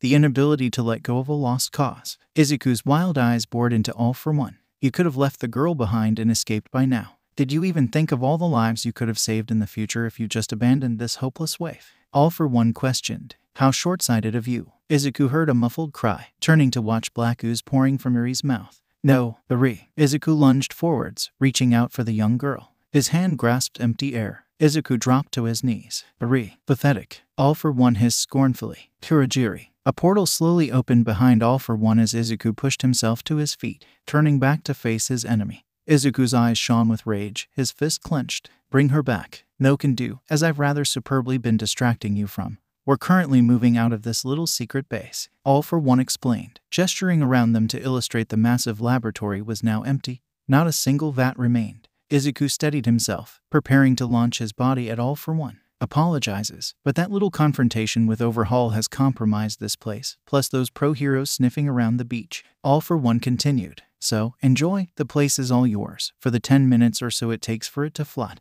Izuku charged at All for One in the portal behind him, every footfall sending shockwaves of pain through his body. The portal closed. Izuku slammed into the ground and slowly came to a halt, looking up at the blank, featureless gray concrete above. I failed. An explosion rocked the facility, followed by the sound of rushing water. It was underwater. Izuku was underwater, stranded and waiting to die. And then Izuku remembered something All for One had said. Those pro-heroes sniffing around the beach. The beach. If All for One was worried about pro-heroes at the beach, then that meant the beach couldn't be far away. Closing his eyes, Izuku focused on his memory of All for One saying those words. His head turned to his left when he mentioned the beach, only by an inch, meaning that's the most likely direction. Pushing his battered and bleeding body to his feet, Izuku propelled himself forwards, forcing one foot in front of the other. Exiting the lab, Izuku quickly located a stairwell and headed down, following the water flowing from the floor above. If I blow an escape hole in an unflooded section of the water will just rush in, washing me away and making it unusable.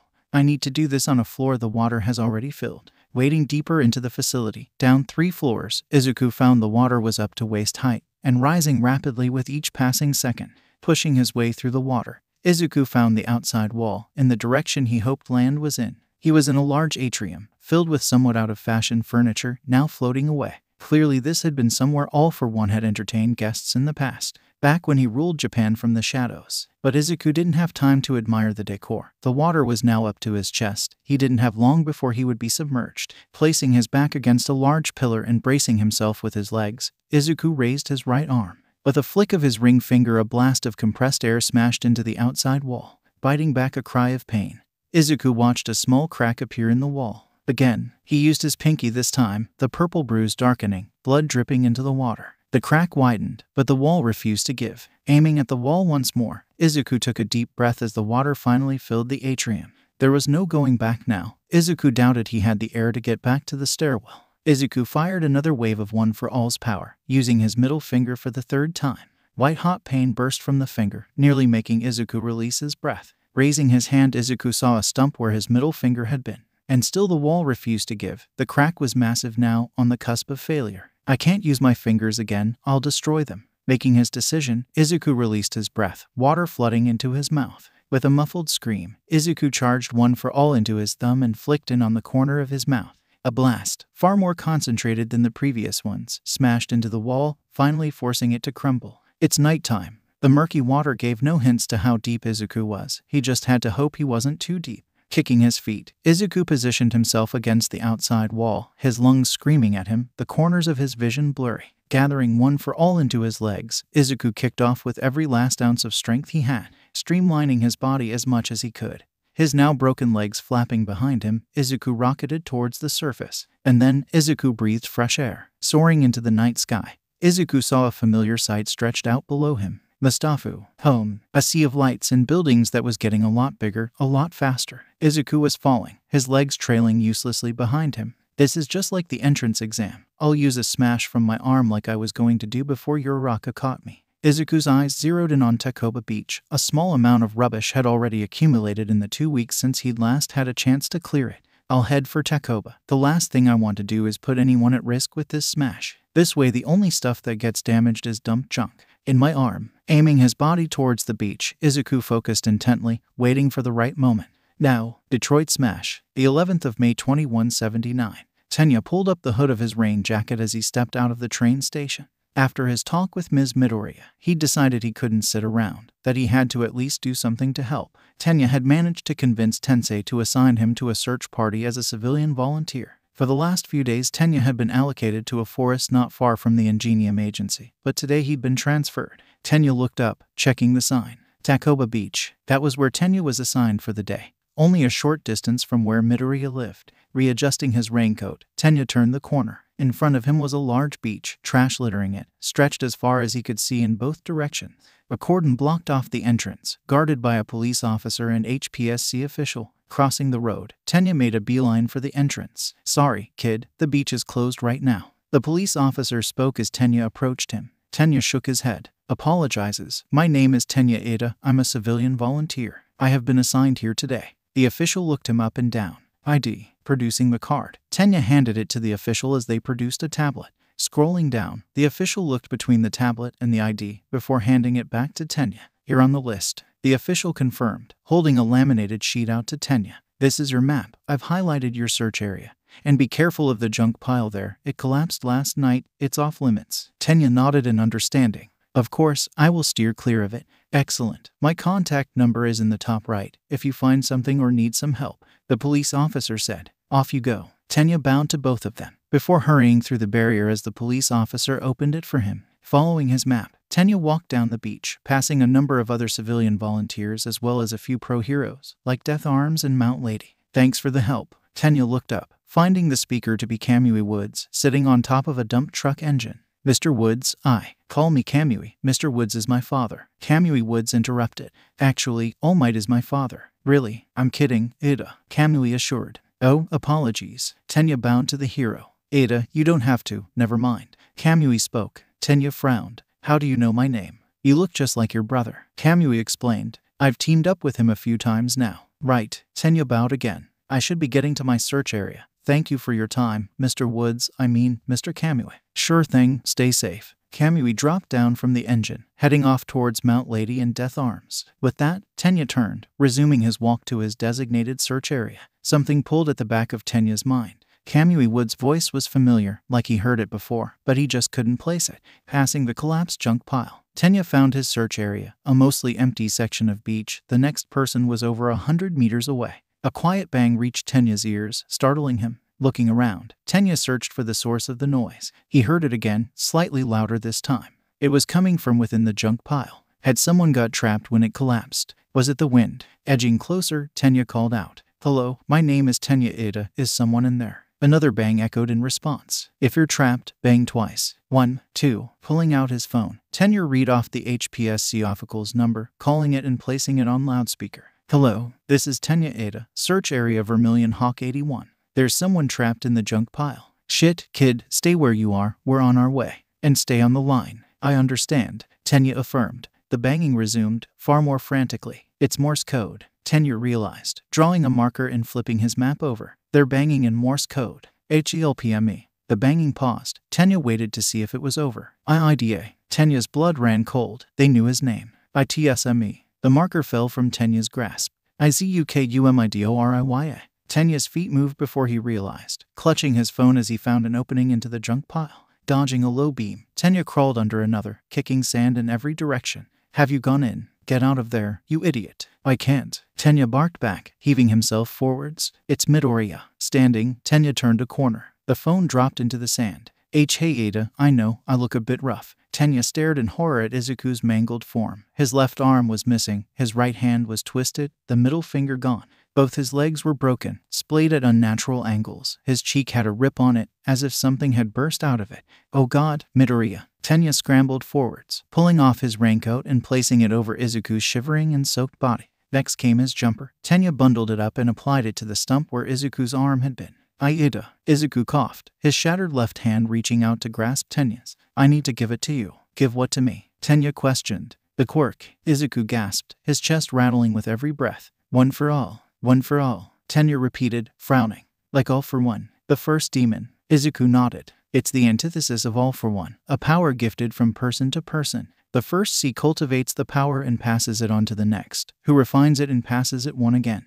Izuku coughed, blood issuing from his lips. A crystalline network of power. Izuku suddenly drove his hand down, taking Tenya's with it, and impaling it on a glass shard. It's yours now. Tenya pulled his hand away. The glass had gone through the palm of Midoriya's hand, only just managed to scratch the surface of his own. Tell All Might I gave you one for all. Izuku instructed. And, I need you to promise me something. Tenya nodded. Izuku's speech was starting to slur. You have to save Eri. He has her. All for one has her. Promise me, Ada. Promise you'll save Eri. Tenya nodded. I promise. Izuku smiled. Before his body went limp, his eyes closing. Tenya choked back tears, head bowed. The junk pile over them was suddenly ripped away, revealing the hulking form of All Might. Izuku, All Might exclaimed, tossing the junk clear and bending down towards Midoriya. Wake up. Izuku. But Midoriya didn't stir. Tenya collapsed back against a dented fridge, staring down at his blood-stained hands. Paramedics arrived next, rushing past Tenya and All Might. There's a weak pulse. It's thready, but it's there. Tenya raised his head, a spark of hope stirring within him. I need a helicopter unit here now.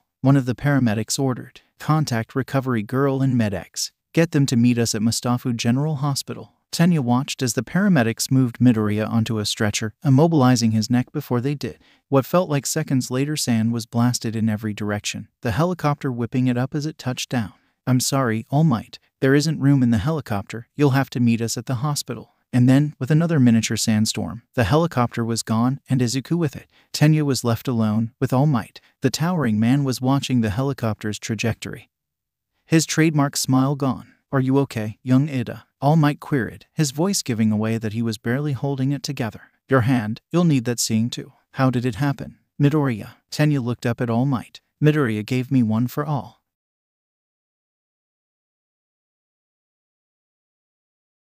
The 12th of May 2179. The last day had been a blur. Tenya remembered telling All Might that Midoriya had given him one for all. All Might had only stayed long enough to give Tenya a number to call, someone who could explain one for all to him properly. And then he was gone, jumping away, in the direction of Midoriya's flat. To tell Ms. Midoriya. Tensei had once told him the hardest part of being a hero was telling relatives bad news. Tenya had called the number. 20 minutes later he'd been in Detective Tsukachi's car, on the way to Mustafa General Hospital, getting an in-depth explanation and history of One for All. The same power that now flowed through his veins. Tenya stared at Midoriya, surrounded by beeping and flashing machines, a tube down his throat breathing for him. The door to the hospital room opened. Tenya turned his head, his eyes falling on the emaciated form of All Might, a truth he'd been introduced to the night before. At any other time that would have been shocking, but right now it almost felt like he'd been expecting it, or something like it. Any news? All Might asked quietly, trying not to wake Ms. Midoriya as he sat in the chair next to Tenya. Tenya shook his head. No, same as before, critical but stable, life-changing injuries. Eat this. All Might held out a bag of food. You're going to be very hungry once One for All kicks in. Tenya picked absent-mindedly from the bag. He wasn't really hungry. Even if he pulls through, his dream's over, isn't it? All Might bowed his head. I don't know. Why? Tenya looked down at the anpan in his hand. If All for One is Midoriya's father, why do this to him? That monster isn't Izuku's father. Tenya and All Might looked up to see Ms. Midoriya, or Inko as she insisted Tenya call her, was awake and sat up in her chair.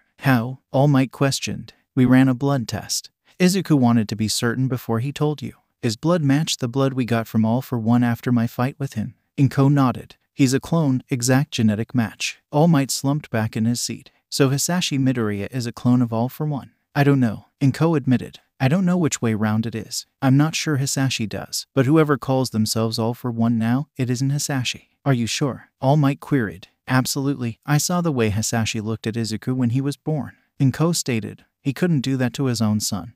Everything he did to protect Izuku. Everything he did. Tenya blushed when he realized he'd spoken out loud. The night you, All Might, fought All for One, Hisashi heard it, with an enhanced hearing quirk. Inko held her hand up, anticipating All Might's question. I was there, it was given willingly. A woman in our apartment building. She couldn't turn it off, she wanted it gone. I had to convince him to take it. He was afraid he might get a taste for it.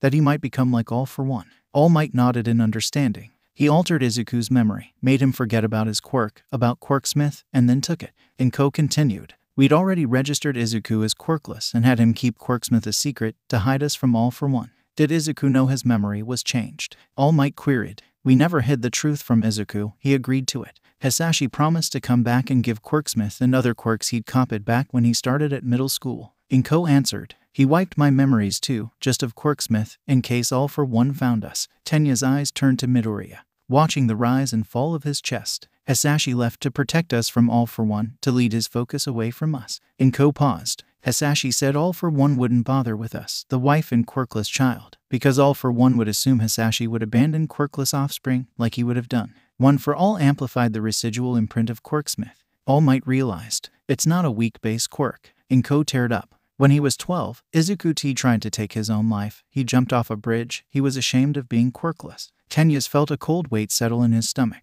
A hero. I'm not sure who caught him. I wasn't really paying attention to who the hero was back then. Inko stated. It was my fault. I let him believe he was quirkless. I knew that Hisashi had taken Izuku's quirk, not that it was Quirksmith. Inko paused. I tried to get hold of Hisashi. Every method I had, but he never came. The best guess I have is that All for One caught up to him. I see. All Might sighed. When was the last time you heard from him? When Izuku was 11. He was in Bolivia at the time. Inko answered. I was so happy when Izuku got his quirk back. Just for a second I could hope that Hisashi was still alive. And then you told me about One for All. I'm sorry. All Might bowed his head. It's not your fault, Inko assured. It's mine. I should have insisted that Hisashi didn't change Izuku's memories. I was selfish. I wanted Izuku to be a kid just a little bit longer. A knock sounded on the door, followed by the entrance of a doctor. Tenya recognized her from when Yue. She was the school nurse. Recovery girl. Tenya also recognized the expression on her face. She had bad news. Incredibly bad news. Ms. Midoriya, could I speak to you privately? Inko shook her head. It's fine. Here's fine. They can stay. Recovery girl hesitated. If that's okay with you, then sure. What is it? Inko queried. There's no easy way to tell you this, Ms. Midoriya. Recovery girl paused. Following our CT scan, as well as the other tests, we've found massive, irreversible brain damage. It's unlikely that Izuku will ever regain consciousness. Unlikely, Inko spoke, her voice hollow. But that means there's a chance. A chance he could wake up, right? Like I said, it's highly unlikely. But, in this day and age the quirk, or in this case quirks, of a patient can allow them to survive trauma most others wouldn't.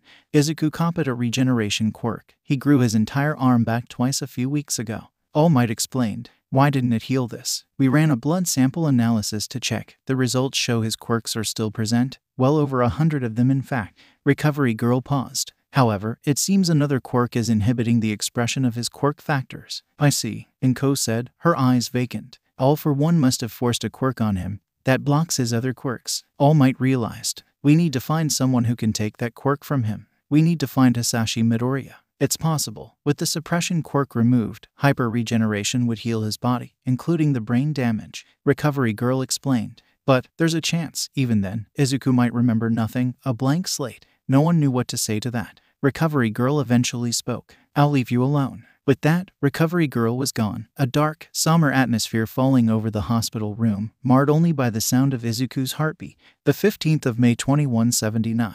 Shoto sighed, staring blankly down at his phone. The sound of the front door slamming shut made Shoto flinch. A few seconds later Endeavor slouched into the lounge area.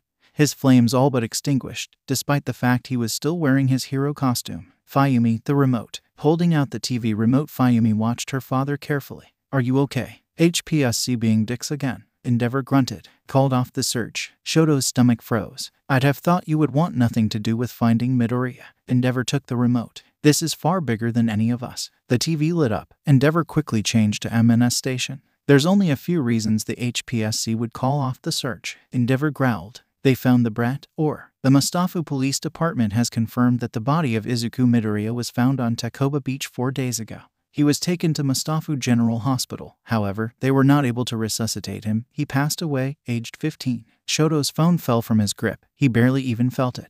Midoriya, a promising UA student whose abduction at the sports festival 10 days ago has shocked the nation to its core. Police have confirmed that the wounds on his body were consistent with those seen in the victims of the hero killer sting.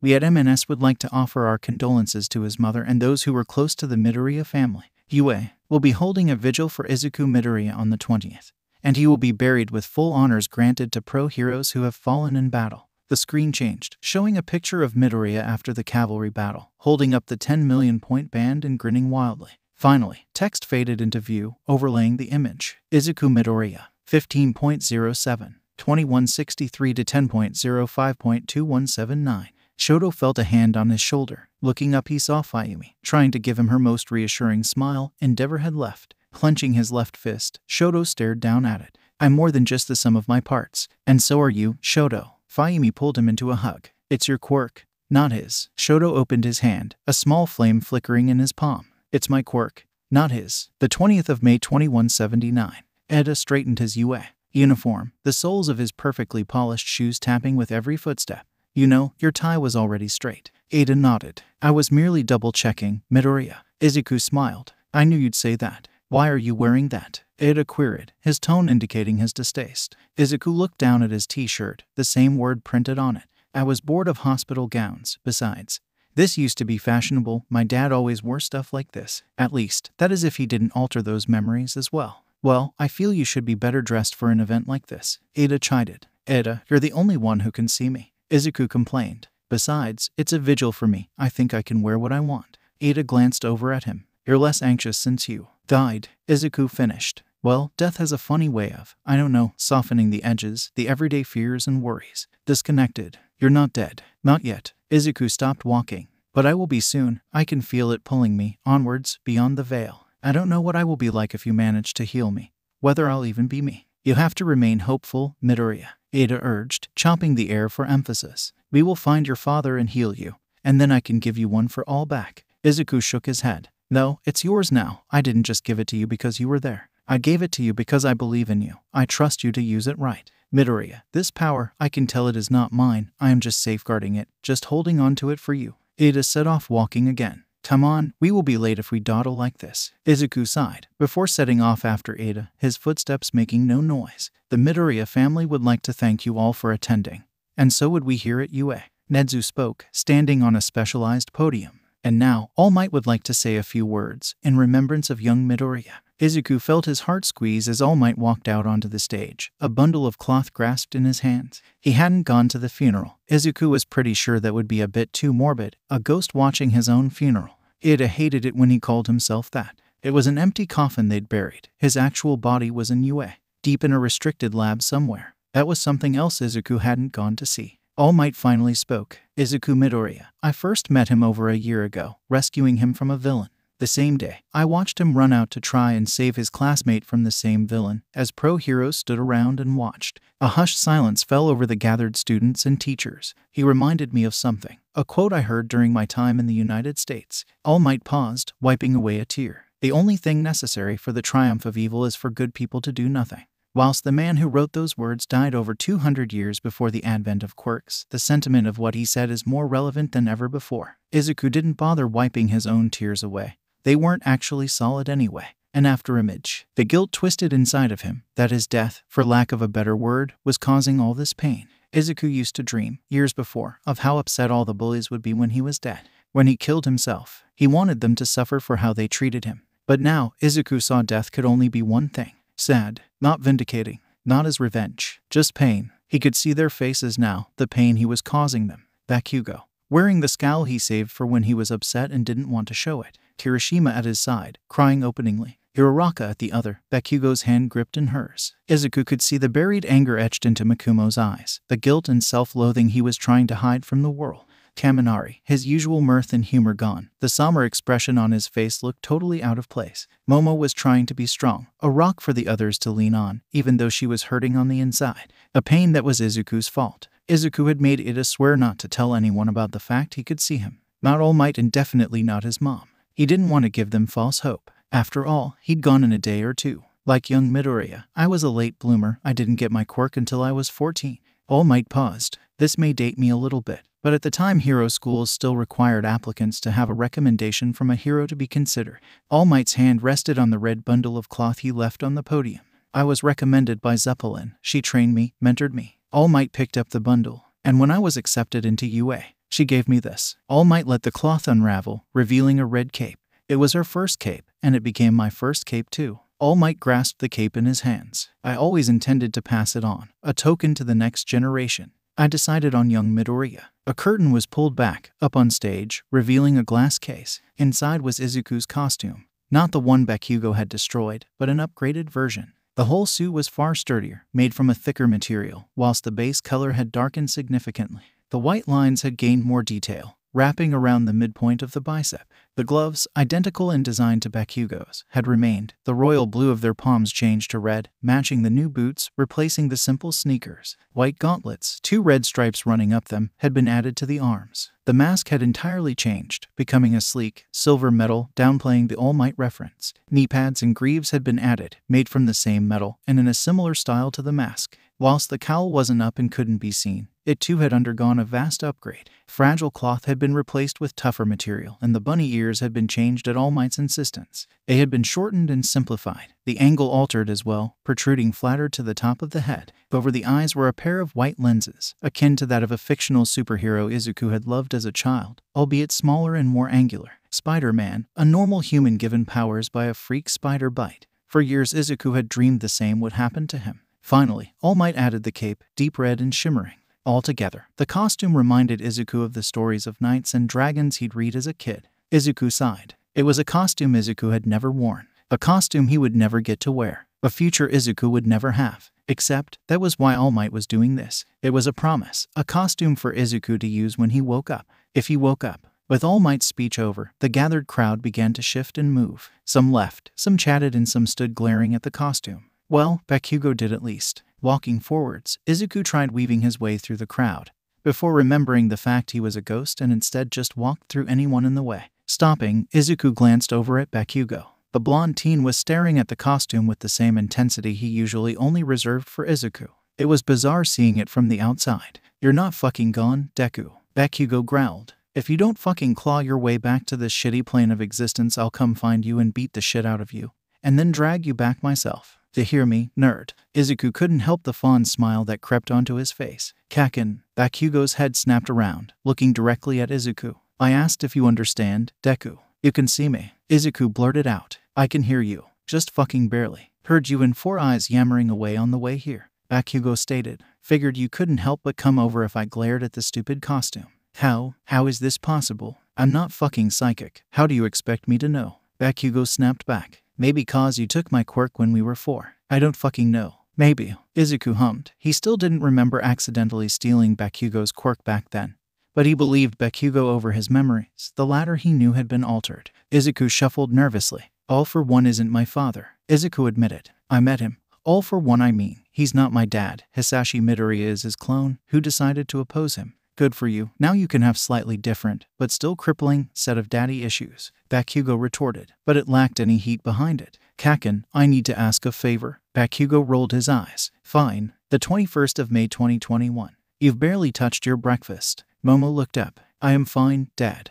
"That you're not, Momo." Tadashi Yaoyorozu reached out and grasped his daughter's hand. "And that's okay. No one is expecting you to act as if nothing has happened." Momo didn't reply. "When your mother died, I fell apart," Tadashi admitted. "If your grandparents, my parents, had been there for me, I don't know how I would have coped. So, it's my turn to be there for you." "That's different. Mother was your wife. She died saving an entire city from being flooded." Momo paused. "Izuku was a boy I liked. Pretending it wasn't much doesn't help with the pain, sweetie." Tadashi spoke. Sometimes, the loss of what could have been hurts more than the loss of what was. Momo nodded, gripping her father's hand. I liked him, I really liked him, and I never got to say goodbye. How about we go to the grave tomorrow? It should be in the same cemetery as your mother's. Tadashi paused. But only if you want to. If you're not ready, that's perfectly fine, and if you don't want me there, that's fine as well. Momo wiped the tears from her eyes. Thank you, I love you, Dad. Tadashi moved around the table, pulling his daughter into a hug. I love you too, sweetie. Dad? Momo queried. Tadashi broke away. Yes, can I use her hero name? Momo looked at Tadashi hopefully. I was going to use Creati, like grandmother, but I wondered if you'd mind me using yours since you're retired. I get it if you don't want me to. Momo, it would be an honor. Tadashi smiled, hugging his daughter again. You're going to be an amazing hero. Thanks, Dad. Oh, this'll give you a chuckle. Tadashi smirked. Your friend, Todoroki, I'm pretty sure he thinks I'm the butler. Momo laughed. Just for a few seconds she could forget the pain. And then it came, hurting her all over again. Sweetie, I forgot to mention, a letter came for you. Momo and Tadashi broke apart, the latter grabbing a white envelope from the counter and holding it out to her. Here. Thanks, Dad. Momo took the letter, turning it over. She nearly dropped it in shock. It was Midoriya's handwriting. Hurriedly, Momo opened the letter, pulling out a simple white sheet of paper and unfolding it. Takoba Beach, 7 p.m. today. Momo turned it over. There was something more. 7153 to 2160. It was just numbers. The 2160 could be a year, but the 7153 didn't make sense as the day and month. Creating a fresh sheet of paper, Momo wrote out a list of possible dates, switching the 0 with each of the 4 numbers from the first set in turn, apart from the 1.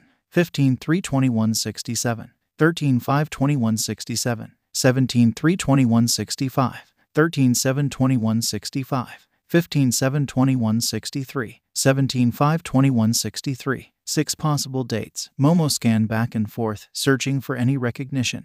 15-07-21-63. It's Izuku's birthday. Picking up the envelope, Momo examined it. The postmark was dated yesterday, from Mustafu. Takoba Beach, 9 hours later. Here, nerd. No, that way a bit. Bakugo tossed the shovel down. How the fuck are you trying to help? I can't fucking see you. Language, Tenya chided, watching out for the others to arrive. Midoriya pointed approximately 1.3 meters to your left. See, Four Eyes gets it. Sorry, Kakin, I forgot. Midoriya bowed his head in apology, before realizing Bakugo couldn't see him. Tenya still hadn't been able to find an explanation for how Bakugo could hear Midoriya.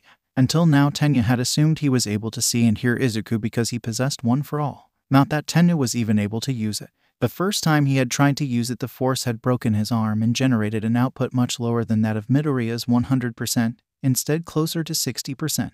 Every time he tried to use the quirk since then, it just seemed to refuse to respond, like it wasn't even there anymore. Bakugo released a stream of obscenities, distracting Tenya from his thoughts for a moment. Tenya didn't know how they had managed to convince him to join in on this deception. Midoriya had gotten Bakugo to write 9 letters, since he could imitate the green-haired teen's handwriting, which Tenya had then posted. 2 had come back to them, 1 for him and 1 for Bakugo. Midoriya still refused to allow them to tell anyone else of his current state, so they would be pretending that they'd followed the letter's instructions like everyone else. They'd also been sent to Midoriya's home to retrieve a map of Takoba Beach, Bakugo sneaking in with his mother's key while Ms. Midoriya was visiting her son. It had led them here, not far from where Tenya had found Midoriya, and far closer to where Tenya had spoken to Kamui Woods. Hey, Bakubro. Kirishima landed in a cloud of sand, hardening his legs to absorb the fall from the railings above. Shitty hair. Bakugo growled in greeting, continuing to dig. Spark plug. Kaminari came down next to Kirishima, stumbling as he landed and hitting the deck. Erg, sand in my mouth. Bakugo tossed a shovel full of sand over his shoulder, directly on Kaminari's head. There, now the rest of you is covered in sand as well. Kaminari spluttered in indignation. Kakin, whatcha doing? Digging. Bakugo paused, the nickname momentarily throwing him off. I'm digging, round face. Uraraka smiled, the expression not matching her puffy eyes. I can see that, silly. I meant why are you digging? The letter, mine came with a map and told me to bring a shovel. Kirishima pumped his fist. Cool, a treasure hunt. I wonder who sent those letters. Izuku. The group looked around to see Yaoyorozu and Todoroki approaching, the latter having spoken. They were from Izuku, it's his handwriting. Yaoyorozu explained. Does that mean he's alive? Kirishima questioned. Maybe he's been sent on some super secret mission by UA, and they faked his death. Yeah, Kaminari added. Or maybe he's being held captive by some supervillain that faked his death cause they want that super sweet quirk of his.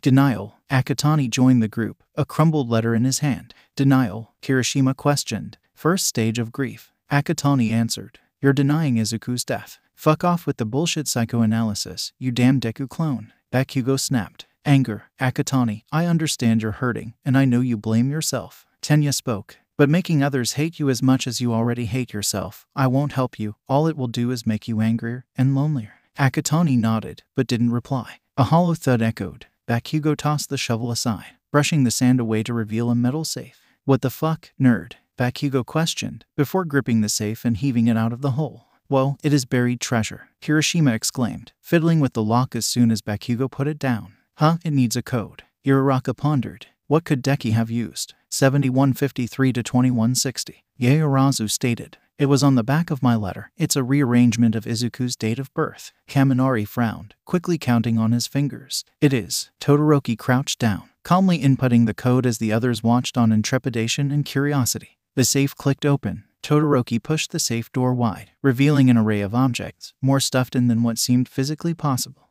Picking up the first that came to hand, Todoroki examined the flat, circular device, its surface a dark gray metal. What is this? Todoroki queried. It's a UA hologram thingy, Uraraka explained, before noticed the confused looks on Yaoyorozu and Todoroki's faces. Right, you two are recommendation students. They sent these with our acceptance letters, made a little hologram of All Might that told us we got in. It must be a keepsake. Tenya mused. It ain't. Bakugo snatched the projector from Todoroki. If it was, then Nerd would have kept it in pride of place in his weird All Might shrine. Placing it down, Bakugo pressed the activation button. A life-sized hologram of Midoriya appeared in a flash of light. He was dressed in casual clothes, his arm in a sling. This is from just after the USJ attack. Yaoyorozu realized. If you're watching this, then that means I'm dead, Midoriya stated, before giving a small smile. I've always wanted to say that. Although now I realize I have to die for anyone to hear this, which I'm hoping is something that hasn't happened, but of course it has to have if you're watching. Midoriya calmed himself. Let's stop muttering. This projector only has so much internal memory. Izuku murmured to himself. So, where was I? Right, I need to tell you about my quirk, and I don't mean Quirksmith.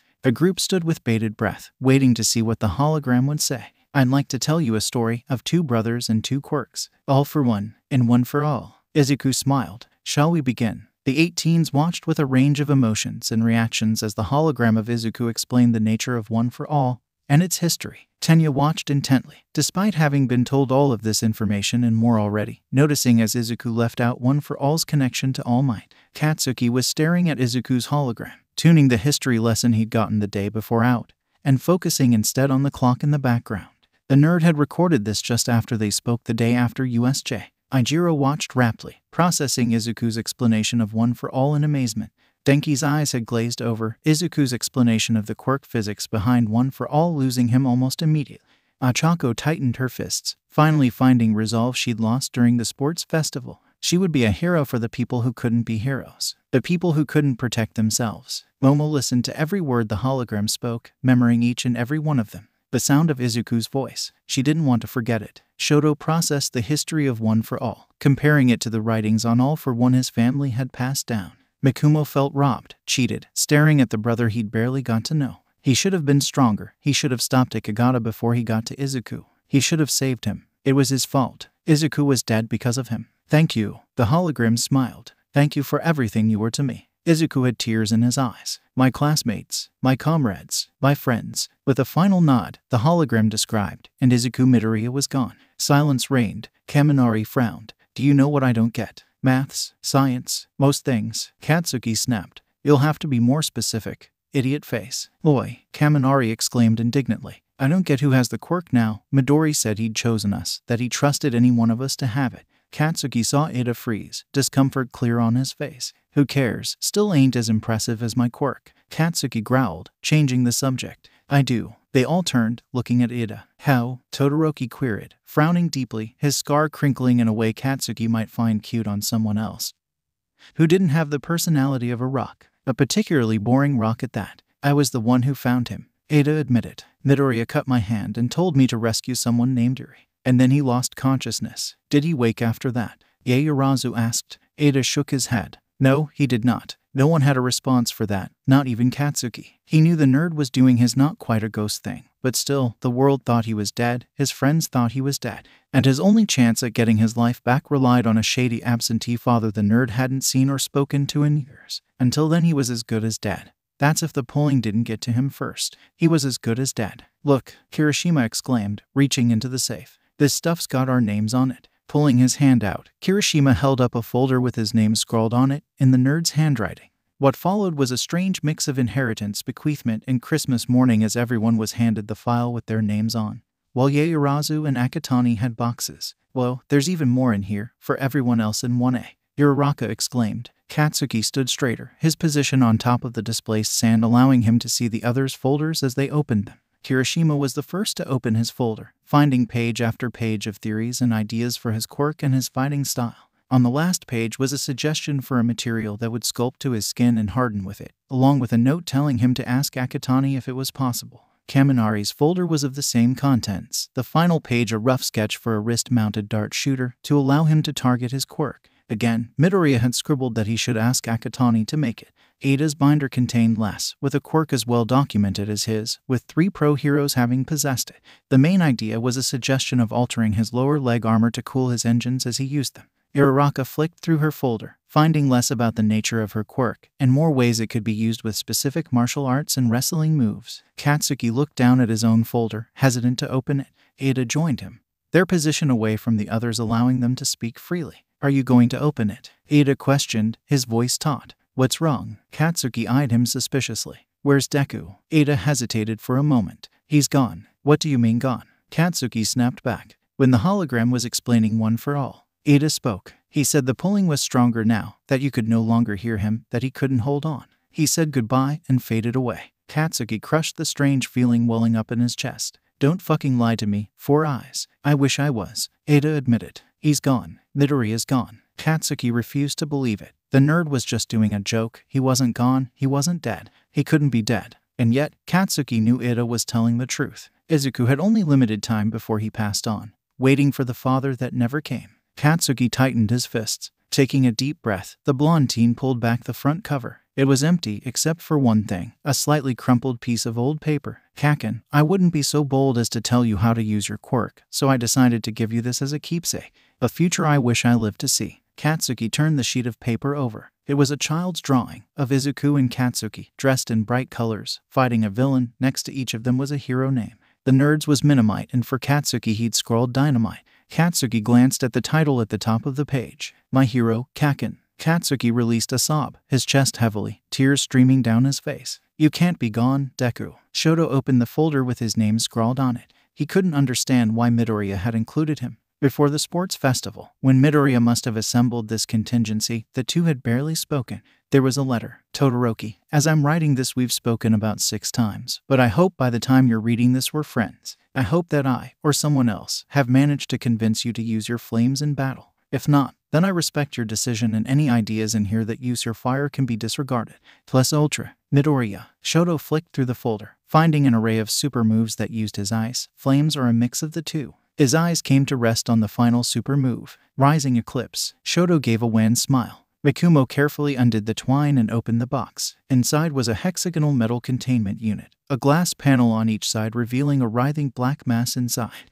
Nanobots. Mikumo stared at them in amazement. Even in this era of quirks they were still hypothetical. No machine was capable of creating something so small. Izuku must have used creation to bypass the limiting factor. A note was attached to the unit. The first nanobots I created, as a keepsake. At the bottom of the box was a folder. Inside was the full specifications for the nanobots, a design from the pre-quirk era. Mikumo, if you're reading this I died before the sports festival, somehow. I'll remove this note if I haven't. These are the designs for the nanobots. I'm going to ask Momo to make more for you after the sports festival. These took nearly 2 weeks to produce. My fat stores aren't big enough for such complex designs. I'm not sure this batch is all that stable as a result. Izuku had been intending to give him the nanobots, a second batch produced by Yaoyorozu, to support his future as a hero. Momo opened her box. Inside was a folder filled with ideas for how she could imitate quirks with her creation. Below it was a book, worn and battered, its title barely legible. Legends of Risteria, The Blade of Power. The front cover showed a sword, the blade made of emerald, superimposed over that of a buster sword. A fantasy novel from the pre-quirk era. Deku's book. Momo looked up, seeing Bakugo staring at the item in her hands. It was Izuku's. Took it everywhere with him. Bakugo answered. Turn it over. Doing as she said, Momo found a large score mark on the back. You used your quirk on it. Bakugo shrugged. It was the only time I ever really saw him get mad at me. He cried for ages afterwards. It was his favorite book. His dad gave it to him before he fucked off. Oh, I see. Momo spoke, touched that Izuku would give her such a treasured belonging. Opening the cover, Momo couldn't help but smile. Tucked inside was a photo of her and Izuku, their heads bound together as they chose the class officers, the morning of the USJ attack. She hadn't even noticed the photo being taken. Clearly whoever it was that had given this to Izuku. Flipping the photo over, Momo saw Izuku's scrawl on the back. I love you. A tear dropped onto the page, the ancient paper absorbing it instantly. Oh cool, a football. Kaminari held up the aforementioned object. It was in the safe. Momo looked up, discreetly wiping her tears away. She wasn't the only one crying. Uraraka frowned. That's a bit of a weird and random object. Nonsense. Midoriya must have placed it in there for us to use. Ada rationalized. Right, let's go. Kirishima exclaimed, snatching the football. I picked Bakugo. No one spoke for a second before Bakugo trudged over to Kirishima. It looked like they were going to be playing football. Yaorazu, as acting class representative, you should be the other captain. Ada insisted. The others murmured in agreement. Right. Momo nodded. I choose Todoroki. Kirishima smirked. Uraraka. Akutani. The dark-haired teen shook his head.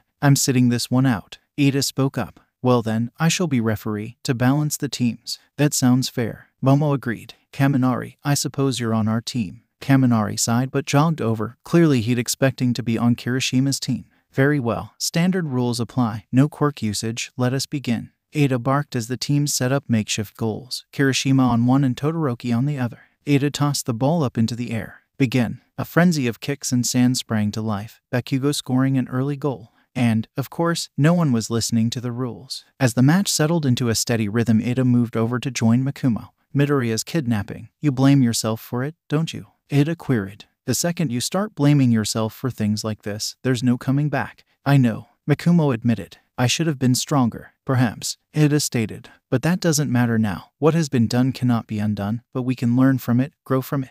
Mikumo didn't reply. Use that self-loathing as a fuel, a power to drive yourself to do better. Ada paused. To be better. I know, Mikumo admitted. I just feel so lost. I never had any family and finally I found Izuku and then he was killed. It's like the world's trying to tell me something.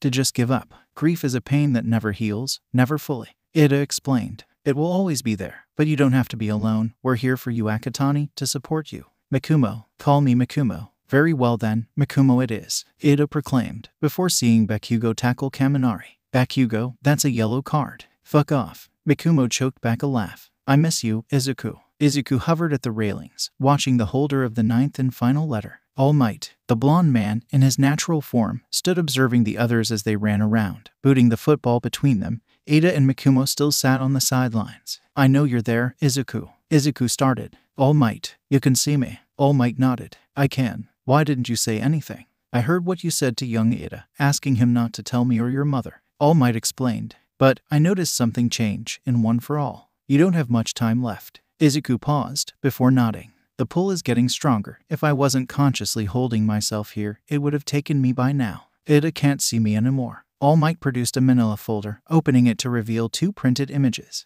This is a scan of your brain from 8 days ago. All Might pointed to the first image. These areas here are the damage. I know about the brain damage, Izuku said, his tone defeated. I'm brain dead. This is just One for All holding me here for a little longer, a chance to say goodbye, on my terms. All Might swapped images. I'm not sure it is. This scan was done 3 hours ago. Notice any differences? Izuku stared at the scan, his mind racing. The brain damage is healing. But that's impossible. Not without hyper-regeneration, and it was suppressed, and now I've passed One for All on Quirksmith will have faded out. It hasn't. All Might answered simply. Tokisei, the officer you copied Quirkspace from, I asked him to check your quirks. They're all still there. Every single one of them, just almost entirely suppressed by the quirk All for One added. Izuku reflected on All Might's words. Wait, all of my quirks, I passed One for All onto Ida. You did. Tokisei confirmed its presence in his Quirkspace. And in yours. All Might answered. But something happened. Like Ida's body rejected One for All and now it's stuck in limbo between the two of you.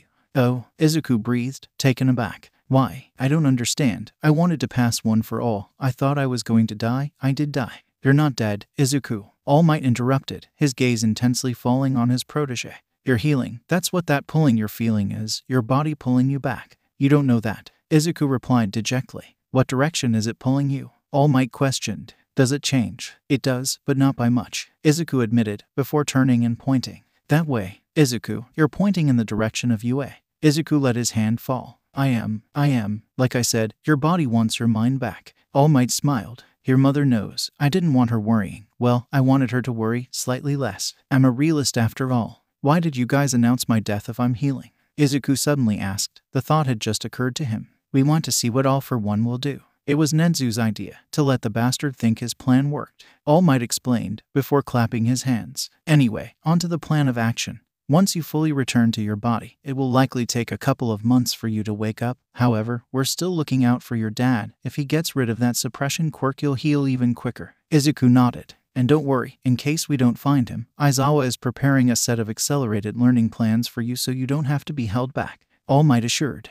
Izuku felt himself welling up, his intangibility the only reason he didn't tackle his mentor into a hug. Thank you, All Might, for believing in me. All Might stooped himself down, placing his hand on the space where Izuku's shoulder should have been. I have always believed in you, Izuku. I know you're going to come back from this stronger than before. The green-haired teen beamed, before becoming contemplative, glancing down.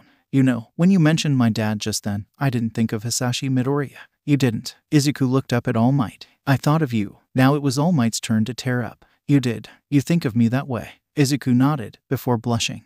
Sorry if you think that's weird or creepy. Izuku, I don't think that in the slightest. All Might assured. I'm honored and blown away that someone as amazing as you thinks of me like that. Honestly, I've thought of you as a son to me for a long time now. I would be so proud to have you as my kid. Izuku wiped away a flood of tears. Really. Without thinking, Izuku hugged All Might, but instead of passing through, the edges of Izuku sparked slightly, but made contact. All Might wrapped his arms around his protege. His son. It's time, Izuku stated. I'm ready to go now. I'll stay with you, All Might assured. Until the end. Izuku nodded. I know. All Might opened his eyes. Izuku was gone. Izuku opened his eyes. He was at the train station near his flat, except every surface was a brilliant white, including Izuku's body. Where am I? Izuku looked around himself in every direction. Exactly where it looks like. A familiar voice spoke. A train station. All for One walked out of nowhere, joining Izuku on the platform. Except it wasn't All for One. It looked like him, but far younger and even sounded like him. Izuku put his finger on it. Whoever this was, they lacked the same cruelness in the eyes, in the posture. They weren't a monster hurting people to get their kicks. Zeroth, Izuku stated. Aren't you? The person nodded, a smile playing on their lips. I am. You're a vestige of All for One. Not quite, Zeroth answered. When I held the stockpiling meta ability, it wasn't strong enough to create vestiges. I'm an imprint. What's the difference? Izuku asked, wishing he had his notebook to write all this down. A vestige is a perfect copy, but me, it's a little more hazy. I remember the broad strokes, key moments. I can't even remember my original name. Zeroth shrugged. Technically, I'm an imprint of two different people. All for One and the stockpile meta ability holder. Used to be a two minds, one body sort of thing, but for a long time now we're one and the same, a single being. Am I dead? Izuku suddenly blurted out. Zeroth chuckled. Maybe not. Maybe life is just a simulation. Who knows? Not me. That's not an answer, Izuku stated. It is an answer, Zeroth insisted. Just not a satisfying one. But fine, more clarity then. You're not dead yet. Not dead yet. Where are we? Zeroth asked rhetorically. A train station, which implies you have a choice. Izuku looked around, finally studying his surroundings closely. Instead of being empty, both platforms had trains at them, their doors open. Two trains, that one goes to UA. Izuku pointed to the one in front of them. And that one goes, I don't know where, I've never taken it. Except this isn't the real world, is it? Zeroth queried. It's a representation of a choice to pass on or something else. Something else. Zeroth smiled. Home, the long way round. Home, my future. Izuku clenched his ethereal white fist. Then that's what I'll choose. No hesitation, I like it. Zeroth exclaimed. Now, which train do you think that is? Izuku's brow furrowed. Is the UA. For passing on or home, it could be either one. Don't overthink this, Zeroth teased. I got it, Izuku stated. The UA train is to home, since my body is at UA. It makes perfect sense. Then I guess you'll be going then. Zeroth patted Izuku on the shoulder. Can't you come? Izuku questioned. Zeroth shook their head. Couldn't even if I wanted to. Have a good life, kid. And I hope not to see you anytime soon. With that, Zeroth was gone, along with the other train. Izuku stared at the empty space for a few moments before taking a deep breath and stepping onto the train heading towards UA. Heading towards home. The solid white doors hissed shut as Izuku took his seat. Every surface the same color as the doors. Slowly the train began moving, gathering speed with every second until all Izuku could see out the window was a featureless void. And then Izuku felt a strange energy, almost like one for all, start to wash over him in waves. Watching in amazement, Izuku saw the color seep back into his surroundings with every second. Looking down at his hands, Izuku beamed at the sight of his body.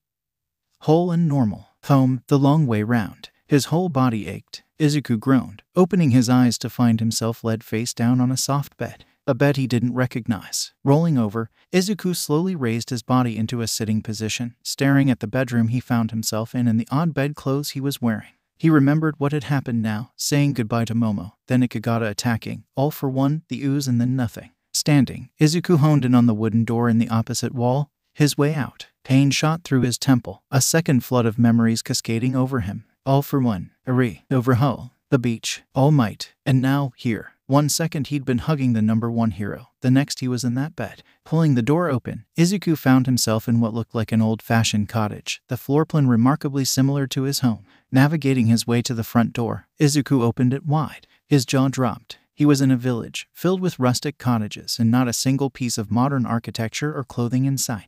A bustling little farm town. Wandering out and spinning around, Izuku saw a castle in the distance, one he recognized, Darthmore Castle, the lair of the evil sorcerer Blackthorn. But that was impossible. It was fictional, and while it was based on a castle in England, specifically Lancaster Castle, that structure had been largely destroyed during the rise of Quirks. Turning again, Izuku couldn't believe his eyes. There it was in the distance. Alvar, the city of 6 rivers, the capital of Risteria. This is Risteria. Izuku breathed in disbelief. I'm in Risteria. I'm in a fantasy world. The 21st of May 2179.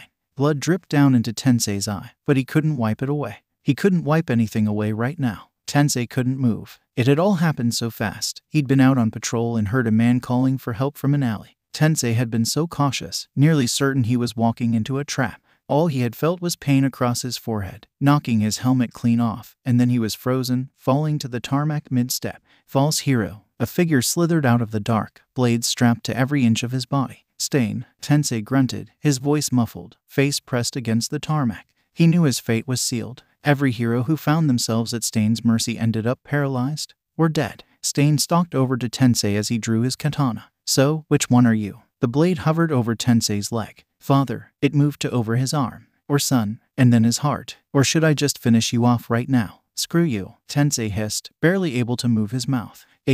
You've got spirit, Stain noted. You may be a false hero, but you're one of the better ones. For that, I'll only cripple you. The katana plunged into Tensei's left leg, right where the nerve for activating his engines would have been if he had them in his legs like Tenya and his father. So, you're the son then, Stain mused, pulling the blade out. No matter, we've got all the time in the world. Stain raised the blade high, ready to bring it down on Tensei's arm and end his future as a hero. No, I can't end like this. I swore I'll be there for Tenya as he became a hero. By his side for as long as he wanted me. The blade dropped. I swore I'd save everyone I can. But the pain never came. The katana shattered, leaving only the handle in Stain's grip. Out of the darkness, 2 small projectiles fired at Stain. Drawing a knife, the hero killer deflected them both. I apologize for our tardy arrival. Sir Night-Eye spoke as he stepped into the light, hyper-dense seals between each finger. We got here as soon as we could. Night-Eye, Stain growled, true anger seeping into his voice. All Might's rat of a sidekick, the one who abandoned him. I guess you saw this with your quirk. Night-Eye didn't respond, but Tensei could tell every muscle was taut, ready to spring into action. I guess I failed tonight, Stain uttered, backing down the alley. There's a first time for everything. Cloth soared out from behind Stain, curling towards him. Tensei gave a grim smile. Shota, you're here. Stain dodged at the last second, the capture scarf only wrapping around the knife, pulling it from the villain's grip. Eraserhead, we meet again. Stain greeted. You always were a pain to deal with. I don't know you. Eraserhead replied from the shadows. Not with this name. I don't care. Eraserhead's eyes shone red, cutting through the dark. Suddenly, Tensei could move again. Whatever had been paralyzing him was Stain's quirk. Tensei's eyes fell on Stain, his right leg not far from where the engine hero lay. Recipro burst. Charging up his engine, Tensei pulled his arm back and punched. His armored fist slammed in Stain's leg, the bone breaking under the force of the blow. Stain growled in pain, dropping to one knee to cradle his shattered leg. I thought you had a shred of honor. Stain spat at Tensei. You're just as foul as the rest of the false heroes. The only true hero is All Might. Tensei pushed himself to the wall of the alley, sitting against it. If you hold every hero up to the standard of All Might, we will all pale in comparison. Not every hero can be the symbol of peace, but we can help however we can, and no matter how small a way. Night Eye and Eraserhead watched on, ready to jump in at a moment's notice. We're not gods. We're no different to police officers, firefighters, paramedics. We do what we do to save lives. And yes, you wouldn't ask any of them to work for free. So why us? Tensei spoke through gritted teeth, the pain in his leg flaring with every movement. And you're right, not every hero is in this job for the right reasons. But they still save lives that would otherwise have been lost. Tensei leveled a glare at Stain. You're not a noble force cleansing Japan of false heroes. You're a child who refuses to grow up and see that life isn't fair, that it isn't kind. Tensei continued. He could feel his consciousness slipping. That's why it's our job to make it just a little bit less awful. You're a monster, Stain. How many lives have been lost because you killed the hero who was going to save them? With that, Night Eye and Eraserhead closed in on Stain. But it was too late. In an instant, Stain was gone. Tensei's head drooped forwards as he slipped into unconsciousness. Tenya Power walked through the hospital as fast as he could, being careful not to run as per hospital regulations. He had been on the train home, coming back from Takoba Beach, when he'd gotten the call. Tensei had been injured in the line of duty by the hero killer. The sidekick who had informed him had hastily added that Tensei wasn't dead or critically injured, but that did nothing to assuage his worry. Paralysis or death. These were the fates the hero killer bestowed on his victims. Either way, Tensei's hero career was over. Ingenium was over. Tenya had promised he would become a hero and fight by Tensei's side, for as long as he wanted him. Tenya, over here. The retired hero duo, Carburetor and Piston, or as Tenya knew them better, mother and father, stood in the corridor, worry etched into their faces. Mother, Tenya bowed respectfully. Father, you really need to lighten up, kiddo. A gravelly voice spoke. Grandfather, Tenya bowed again. Hiroshi Eda, the first Ingenium, chuckled. Case in point. Tensei, is he okay? Tenya questioned. Tenya's mother nodded. He's been asking after you. You can go in. Approaching the door, Tenya's hand hesitated over the handle. Making his decision, Tenya turned the handle, pushing the door open slowly in case Tensei was asleep. And then Oboro said he'd eat it. It was Tensei's voice. I remember that now. Never seen Nimiri blush quite that much before. Another voice, familiar, but Tenya couldn't quite place it. And Hisashi nearly choked to death on his lunch. And Toya Tensei looked over, smiling. Hey, Tenya. Relief washed through Tenya. If his brother was smiling, it couldn't be too bad. He was sure of it. Then Tenya saw who his brother had been speaking to. Eraserhead. Mr. Aizawa. Tenya exclaimed, hurriedly bowing. I didn't realize you were in here. I should have knocked. I apologize. Mr. Aizawa sighed and rolled his eyes. Right now, I'm not your teacher. Right. I apologize, Mr. Eraserhead. It's just Eraserhead. Mr. Aizawa sighed again. Never mind. Tensei chuckled, before wincing. Should have seen your face, Tenya, if I only had a camera. Eraserhead stood, stretching slightly. I should be off. I've got a meeting that includes the flaming moron in the morning. If I don't get some sleep, I'm going to end up dangling him out a window with my scarf. Tensei gave a discreet cough, jerking his head towards his brother. Aizawa shrugged. Who's he going to tell? Todoroki Minor. The kid would probably cheer me on. Scratch that, he'd probably offer to help. Shota. Tensei spoke warningly. I doubt it's that bad. Aizawa's face darkened. He leaned in, whispering something to Tensei that Tenya couldn't hear, which he supposed was the point of the action. Tenya saw a range of emotions wash over his brother's face, from shock to happiness, then sadness. Really? Tensei asked, his expression an odd mix of hopeful and resigned.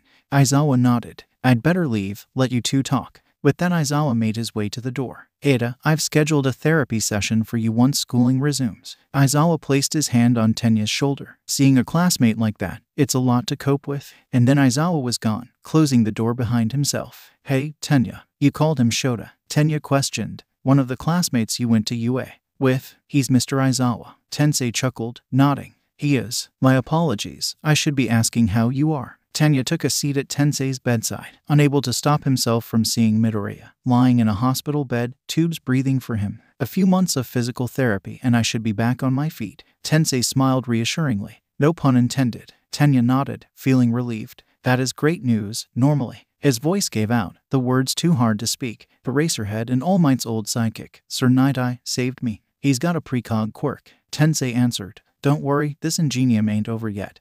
There's plenty of fuel left in the tank. And yes, that one was a pun. Sir Night Eye, All Might's sidekick. Then he is most likely aware of One for All. I wonder if he knows I have it, or at least a part of it, now. Tenya, the navy-haired boy looked up. I apologize, I was just thinking about something. I'm fine. It'll be okay. No one is expecting you to be fine. Tensei assured. Seeing a fellow hero like that, it messes you up, even when you've been doing this stuff for over a decade. It's never easy. Tensei clasped his brother's hand, squeezing it reassuringly. I'm here for you, Tenya. Whether it's a hug, or you just need me to take your mind off it with one of my classic puns. Tensei smiled. I'm here for you. Tenya felt tears gathering at the corners of his eyes. Thank you, Tensei. What are big brothers for? Tensei joked. So, I was trying to ask you a very important question. What is it? Have you decided on a hero name yet? Tenya nodded resolutely. I have. The 22nd of May 2179.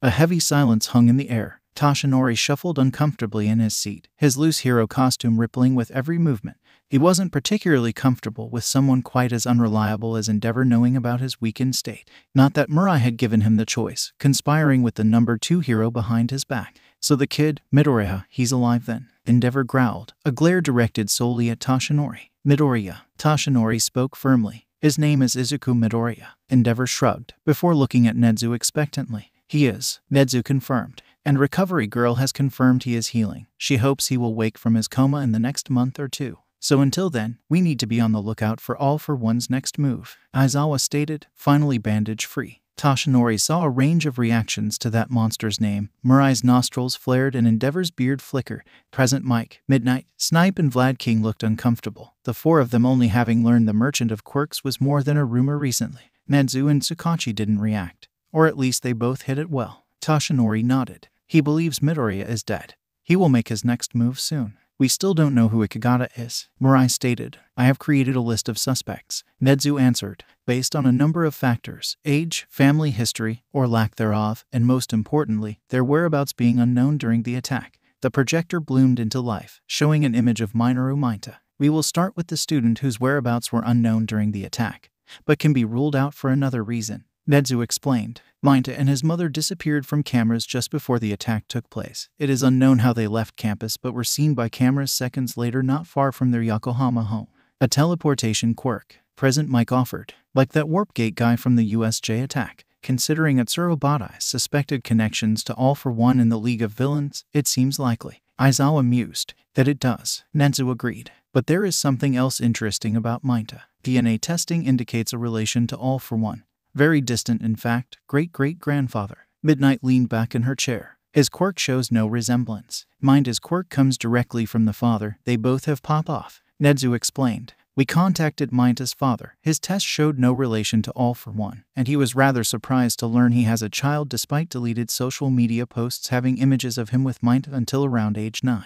Aizawa frowned in disgust. The father had his memory wiped of his child by his wife? That is messed up. Present Mike shouted. Abusive parents like that make my blood boil. A smattering of nods and agreements echoed from around the table. Toshinori frowned at the strange look that crossed Endeavor's face. Guilt. He was far from being the only one who noticed. Toshinori saw Aizawa's expression sour and Nezu's nose twitch. Nezu cleared his throat. Next is Hitoshi Shinso, from 1 degree Celsius. While no cameras could see him during the attack, he was with me in my office. He was the one who saw Atsuro Badai using her unregistered quirk on her child.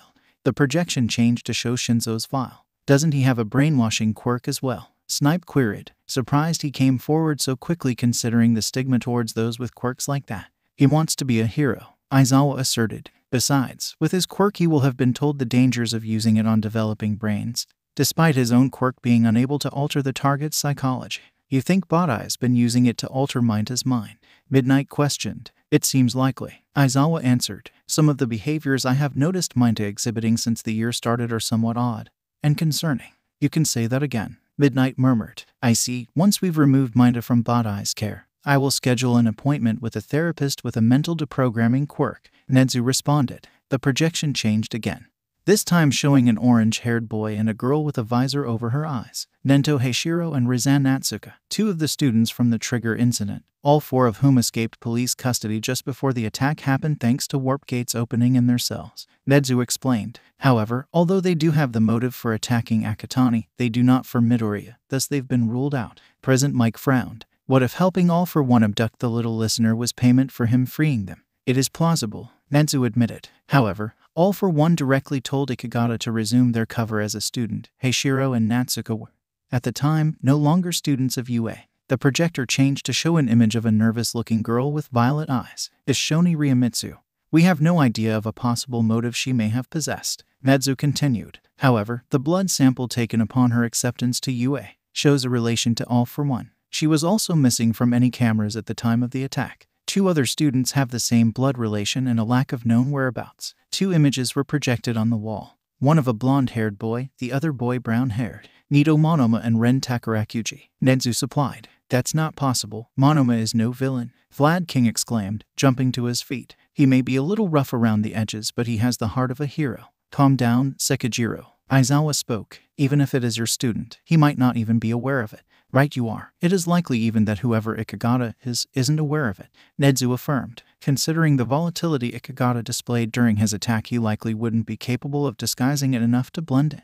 I see. Vlad King sighed, slumping into his seat. The last 2 suspects we have are Heinru Hagane and Hikaru Chikyu, both from general education. Nedzu pressed a button, changing the projector to show 2 teenagers, one gray-haired and the other white-haired. Again, these 2 were missing during the attack and have no known motives. However, in contrast, they do not possess a blood relation to All for One. Anything interesting about them? Snipe queried. Chikyu, or as he prefers Hikaru, is the son of a villain, Terabyte, real name Emi Chikyu, who drained the minds of her victims. She also killed his father before she was captured by All Might 8 years ago. Tsukachi supplied. Toshinori nodded nervously, aware of the fact that Endeavor's glare had intensified. The flame hero had been tracking her wake of destruction for 3 weeks until Toshinori had accidentally stumbled across her and beaten her easily, one for all protecting his mind from her quirk. Since then he's been living with a couple who took him in, but they haven't been able to formalize an adoption as Terabyte refuses to waive her parental rights. Tsukachi continued. Poor kid. Present Mike mused. Midnight spoke. What about Hagane?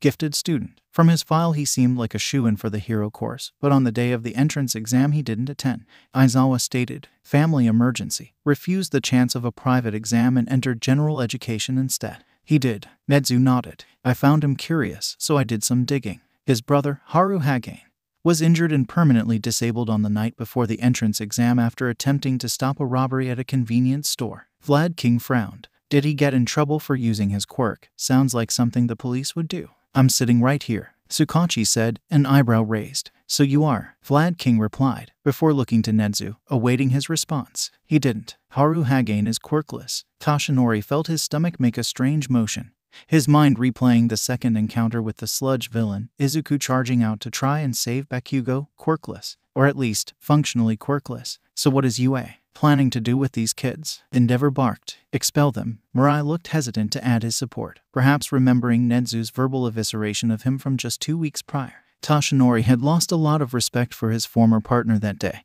and he doubted he'd ever regain it. Of course not, Nedzu replied, the dangerous tone in his voice apparent. That would be highly illogical. We need those kids where we can see them, in a controlled environment. What kind of controlled environment? Present Mike questioned. Dorms, Nedzu answered simply. With Midoriya's apparent death, it wouldn't be hard to justify transitioning UA to a boarding school. Aizawa mused. Exactly, thus a controlled environment, Nedzu stated. And then we can covertly place them in high-stress situations to test their responses. How do we do that, covertly? Vlad King frowned, leaning back in his chair. In the current climate of heightened fear and panic, we can justify increasing the numbers of the hero course classes, just for the first year, Nedzu explained. The HPSC won't be able to argue with that. Aizawa sighed, mumbling under his breath. Great, more brats to deal with. Come on, Shota, we all know you love them really. Present Mike elbowed his boyfriend playfully in the ribs. Aizawa rolled his eyes but did nothing to refute the claim. What I am proposing is the creation of 4 additional student placements in both 1A and 1B, Nedzu explained.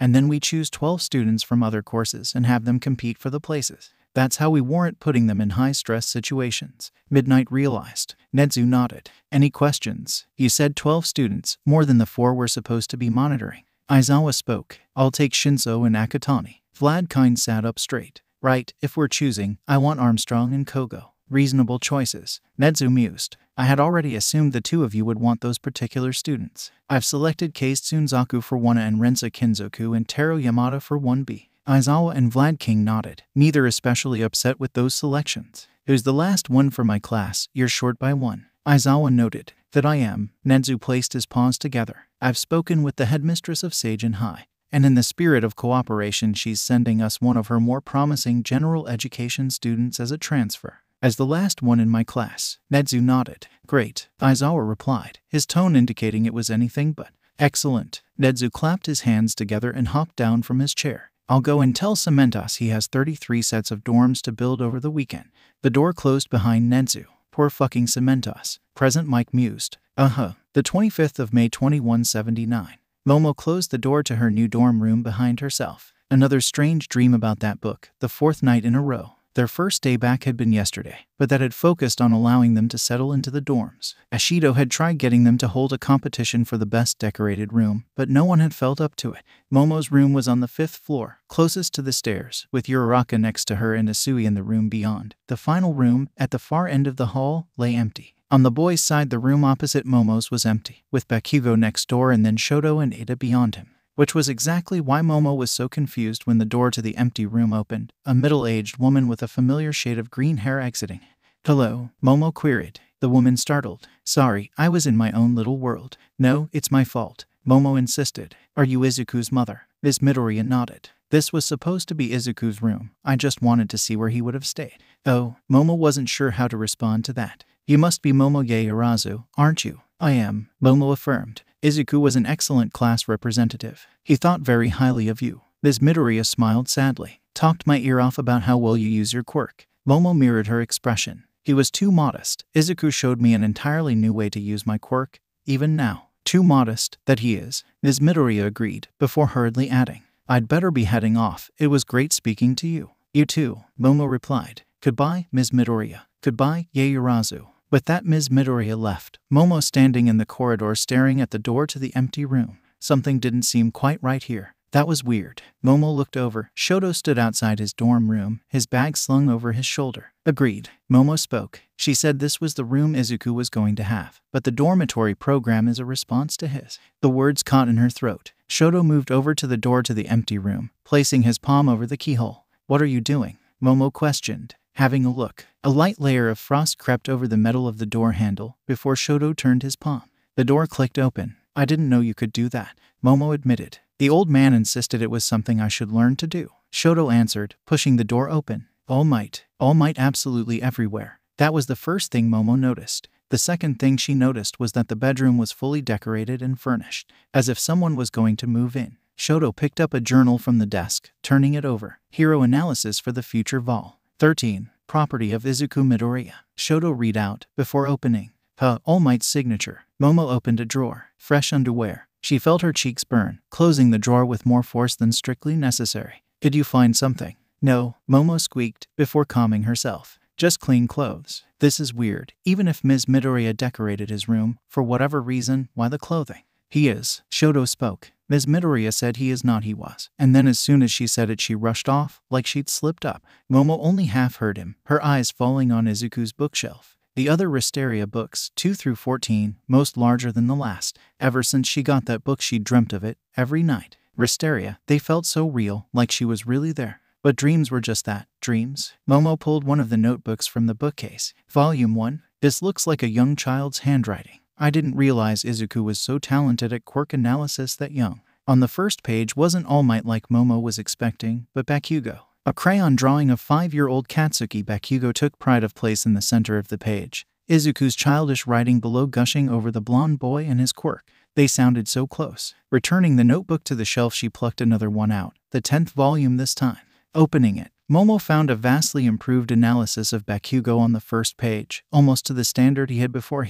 A folded piece of paper fluttered out of the notebook and onto the floor. "What is that?" Shoto questioned. Momo looked down. "I don't know." Closing the notebook and placing it onto the shelf, Momo crouched down to pick up the sheet of paper. She noted how worn the crease was, like I was opened and read regularly. Standing up, Momo carefully unfolded the letter. She didn't want to rip the already fragile paper. "Dear Mom, I'm sorry. It's my fault. I should do this to you, but I can't keep going. I can't." "Oh, fuck." The words slipped out of Momo's mouth before she could stop them. Her legs gave out. Momo flopped to the floor, her back against the side of Izuku's bed. "It isn't a letter, it's a suicide note." The paper dropped from Momo's fingers. "What is it?" Momo didn't answer. Shoto picked up the letter, turning it over. "Oh, I see. A suicide note," Momo muttered, barely able to believe it. "What else does it say?" "It isn't long." Shoto looked shaken, taking a seat on the bed, apologizing for being quirkless and that he was a burden to his mother, and how he could never become a hero. They sat in silence, processing their discovery. Momo wanted so desperately to talk to Izuku, to assure him that he was amazing, with or without a quirk.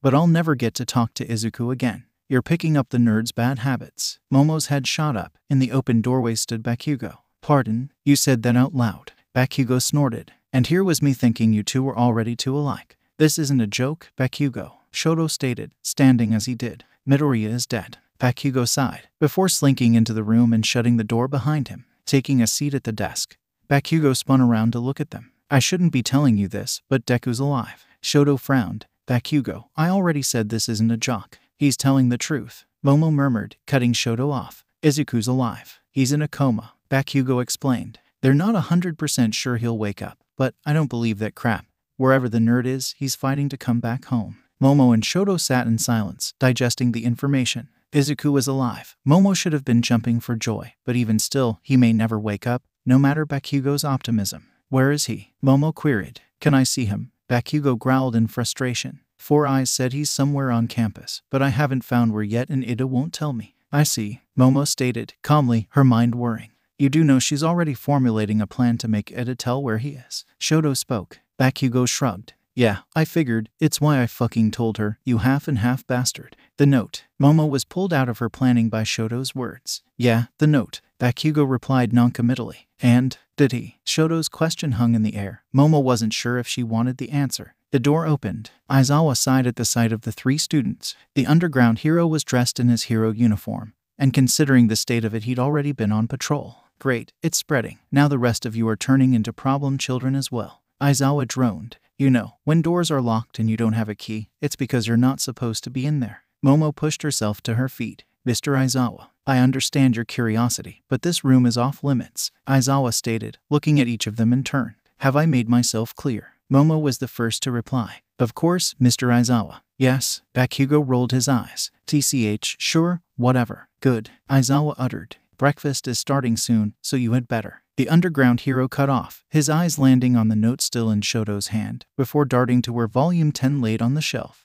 Give that here. Aizawa outstretched his hand. It contained sensitive information about a student that's not to be shared. Shoto glanced down at the letter, before back at Aizawa. You know this is a suicide note, don't you? Todoroki, Aizawa said warningly. Yeah, look at his eyes. He knows it's the nerd's suicide note. Bakugo leaned forwards in the chair. But if he knew it was here, he would never have allowed it to be placed in Izuku's room. Momo added, Ergo, Mr. Aizawa recognizes this piece of paper specifically at Midoriya's note because he's seen it before. Shoto finished. Before Midoriya ever came to UA. Aizawa pinched the bridge of his nose, muttering under his breath, I do not get paid enough to deal with these nosy brats. And yet, his whispered words still managed to seem almost endearing. Fine, this should be Midoriya's to share, but he's not here, so he can't. Aizawa leaned against the wall. You will not speak a word of this to anyone else. It is a student's private matter, but I recognize you three are going to collectively annoy me until I tell you. Pretty much. Shoto spoke. What Shake and Bake said. Momo hesitated, before nodding guiltily. 3 years ago, I caught Izuku Midoriya with my scarf after he fell from a bridge. Aizawa informed them. He was unconscious by the time I pulled him back up. Since he was a vulnerable minor, I had to accompany him until a parent or guardian could be found. Inko Midoriya was holding that letter when she arrived at the hospital. Deku jumped off a bridge. Bakugo's voice was strained. Clearly Izuku never shared the details with him. Aizawa was taken aback. He had told Bakugo not to call Midoriya that hate-filled name again. But now, he spoke it almost fondly. In that moment he knew his decision not to expel Bakugo after the battle training fiasco had been the right choice. He didn't, Aizawa stated. Midoriya was trying to climb down from the railings. It had rained earlier that day and his foot slipped. Silence echoed as they digested Aizawa's words. Doesn't make sense. Bakugo growled. If you'd saved his life, then he would be a massive Eraserhead fanboy. He'd have recognized you the second you walked into homeroom. Slithered, Shoto supplied. What Mr. Aizawa did on the first day was akin to a snake or a worm. Fine, slithered. Bakugo amended. Midoriya did not wake before I left the hospital. Aizawa answered. As far as I was aware, he was never informed I was the hero who saved his life. The three teens sat in silence, digesting the information. Aizawa sighed. If I hear a word about this note, and what I've told you from anyone's lips, I'll dangle us out a window with your scarf. Shoto offered. Momo and Bakugo turned their heads to look at him in confusion. Shoto shrugged. Ida's bad at lying. Aizawa hid a small smirk inside his scarf, before resuming a neutral expression. No, I'll find out which of the three of you blabbed and expel whoever it is. Momo gulped, her palms suddenly sweaty. Glancing over, she saw the other two had barely reacted. It occurred to her that she'd probably also be expelled if she told anyone Izuku was alive. But that didn't mean she wasn't going to see him. That was certain. TCH. Whatever, the nerd already told me most of this shit. Bakugo shrugged. Aizawa's eyes pierced into them. Momo nodded vigorously in agreement. Shoto sighed before inclining his head. Good, now scram, and don't break into this room again, Aizawa cautioned. Momo didn't hang around, pulling Shoto out with her, Bakugo slouching slowly after them. Aizawa pinched the bridge of his nose. Those brats, they're going to be the death of me. His eyes fell on the cloudless sky outside. Right, that's probably tempting fate. The 25th of May 2179. The bell rang. Katsuki slouched deeper in his chair, defiantly refusing to turn around and give the nerd's desk the same sad glance as everyone else was. Eraserhead stepped into the classroom, his sleeping bag over one arm, and then he was followed by 6 extras. For once, Eraserhead didn't have to chide them about quieting down when the bell rang. No one felt like chatting. Good, Eraserhead sighed. Now, the first order of business is the announcement of Principal Nedzu's initiative to increase the number of students graduating from the UA Hero course. Katsuki snorted silently. The scarf bastard was just reading from a script. As such, 6 new students will be joining Class 1A. The range of muted reactions rippled through the room.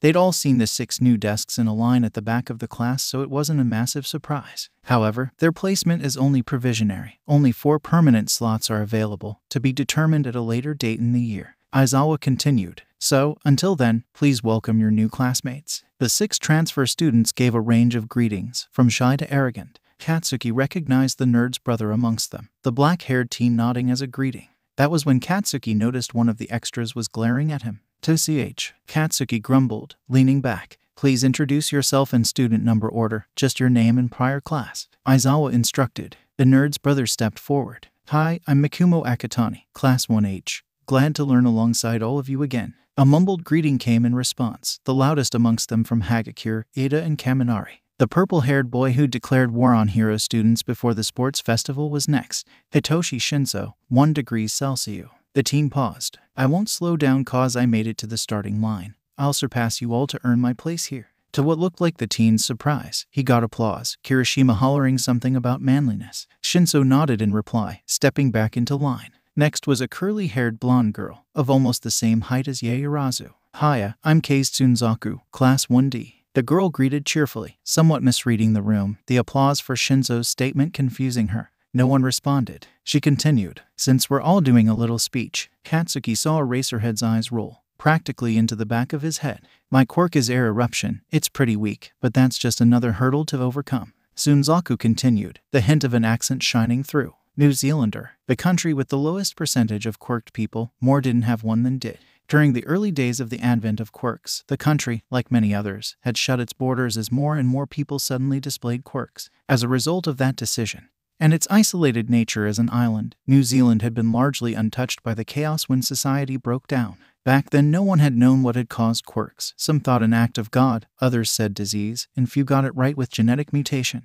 Not that made much sense, Katsuki mused. If it was a genetic mutation originating in the glowing child, then there was no way as many people should have quirk as they did in only a handful of generations. Katsuki personally thought the glowing child had something to with it. After all, the first wave of spontaneous quirk mutations had happened within a 100-mile radius of the hospital in China where the brat had been born. Thank you all for listening. Tsunzaku finished, Katsuki having tuned her out long ago. The next extra spoke. Heinru Hagane, also from Class 1D. Bonjour once more. Aoyama greeted with a smirk. Hagane nodded formally in Aoyama's direction, his cheeks noticeably flushed. And then the extra who'd been glaring at him stepped forwards, jostling past Hagane as he did. He was dressed in a black gakurin, 2 white bands around each sleeve, his dark hair cut into a flat top. Again Katsuki felt a spark of familiarity, but nothing else came. Tenso Fukai, the dark-haired teen announced smugly. Transferred from Seijin High. Katsuki frowned. The name sounded familiar, but he still couldn't place it.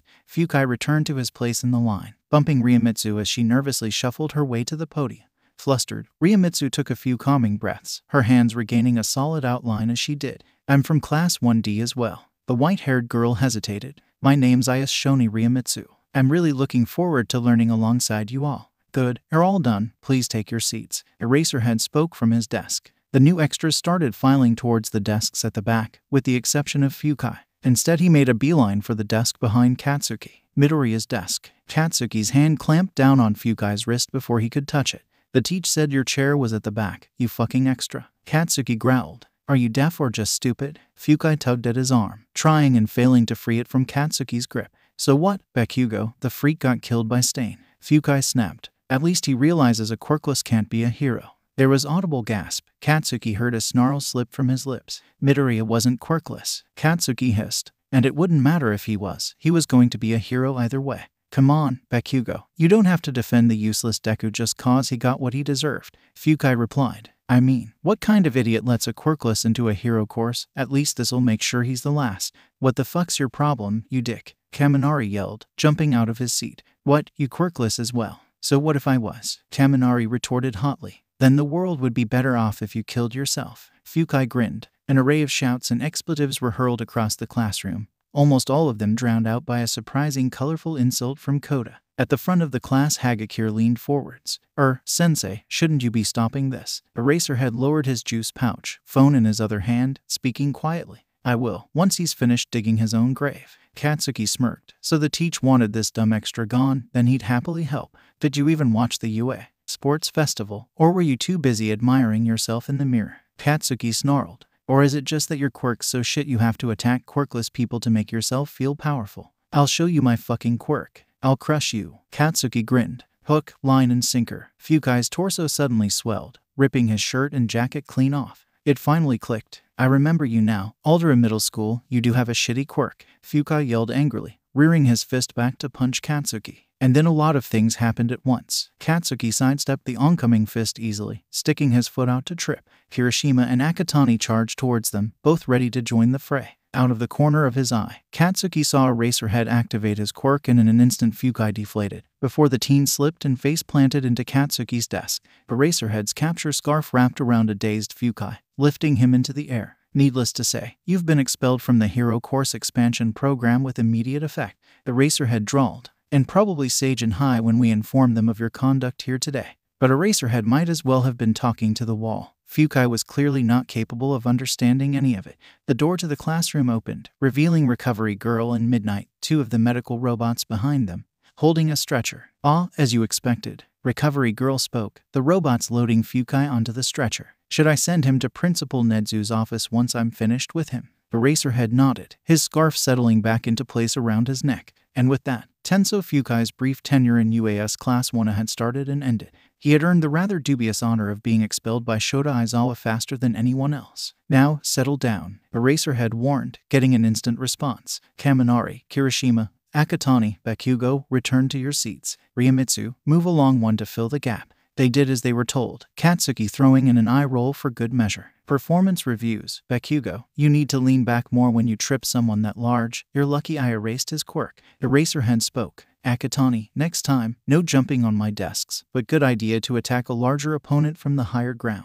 Kirishima, when you're a hero you don't have time to apologize to everyone you bump into. Katsuki shrugged, while the other two blushed in embarrassment. Koda, you kiss your mother with that mouth. Koda blushed, ducking his head down. Moving on to something decidedly less intense. UA has made the decision to delay first-year internships until later in the year. Eraserhead announced, earning a few sighs and groans. Instead, you will be focusing on aspects we usually cover then, improving your hero costumes and developing super moves. The disappointment gave way to murmurs of interest. Power Loader will be conducting hero studies this afternoon. Eraserhead continued. But first, Midnight will be leading Period 1 for a session on hero informatics. With that, Eraserhead trudged back to his desk, taking his seat and starting to grade papers. Good morning, 1A. Midnight greeting, moving to the podium. Hero informatics. He makes it sound so boring. I bet you don't even know what that means. The class shrugged and shook their heads, the incident with Fukai making them even more subdued than they already were. I thought so, Midnight explained.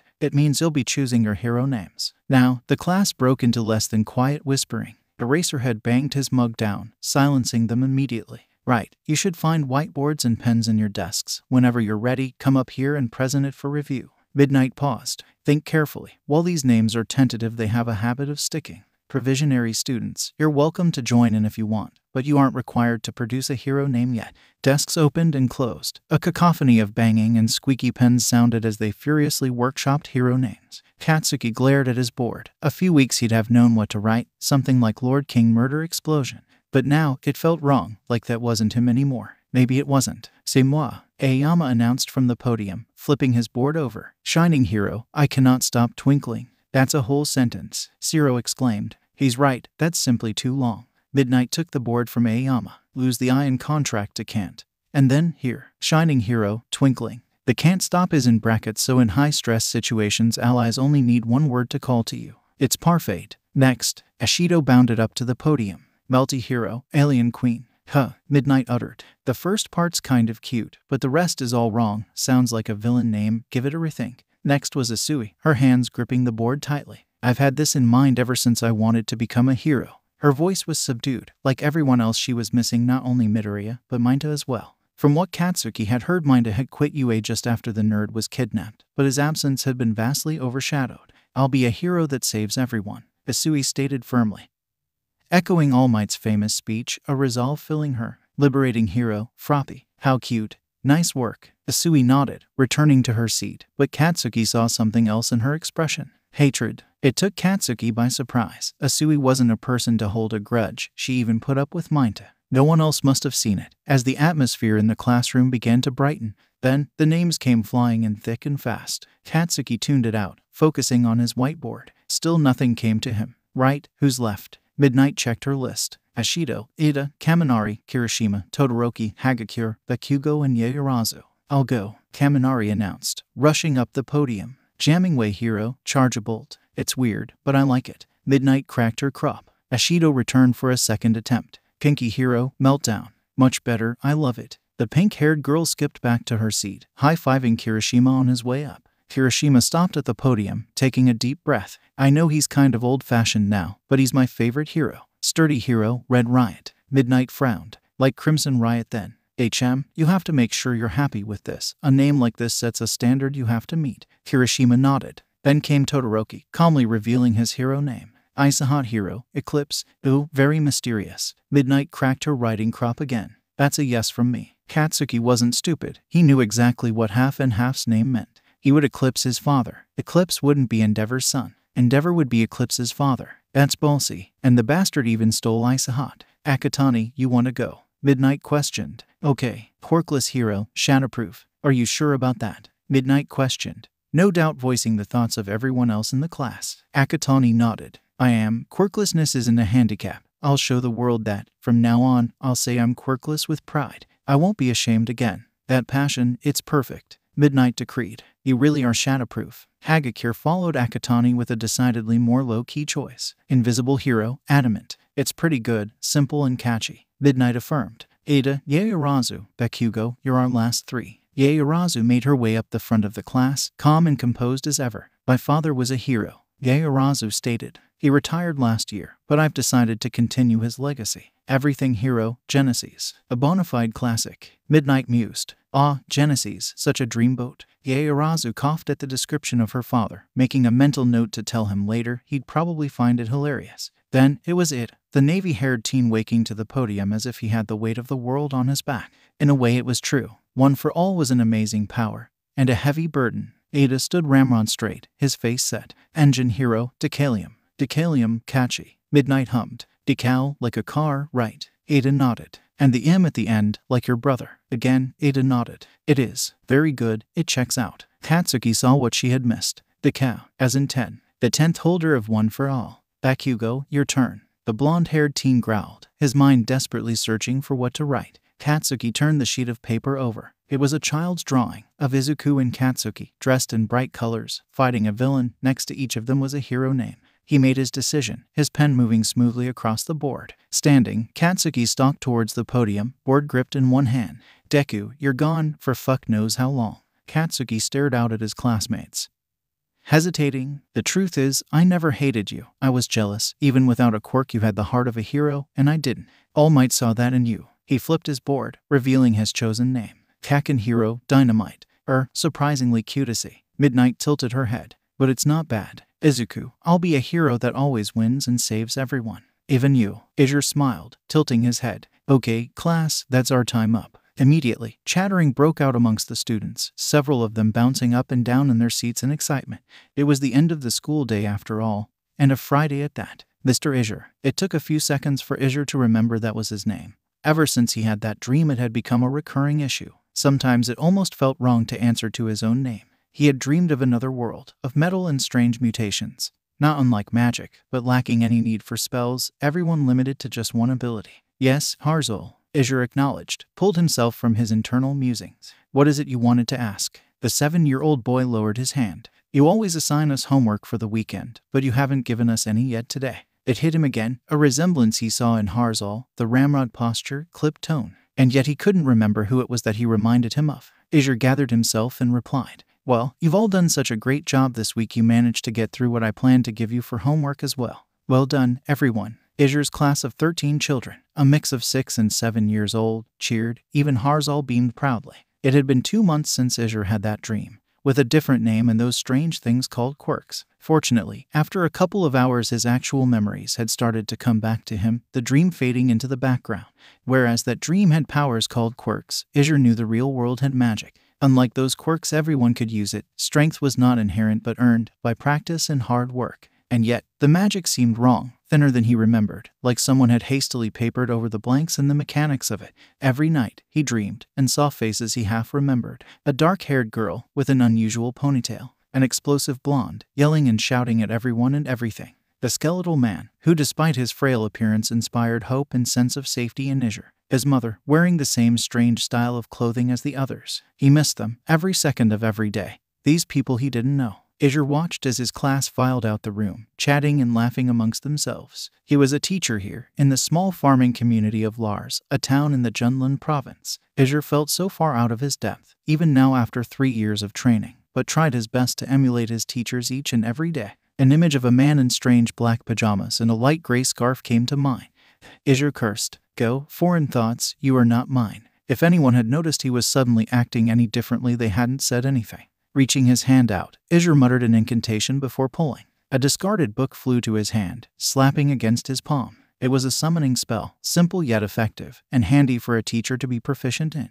In this world, everyone had a natural proficiency towards one kind of magic or the other. While they could learn spells outside their proficiency, it would never be as strong or powerful. For Izuku, this was imitation magic. He could copy 2 other people's magic at one time, but they had to cast it in his presence first. And if he wanted to copy a third, he had to let go of one of the other 2. Right now, all Izuku had was his mother's summoning magic. It could float an object across the room, or teleport someone halfway across the kingdom. Not that he was anywhere strong enough for the latter. Turning the book over, Izuku smiled sadly. King Tazanori, a hulking man, blonde hair pressed down by a golden crown, beamed back at him from the front cover. A diamond blade in one hand, an emerald blade in the other. The former king of Risteria, he and the All-Queen had been killed by a dark sorcerer 6 years earlier. Since then the country had been ruled by a caretaker government, led by Lord Ingen, until someone could find and weld the twin blades of Yoichi, heirlooms of the first king of Risteria. Then they would become the new king. Izuku slid the book back onto the shelf.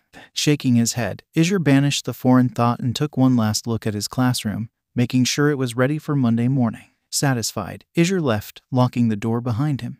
Izuku clenched his fists. He hated these thoughts. They would not leave him alone. They made him feel not of his own mind, like he wasn't seeing something, like he'd forgotten something important. Izuku wished times were simpler. He yearned for the days of being a child and carefree. That was only something you could enjoy until 13, when you chose your profession.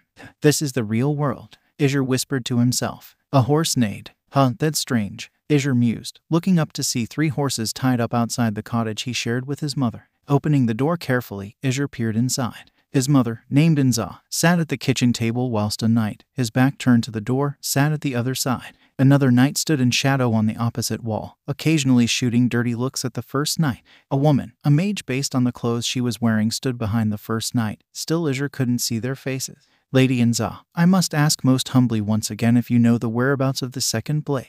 The first knight spoke, his voice oddly familiar, yet warped beyond recognition. Please don't call me that. I never took that title, Inza replied. In fact, I believe it was your grandfather who stopped me. You didn't answer my question, the first knight stated, annoyance creeping into his voice. Having heard enough, Izuku pushed the door open and entered, tensing his body up ready for a fight. The occupants of the kitchen all jumped, the first knight leaping to his feet and drawing his blade. A diamond blade. like the one on the cover of King Tazunori, one of the blades of Yoichi. The second knight fared better, only placing his hand on the handle of his sword before relaxing, deeming Izur not a serious threat. A muttered cantation flew through the air, and the next thing Izur knew he was floating in the air. His gravity was gone. Izur instinctually saved the magic ability to his second slot. "That's my son. I would appreciate it if you didn't attack him." Inza spoke, her tone darkening. "Oh, sorry about that. I thought it was an ambush." The mage apologized. "Release." The name, Uraraka. Why did he know it? Why was it so familiar? The dream, he remembered it from the dream.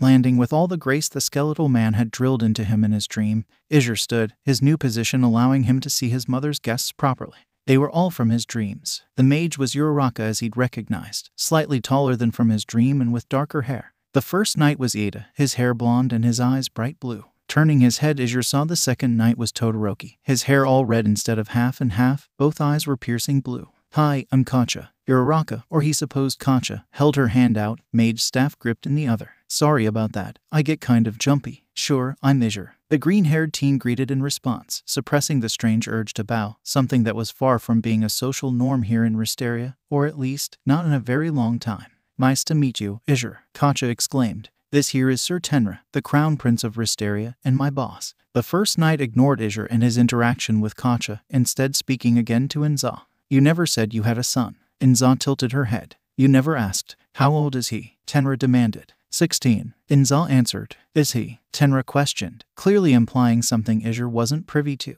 "What do you think?" Inza retorted. "Or are you just hoping that I was cheating on your father?" Izur's mind whirled. He was now absolutely internally panicking. If he understood what they were saying correctly, then that meant King Tazunori was his father, the All-King of Risteria. "I am so confused right now." Kacha sighed. "I'm just bored." The second knight sighed. "That's Sancho. He's the youngest son of Lord Endeavor, the ruler of this province." Kacha explained. "He doesn't like Sir Tenra very much, so he's forced us to have his son accompany us while we're in this province." Izur nodded dumbly, still trying to piece everything together. "I will ask one last time. Inza, the second blade of Yoichi, where is it?" Tenra insisted. "The sorcerer who killed my father, the All-King, his army grows near. Without a strong king the country will be overrun by his alchemical monsters." "You mean the first blade of Yoichi, Henode?" Inza corrected. "You wield the second, Uik, not the first."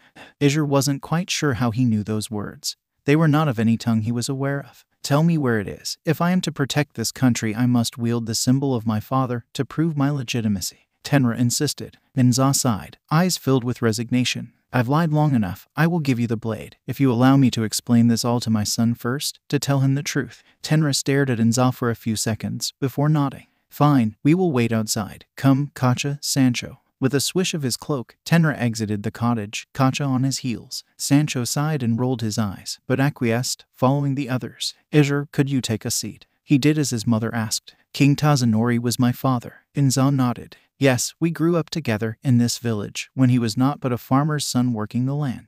Izur's mind reeled. All those years alone with just his mother, wishing he had a father. His father was King Tazunori. His father was dead. After he beat back Blackthorn's first invasion with the fusion on the twin blades, he asked me to marry him. Inza continued. I said yes. Izur listened to the words with a strange feeling of detachment. He was to be crowned king. The previous ruler, Queen Nami, had died 10 years earlier. Inza continued. Her son, Lord Ingen, had hoped to assume the throne, but the Blades rejected him after her death. He believed his bloodline had the divine right to rule. He stopped you from marrying King Tazunori, my father, didn't he? Izur queried. He did. Inza affirmed. There was a rule that the person chosen by the Blades must be married before they were crowned. Ingen had it amended, so they had to marry someone of noble blood, and there was only one unmarried noblewoman old enough to fit the mold. His daughter, Izur breathed. Tenra's mother, Queen Amdala. Inza supplied. She was a friend. We fought together during the first invasion. She wanted no part in this. Her father was trying to force her to agree to marry Tazunori,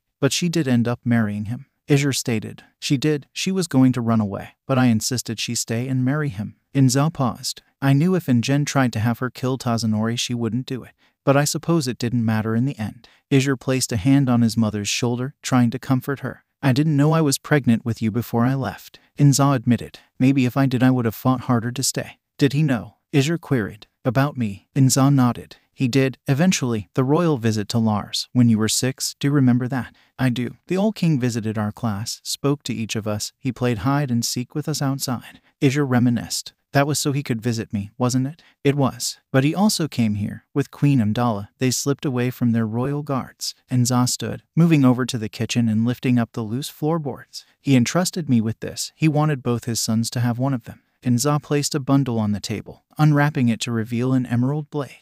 Hinode, the first blade of Yoichi. You said you were going to give it to Prince Tenra. Inza shook her head. I was lying, so you would have time to bond with it. Quickly, you must touch it. A knock pounded on the door. Lady Inza, you've had enough time. Bring it out. Now, Izur, take the sword. Inza urged. Izur reached out, his hand grasping the hilt of the sword. He felt power surge through him, magic unlike anything he'd felt before. The door burst open. Izuku blinked. My memories, they're all back. Momo, Bakugo, Ida, All Might, Mikumo, his mom. They were all back. He was back. Izuku Midoriya was asleep no more. You gave him the sword. Do you have any idea what you've done? Tenra barked at Inza. Enough. Izuku called. That is enough. You don't talk to my mother that way. Tenra's eyebrow flared angrily as he drew his own blade. On instinct, Izuku slipped into his quirk space. Except this wasn't his quirk space. Instead of his black void filled with quirks of every color, he was on a hills, grassy plains stretching out in every direction. Izuku supposed this was Risteria's equivalent of a quirk space, the representation of their magic.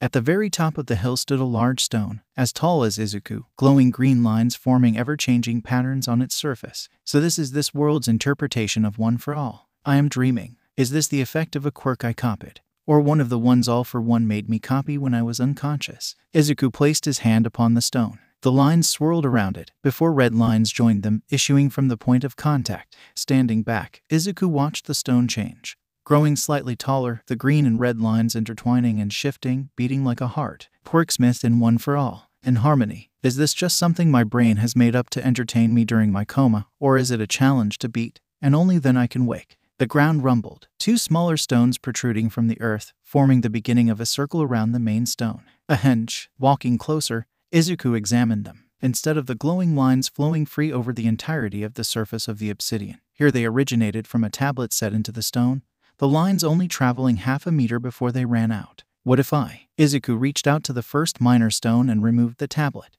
The green lines faded from the minor stone, contained within the detached jade tablet, which likely represented Inza's summoning. Turning to the second minor stone, Izuku removed the rose quartz tablet, Kacha's gravity control. He switched them, the two minor stones now glowing in reverse. I can switch quirks, magical abilities in and out while in quirk space. Izuku mused. This is how Quirksmith was supposed to work. And the realization came. The quirks outside of Quirksmith are what are causing the strain on my body. I should only be using the quirks active inside Quirksmith. Izuku should have known this, but he'd bulldozed his way through and broke Quirksmith. When I wake up, if I wake up, I need to fix Quirksmith. I need to get rid of the suppression. Izuku resolved. But in both this dream and the real world he wouldn't be able to switch his combination of quirks that resided within Quirksmith freely in a fight. The process took a few seconds to complete, meaning that Izuku couldn't rely on any quirks not with Quirksmith for split-second decisions. If he did, lives could be lost. That wasn't a chance he would take. Izuku turned, taking the distance between the two existing minor stones and extrapolating. 10 stones, I can have 10 quirks, or magical abilities, active at once, just like Quirksmith when I started. I don't know how passive quirks fit into this. I'll just have to test that when I wake up. Taking a steadying breath, Izuku allowed himself to slip out of quirk space. Bringing Hinode up to bear, Izuku deflected Tenra's attack with its twin. Izuku felt a jolt in his shoulder. He hadn't blocked well. This sword may have One for All's power, but Izuku didn't have a clue how to wield a sword. Grabbing the sheath from the bundle of cloth, Izuku slid Hinode into it and secured it diagonally across his back.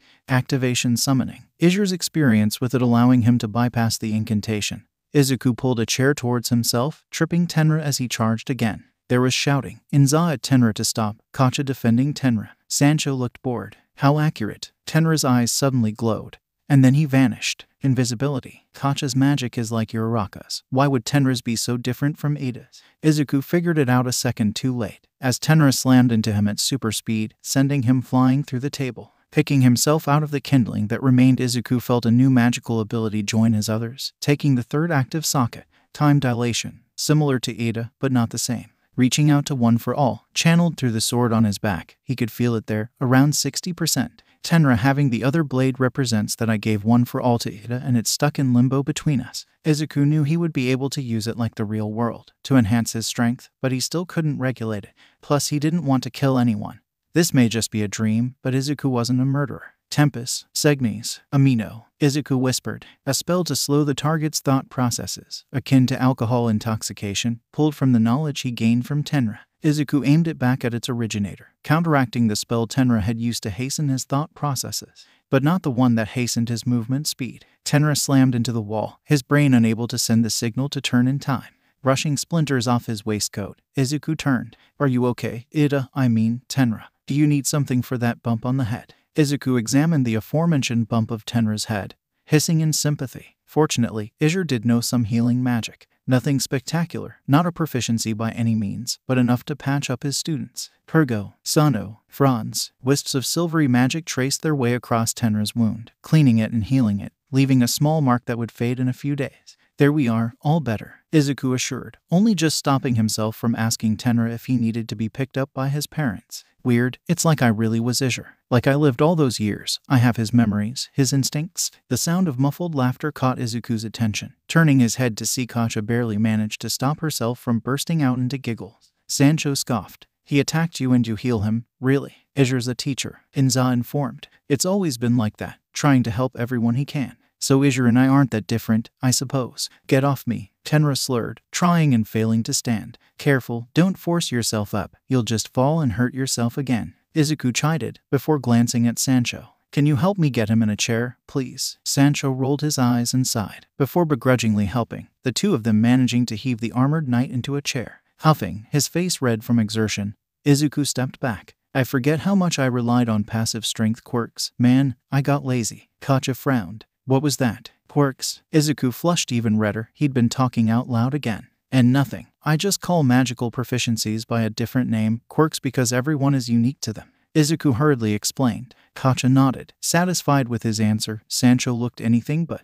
So, you're all King's secret love child, Sancho said distrustfully. I never would have guessed. You're nothing alike. Izuku choked back a laugh, producing a strange sound like a chicken in the process. Kacha giggled. I guess it's kinda cool. You're a prince. There's no need to be so panicked. Izuku smiled. Even in this strange land, this strange dream, he saw a glimmer of what felt almost like normality, which is of course why it was instantly shattered by the sounds of screaming and explosions. Namu attack, Sancho stated instantly, his head whipping around as if he'd heard a voice no one else could. Wait, Namu, here, and Sancho was gone, charging out of the cottage, drawing his sword in one fluid motion. Maybe super hearing is this Todoroki's magical ability. Seems a bit more different than the others though. I must defend this town, Tenra declared, standing unsteadily. Prince Tenra, you're far too injured to fight. Allow us to fight in your place this day, Kacha insisted, the screams getting louder and closer, snarls mixed in with them. Tenra shook his head decisively. No, right now, I'm the closest thing this kingdom has to an all-king. I have to fight, for the safety and freedom of my people. Izuku smiled slightly. This is the Ida I know. Tenra placed his hand on his face, index and middle finger on his forehead above each eye, thumb under his right eye and last two fingers curled tight into his palm. Tempest, Ancillero, Capitis, he's using a spell to hasten the passage of time on his body, healing himself essentially naturally, but much faster. Tenra's hand dropped, his eyes alert and focused once more. Izur, I must implore you to return Hinode to me. But Izuku couldn't do that. For all he knew, this sword was a metaphysical representation of the real world, one for all, hanging in limbo between him and it. If he gave it up now, he may never wake. And he had to, because Izuku had a promise to keep. I'll save you, Eri. I can't. Izuku apologized. But I can fight alongside you. Tenra shook his head. I can't allow it. You're a civilian. I can't put you at risk. I'm no civilian, Tenra. I'm your brother, Izuku implored. You said it was your burden as prince to protect the people of Risteria. Well, I'm a prince too then. We share that burden between us. No one spoke. Izuku felt like Tenra was gazing into his very soul. And then, I suppose it is your duty as well. Tenra acquiesced. Izuku released a breath he didn't know he was holding, a grim smile forming on his face. Tenra was the first out the door, using a non-verbal spell to provide a minor boost to his speed. Izuku only a few steps behind him. Lars was burning. The monsters came from the North Road, the direction of Darthmoor. They were quite similar to the Namu of the real world, beaks in the place of mouths, their brains exposed. However, they were far smaller, a similar height to Tenra, and far more numerous. Their movements were unnatural, their gray skin dripping liquid clay. Izuku watched as Tenra cleaved the head of the nearest Namu, crushing it under his boot as soon as it hit the ground. The Namu crumbled to dust. They're far more fragile. Izuku drew Hinode, swinging wildly and sloppily. Clearly Izur had never done any sword training. The sword cut through the Namu's arm, the limb dropping to the cobbles before dissolving. The Namu roared as its arm began to regrow. Great, hyper-regeneration. Izuku sighed. No copy of it appearing in his quirk space. The spell must have been cast as a passive effect when it was created. Izuku swung again, missing entirely this time and nearly falling over. Hey, Izur, you need to destroy the head, Kacha called, holding her hand out and floating 3 Namu high into the air, and then released, the monsters smashing in nothingness as they hit the ground. Note to self, do not annoy Uraraka. Reaching his own hand out, Izuku cast a summoning spell on the head of the Namu, catching it against his palm and closing his fingers around.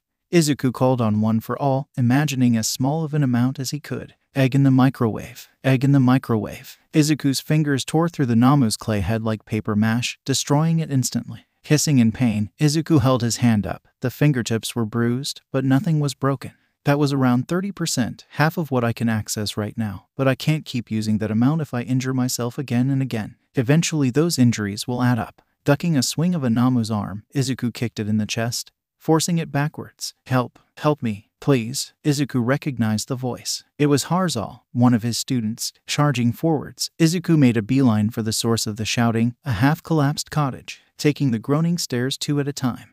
Izuku turned the corner to see Harzal trapped under a fallen section of roof, a Namu bearing down on him. Drawing Hinode with a yell, Izuku drove it through the back of the Namu's head, the monster shattering to dust immediately.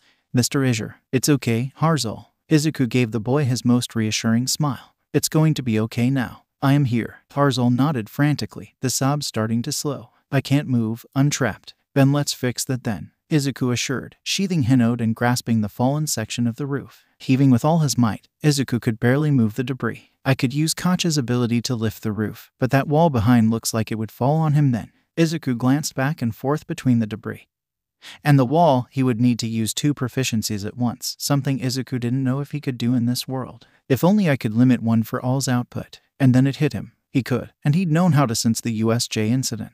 Izuku needed to treat one for all like a circuit, just like he did when he used multiple quirks at once. Calling on one for all in his arms, Izuku imagined the base quirk at the battery and the output as a bulb, before adding the largest resistor he could think of. With a shout, Izuku heaved at the roof and lifted it, not without considerable effort, but he did it, using the debris to stop the wall falling on Harzal. Go, Izuku grunted. Get out of the way. Harzal did as he was told, scurrying towards the top of the stairs. Izuku let the roof drop, the wall collapsing on top of it. Taking a step back, Izuku wiped the sweat off his brow. He'd finally done it. He'd finally managed to control one for all's output. That was 1%. I must be able to handle at least 3 or 4% without any injuries. Turning, Izuku scooped Harzal up. Let's get out of here. Heading back down the stairs, Izuku moved to the doorway, checking the coast was clear before he went back out into the street. Not much had changed. Kacha was still floating and dropping the Namu, Tenra cutting through them with ease. Those flashes of light coming from further down the road must be Sancho. Guess he does have some kind of fire magic after all. And Hakayo, Uncle Denshi, Harzal shouted. Izuku turned his head to look towards the center of town, catching sight of Harzal's aunt and uncle in the distance. The latter was waving frantically while the former held off the Namu surrounding them. Racing out, Izuku dodged the swipe of a Namu's clawed hand and made a break for Harzal's aunt and uncle. Skidding to a halt, Izuku handed the young boy off to his uncle, while his aunt sliced the head of the Namu clean at 2. Izuku dimly realized he recognized her. It was Gyro, a little older than the real world, perhaps 17. Uncle Denshi, Mr. Izur saved me. It was super cool, Harzal announced as his uncle hugged him tight. It gave us a fright, kid, Denshi said, sighing in relief. The uncle was Kaminari, older again, with a goatee and longer hair, lacking his lightning bolt. And I'm not your uncle, kid, Denshi added. Kaio and I aren't married. Not yet you aren't, Harzal refuted, his tone sounding hopeful. A little help here, Hakayo grunted, before screaming, releasing a sonic blast that turned a Namu's entire upper half to rubble. Izuku felt a new magical ability join the others, sound manipulation. On it, Denshi gave her a thumbs up and dashed towards, touching 3 Namu in quick succession, leaving a glowing red handprint on each one. Moving away from the Namu, Denshi raised his hand and clicked his fingers. Instantly, with a crack of thunder, the 3 Namu exploded, the force emanating out from the points Denshi had touched. Another magical ability was added to his quirk space. Thunder Touch allows the caster to use spells that apply a concussive force by touch. They can be detonated by a variety of methods, including with a snap of their fingers. Fall back to the town square, Izuku instructed. Set up some kind of blockade in case we can't stop the Namu.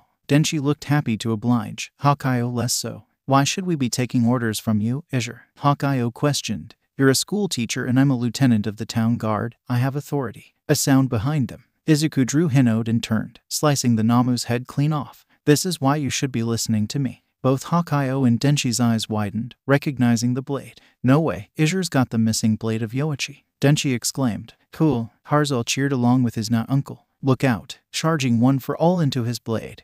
Izuku spun around, slicing through the Namu bearing down on him. Now I'll use Hawkeye's magic. Activating sound manipulation.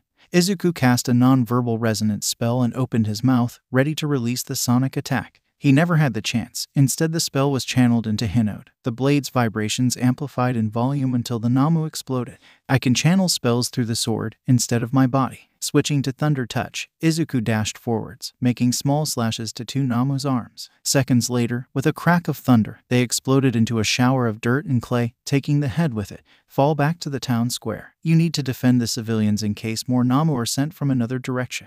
Izuku instructed as he destroyed another Namu. This time with a 3% one-for-all punch. Hawkeye nodded. Don't die. Not planning on it. Izuku replied, covering Hawkeye, Denshi and Harzal as they ran back towards town.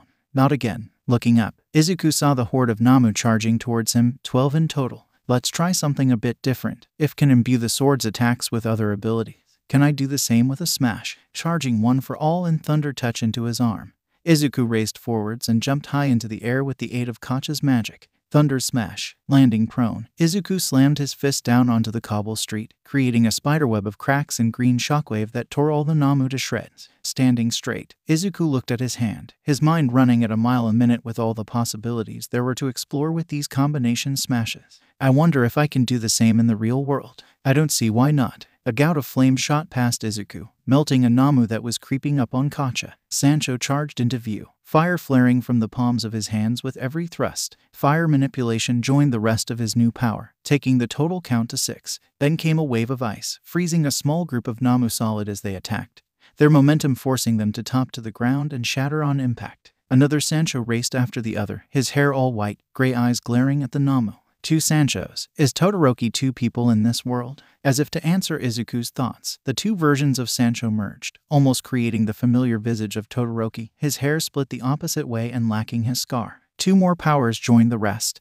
Ice manipulation and elemental division, but Izuku could tell the 2 manipulation proficiencies were tied to the division spells somehow. Tenra. They're merging, Kacha shouted. It's going to go zenith. Izuku turned. The remaining Namu were congregating, their bodies fusing together as they clambered over each. When it finally stopped, Izuku's blood ran cold. The shock Namu, from the USJ attack. A zenith Namu. Tenra hissed, banishing his sword and charging with a burst of enhanced speed. A Liger burst. A giant hand flung out, the Namu blocking Tenra's attempted slice to its head. Tenra stumbled as he landed, breathing heavily. That must be this world's version of Recipro Burst, meaning Tenra's magic must stall like his engines do. The Zenith Namu lumbered towards Tenra, the young prince trying and failing to stand. Lift, please lift, Kacha shouted, casting her magic again and again. Not strong enough for a beast this size. A wave of ice shot out, freezing one of the giant's legs in place. It paid it no heed, ripping it clean off, the limb regrowing in a matter of seconds. Izuku watched as the severed limb shattered into dust,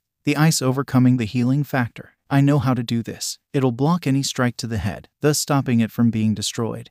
But if I combine... Yes, that will do it. Holding up Hinode, Izuku charged the full 60% of one for all into the blade, followed by Sancho's ice manipulation. Burst forward with a 4% one for all powered leap.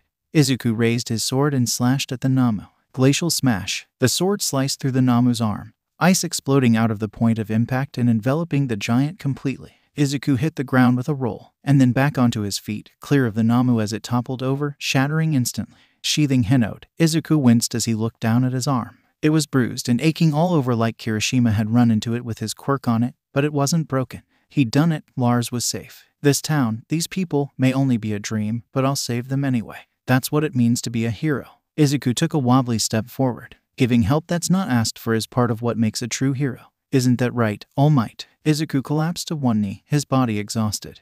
That last smash had drained him more than he'd realized. I forgot. Every magic system has its costs and limitations. Great or small, they're always there. He'd found this world's cost. Izuku slumped face first, asleep before he hit the ground. Night had fallen, and Za tucked her son into his bed. his bruised arm bandaged and a minor healing spell applied. Hinode rested at the side of the bed. Is he going to be okay? Inza turned, seeing Kacha at the bedroom door, Tenra and Sancho behind her. He's just tired. Tazanori was the same the first time he used all the sword's power. Inza assured. A good night's rest and he'll be as good as new. That's great. Kacha sighed. Sancho nodded stiffly. It is. A formidable fighter like your son is a great asset. Don't sound so formal, Sho. Kacha exclaimed. You're going to turn into Tenra at this rate. Don't call me Sho. Make me. Kacha grinned. Please do not cause such a rabble. Izur is sleeping. Tenra admonished, chopping his arm. You're the one being loud. Kacha noted. Tenra hung his head in shame. I have become what I fear the most, uncouth. Kacha stifled a giggle. Inza smiled fondly, reminded of her days as an adventurer, trekking around the kingdom with her friends, her allies, her family, Tazanori, and Dala, Genzai. But those days were gone. She was the only one left now. Will you be leaving? Inza queried, subtly shifting her body to shield Hinode from sight. She wouldn't allow Tenra to take it while Izur was recovering. Tenra shook his head. No, Izur has bonded with the sword, and I must humbly admit, he is far more proficient with a blade of Yoichi than I. Kacha rolled her eyes. What he's trying to say is he's sorry for being a dick and he wants to learn from Izur. Tenra turned red and spluttered indignantly. Inza brushed her son's hair away from his face, using the blade so instinctually.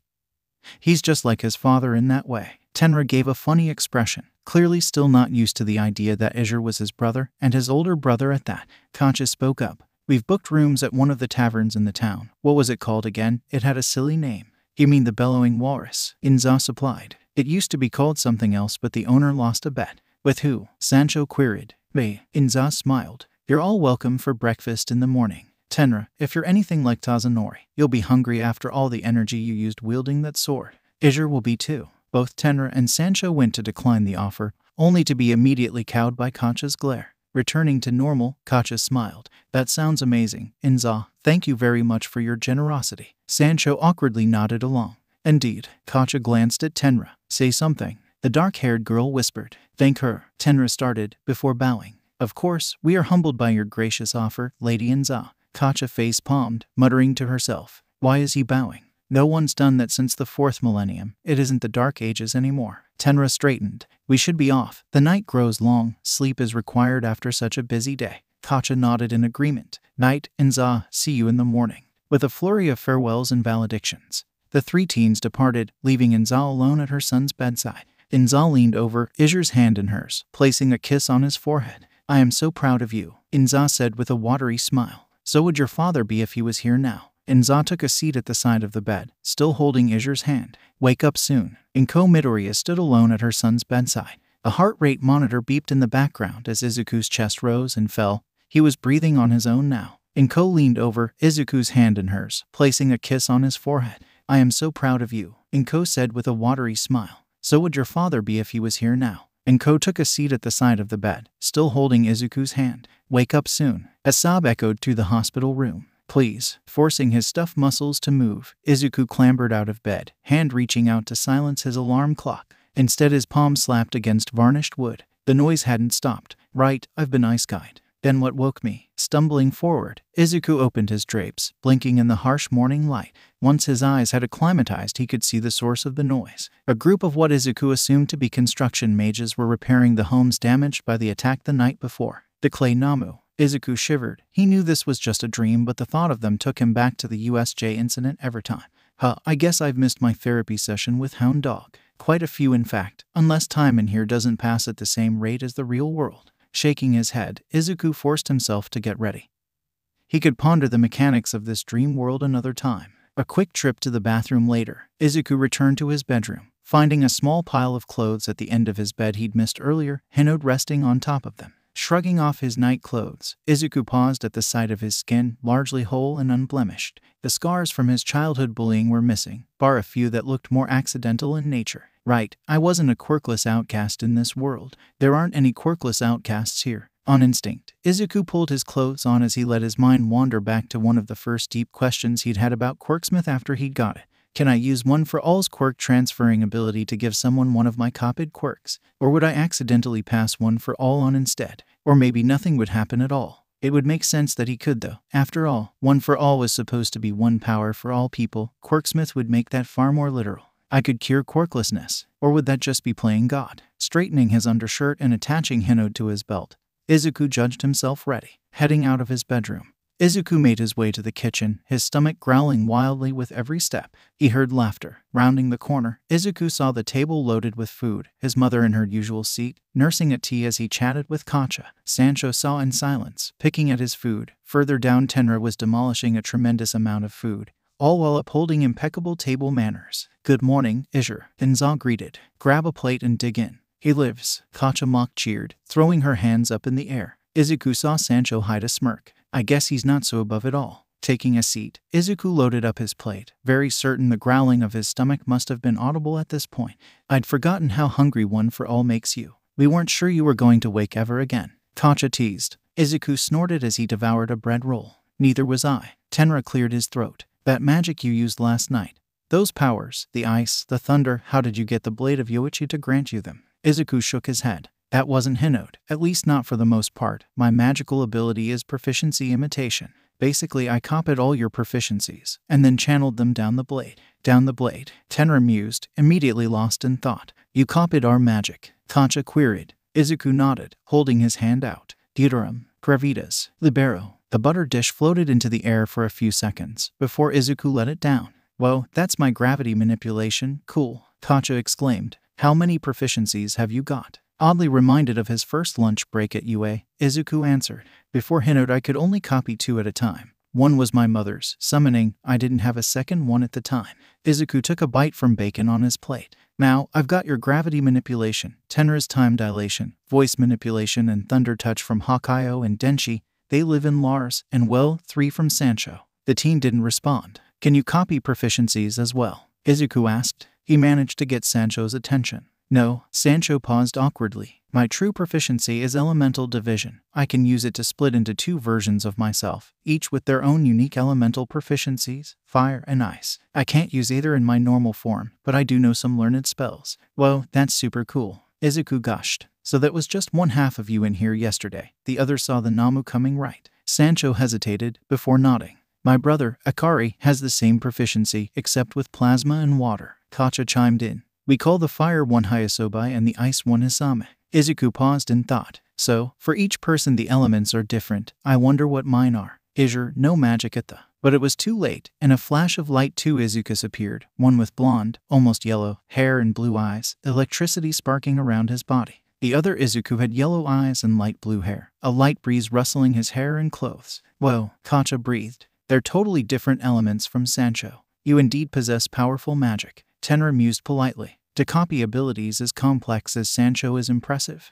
Izuku blinked. In fact, both Izukus blinked. Or would it be Izuki? Feeling a little queasy from the twin vision and other senses, Izuku cancelled the split, returning to his normal, singular self. "That was weird," Izuku admitted, reseating himself. "It can be quite disconcerting." Sancho admitted. "It is best to treat both of them as separate entities." "I see," Izuku pondered, wishing he had his notebook in this world. Tenra cleared his throat. "Izure, the truth of the matter is that we wish for you to join us on our return to Elvar and our trials beyond." Izuku nearly choked on his food, looking over at Tenra. "Come with you." "Yes, it is clear you have great skill with Hinode that I do not have with Uik," Tenra explained. "Your support and guidance would be appreciated on our quest to defend this kingdom, my brother." Izuku knew this world wasn't real, that this blonde version of Ida was not his brother, but still, he felt his heart swell, tears forming in his eyes. Tenra started. "I apologize if I've offended." Kacha batted his arm. "He's not crying because he's upset. You said a nice thing, you big dummy." Izuku wiped away his tears, glancing at Inza to see her nodding.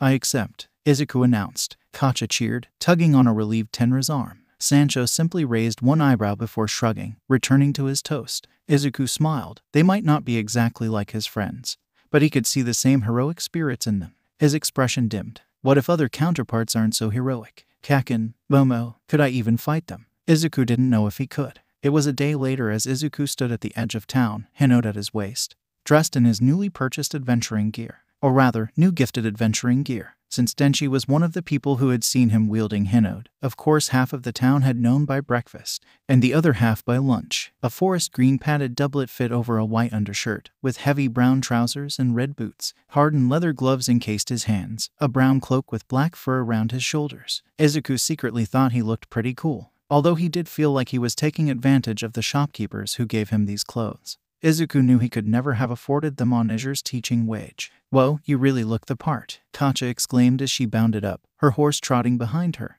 "Thanks," Izuku replied, barely stopping himself from stuttering as he spoke. Tenra tapped his armor, a large shield on his back. "We can equip you with more durable armor like my own once we make it to Alvar." Izuku shook his head. "I'm fine with this, thank you. I prefer mobility, not that I don't appreciate." "I understand," Tenra said, interrupting Izuku. "Well, if there is anything in the royal armory you require, it is yours. As is this horse, I bought from the local stables at quite a discount." The second horse, black with a white spot over its eyes, sidled over to Izuku. Sancho rolled his eyes. "You got absolutely scammed on that horse." "I did," Tenra frowned, "but that is the same price I paid in Alvar for mine." "In Alvar, it would have been reasonable. Here, not so much," Sancho explained. Izuku secured his bedroll to his new horse, which he quickly named Lamre, his Izur memories granting him the requisite skills to easily mount up. Izur may have been a teacher, but he'd still spent plenty of time on a saddle. "Sancho, how long are you staying with us?" Izuku asked. The team looked over, to the borders of Junland, where the rivers Swen and Dresty meet, at Alvar's first wall. "Then I head south to Ash, to report to my father." Sancho looked relieved at the idea of leaving Tenra's presence. "Right, so what's the fastest path to Alvar?" Tenra questioned. "Kacha and I came from the north, from Lashan, not Alvar." Sancho clambered onto his horse. "This way, I am knowledgeable of Junland's roads and paths. I will have us there soon." 5 days later. "We're lost," Kacha sighed, slouching on her horse. "No, we're not," Sancho replied stubbornly. "We've ended up back in Arzal 6 times now." Kacha groaned.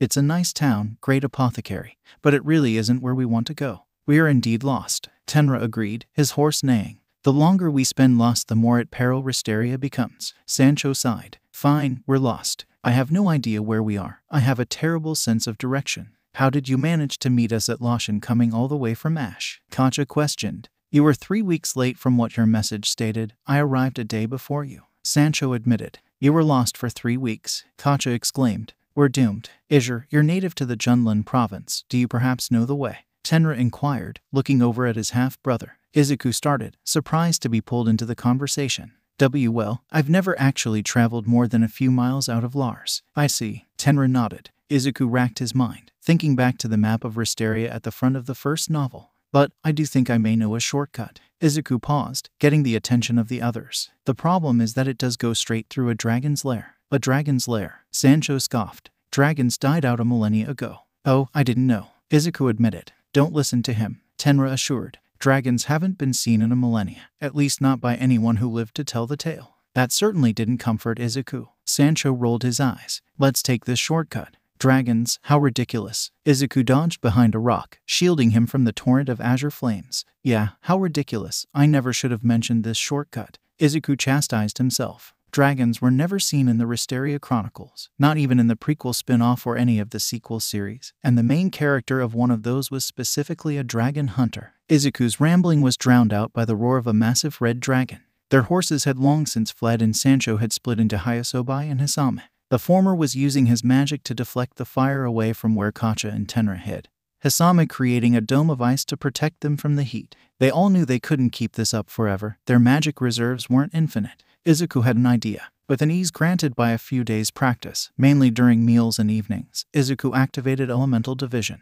The newly dubbed Akazi and Arai came into existence, the latter falling back while Akazi stepped out into the open as the dragon took a pause from fire breathing. Akazi raised his arm, channeling both One for All and his wind manipulation into his fingertip, charging up as the dragon prepared to attack again. In the moment before the blue fire left the dragon's mouth, Akazi flicked his finger. A super-concentrated blast of air shot from between the boulders, kicking up a massive cloud of dust and firing straight down the dragon's throat. The red dragon coughed and gagged, its flames extinguished. It was only dazed, not seriously injured. "We need to retreat now, while it's distracted," Tenra called, as Izuku reformed. "We'll have to go the long way round." Without argument, the party of 4 turned, ready to make a break for it.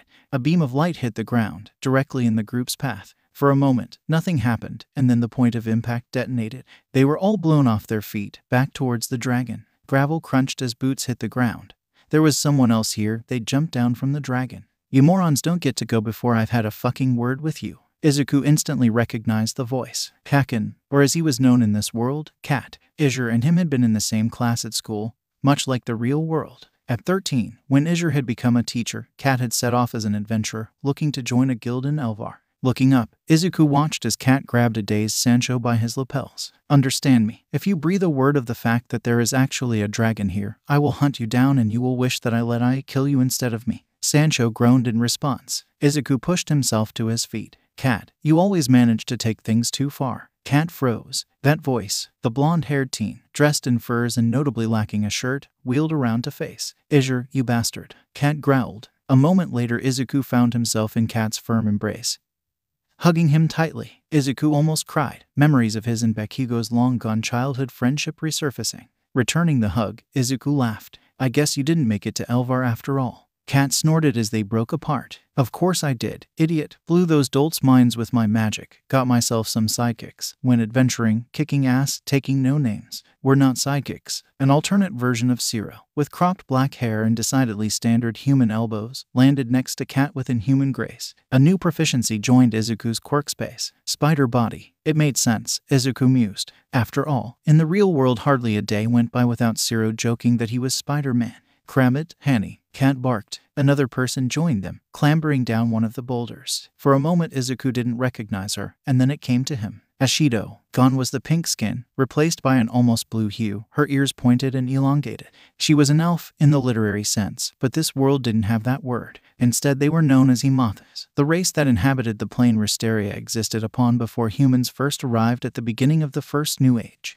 They had been turned to stone by an unknown curse thousands of years before the first New Age, at the end of the last Old Age, beginning the Wild Age. Humans, led by a pair of brothers, had used the magic they had brought from their homeworld to reverse the curse and free the Emathas. In gratitude they had been gifted the wild plains of Ristur. However, Yoichi, the younger of the human brothers, had been forced to kill his sibling.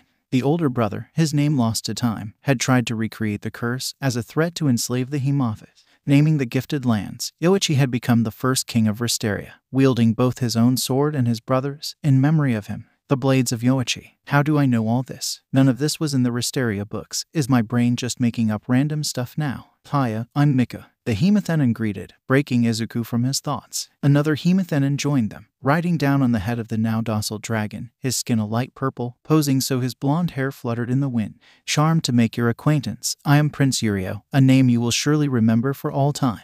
Ayama. A clump of dirt hit Yurio in the face, making him splutter. Can it? No starting any fancy court bullshit. Cat brushed his hands off. You're 37th in line to the throne. Alas, it was too late. Tenra bowed. It is an honor to meet you, Prince Yurio. I am Prince Tenra of Risteria. Whoa, Cat's cousin knows the crown prince of Risteria. Mika exclaimed, bouncing on the balls of her feet. Your cousin? Izuku queried, looking at Cat. The blonde shrugged. That's basically what we are, isn't it? Before Izuku could say anything more he found Tenra's hand on his back, forcing him to bow. And this is my brother, Prince Izur of Risteria. Izuku saw a range of reactions as he was released from the bow. The dragon had cocked their head inquisitively.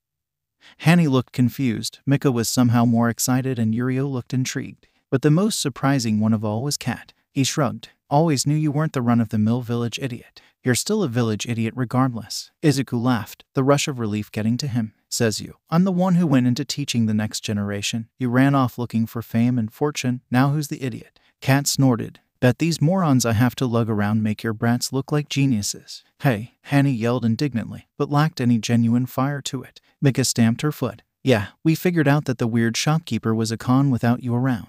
Yeah, after he'd taken most of your gold. Cat snorted, looking back to Izuku. So, who's round face in the world's most boring flag? Izuku couldn't help but smile at Cat's total lack of decorum and manners. This is Kacha, she's a mage, mainly gravitational magic. Gravity magic. Cat shrugged, looking at Kacha. Sounds pretty powerful. Kacha hid a blush. Your explosion was super cool too. Now it was Cat's turn to his own slightly rosy cheeks. Izuku smirked. Some things just seem to be the same as the real world. And this is Sancho, he's... Cat interrupted. Lord Endeavor's younger brat, right. Met your brother, he's a dick. If Sancho had any reaction, he didn't show it. I'm just going to ask. Kacha leant forward, dropping to a whisper. What's with the dragon? Why isn't it, killing us indiscriminately? Cat snorted, as if the very idea was ridiculous. That's he's human normally. We were on our way back to Elvar to sell some shit we got out of some long-dead witch's dungeon. The dragon bobbed their head in agreement. I, like the idiot he is, decided to try on an obviously fucked cursed armband, and then he turned into a dragon. Cat finished. Yeah, damn near crushed us in the process, Hanny grumbled, while still managing to sound oddly jealous. Perchance we could be of assistance in freeing your friend from this most foul malediction. Tenra spoke with gusto. Kat raised an eyebrow. Is there something wrong with him? He talks like a weirdo. He's posh, Izuku offered. Makes sense. Kat nodded. And nope, the curse isn't permanent. Got some sort of release trigger. We've been camping out here while we figure it out, so no noble chucklefucks decided to stab first? Think never. The blonde teen shot a glare at Sancho and Tenra. Katja spoke. Hey, in our defense we were the ones who got jumped by a dragon. Kat, she's kinda got a point. Hanny argued. We did start attacking first. Fine. Kat rolled his eyes. But it was only as a warning. We were leaving, and you stopped us. Sancho noted. Leaving is good. Kat smirking. Never fucking coming back is far better. Tenra moved over to Izuku's side. Izure, I believe I know a spell that may free this eye from his curse. Tenra whispered, as more arguing broke out. Which one? Izuku questioned, opening the mental folder of spells he'd gotten when he'd copied Tenra's proficiency. Malin Exordio. It's rather archaic, used to cleanse a vessel of magic residue. Tenra explained. Normally, I wouldn't consider it. It's designed to remove trace amounts of magic by fast-forwarding it until it fades, not full curses, but if we combine our castings and use the power of the swords to boost our magic, it might work. Izuku finished, largely muttering to himself now. Oi, Izure, what are you and Prince Stick-Up but muttering about? Kat called, ending the argument between the others immediately. Izuku's head shot up. Tenra just had an idea of how we could help your friend. Yeah, I could tell that much. Even when he's trying to be quiet, he's got a voice like a horn. Kat rolled his eyes. I meant the spell you were conspiring about. Malin Exordio. Izuku offered. Kat shrugged. Never heard of it, and we definitely haven't tried it, so go wild, knock yourselves out. Izuku glanced to Tenra, the Restarian prince, giving him a curt nod of agreement. We'll need to double cast, Izuku stated, and swap the target invocation to aim at the curse specifically. Mika leaned in towards Katja, the dark-haired girl's clothing allowing the Hemothenan to instantly recognize her as a mage. What's an invocation? Isn't that just another word for incantation? The pink-haired elf queried. Or is it different in the Restarian language? Oh, right, Restarian isn't your first language, of course. Katja realized as Izuku and Tenra continued to workshop the spell. Mika nodded.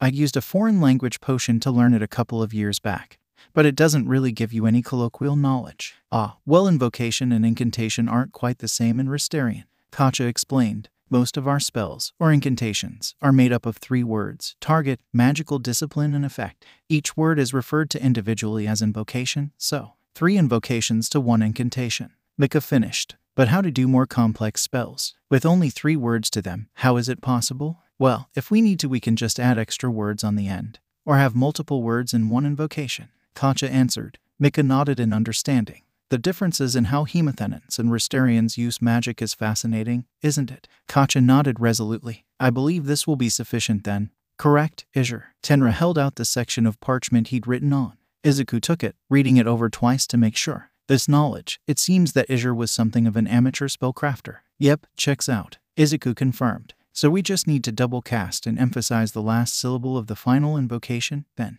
Indeed. Tenra nodded. Shall we begin? Izuku and Tenra walked forwards, standing before the giant form of Ai. At each of their waists the swords of Yoichi began to glow. Power flooded Izuku's veins as his magic synchronized with Tenra and magnified greatly. I can see why people can get addicted to this now. Tenebris maledictionum. Tempest. Fugit. Ai began to glow as well, with black wisps of smoke writhing over his scales. Tenebris maledictionum. Tempest. Fugit. A beam of silver light shot from each of Izuku and Tenra's swords, hitting an ornate golden armlet on one of Ai's front legs. The dragon roared, a gout of blue flames shooting high into the sky. And then, he started to shrink, slowly at first, before getting faster. Ai collapsed at their feet, long red hair falling over his face. The armlet had shrunk to fit his now human arm. I feel like I just got run over by a carriage. Ai groaned. It feels weird having arms again. Then you shouldn't have put on obviously cursed jewelry, shitty hair. Kat groused, grabbing Ai's arm and pulling him to his feet. We need to get him checked out. Izuku nodded, not particularly surprised to see Ai was Kirishima. The only difference was his eyebrow scar, much larger, running from the corner of his mouth and disappearing into his hairline. Hanny went to Ai's other side, wrapping his arm around his neck. Good to have you back to normal. Good to be normal, Kirishima mumbled, only half conscious. Izuku frowned, thinking back to the map of Risteria. The nearest town is Far Helos, but it's in the opposite direction to Elvar. Plus Elvar would only be a couple of hours more travel. Katja bounded up. I know some healing magic. Not a proficiency by any means, but enough to tide him over until he can see a professional. Kat stared at her for a few moments, as if judging her. Fine, Kat acquiesced. But as soon as we get to Elvar, we're finding a doctor. Katja nodded. Sounds great. With that, Ai was laid out on bedroll, Katja casting diagnostic spells on him as Hani, Mika, and Yurio crowded around. Izuku joined Kat, his hands still tingling from the sheer power of the spell. It would make sense for us to travel together to Elvar, Izuku stated, trying to judge Kat's reaction. In the real world, Bakugo would probably try and blow him up for suggesting such a thing. Yeah, Kat stuffed his hands in his pockets, his voice almost a whisper. I didn't think we were ever going to find a way to break that damn curse. Izuku was internally panicking, not quite sure how to react to a Bakugo that was sharing his feelings with him. Well, feelings other than homicidal rage. And that would have been my fault. Kat continued. Basically, what I'm trying to say is, thanks for helping him, for helping me. Izuku's brain short-circuited. You great big dork, Kat joked, sucking in a deep breath as he blinked away tears. And if you tell any of those idiots about this conversation, I will kill you. There will be no running, there will be no hiding, only pain. Izuku finished, smiling. You need to get some new threats, Kat. They're starting to get predictable. Kat turned to look at Izuku. Run for your life. We're not doing run for your life, Kat. 3. Come on. 2. Izuku could taste ozone in air. Kat was charging up an explosion. 1. Izuku ran for his life. 2 days later, boots pounded on stone, the path becoming wider as they came closer to Elvar's first wall. Ai had gone on ahead, on Izuku's horse, with Katja, Tenra, and Sancho. The latter was no doubt halfway to Ash by now. Or with his sense of direction, he'd probably end up back in Lars by the end of the week. Izuku's hand rested on Hinode, the familiar thrum of one for all comforting him as Elvar grew larger. The names and faces may be different, but he recognized broad strokes of the roles within the story. Lord Ellingen was absolutely a villain. He'd tried multiple times to kill the hero of the original series. This had culminated in him colluding with Blackthorn to destroy the entirety of Elvar just to kill the hero. And it made walking into Elvar all the more terrifying knowing Tenra had gone ahead to announce his existence and impending arrival. Izuku was expecting assassins around every corner, ready to kill him before he could even claim his title. That reminded him, the brother in the novel, the one Ida was taking the place of, had been far less welcoming to the hero in the novel. The brother had even helped his grandfather with some of the assassination plots, before having a heel-face turn in the 6th novel. Perhaps the difference was because Izuku knew Ida would never engage in such heinous acts. Oi, nerd. You fucking sleepwalking. Izuku broke from his thoughts, looking round to see they'd stopped, just a short distance from the east gate of Elvar's first wall. Oh, I was lost in thought, Izuku replied. Sorry. Kat rolled his eyes. Some things don't change, do they? Sparky Boom Boom was asking if you have an identification coin to get into Elvar. Hani explained. In his hand was a bronze coin, with the seal of the Adventurers Guild upon it. Izuku had forgotten all about identification coins. One was needed just to enter Elvar. Otherwise, you had to go through a lengthy immigration process, or get sponsorship from a guild. Those granted the bronze coins that Kat, Hani, Mika, and Yurio had, allowing you into just the outer ring of the city. Silver was for permanent residents, allowing access to the outer and middle rings, as well as limited sections of the inner ring. Gold was all access, while platinum was reserved for the royal family and various lords. Izuku gritted his teeth, preparing himself. This is my identification coin. In one fluid motion, Izuku drew Hinode, the emerald blade glinting in the harsh sunlight. That's ballsy. Mika whistled. It was nice knowing you. You won't even make it through the gate. Agreed. A pretty face such as yours will not suit all the injuries you will no doubt suffer. Yurio agreed. Who said I was going through the gate? Izuku responded, crouching down. Remember, we're sisters in the circuit. Kat rolled his eyes. Oi, Izur, just don't get yourself killed. Izuku smiled. Come on, you know me. Yeah, that's why I said it. Chuckling, Izuku charged 5% of one for all into his legs, before using one of Katja's spells to reduce his mass. And then, he exploded into the air. Soaring high into the sky, he could see the entirety of Elvar laid out below him. Shouting from the guards at the gate reached Izuku's ears, but he didn't care. The adrenaline rush was unlike anything he'd ever experienced before. No wonder this is All Might's preferred mode of transport. Izuku whooped in delight as he reached his apex, reveling in the momentary feeling of weightlessness and the drop of his stomach as he began to fall. The royal residence, an ancient, ornate tower, grew larger and larger with every passing second. Now I just have to land. Easier said than done. Activating Sancho's ice manipulation, Izuku cast a spell, drawing water from the large foundation in the main courtyard. It froze, forming a slide just in time for Izuku to land on in, transforming his downwards momentum into propulsion.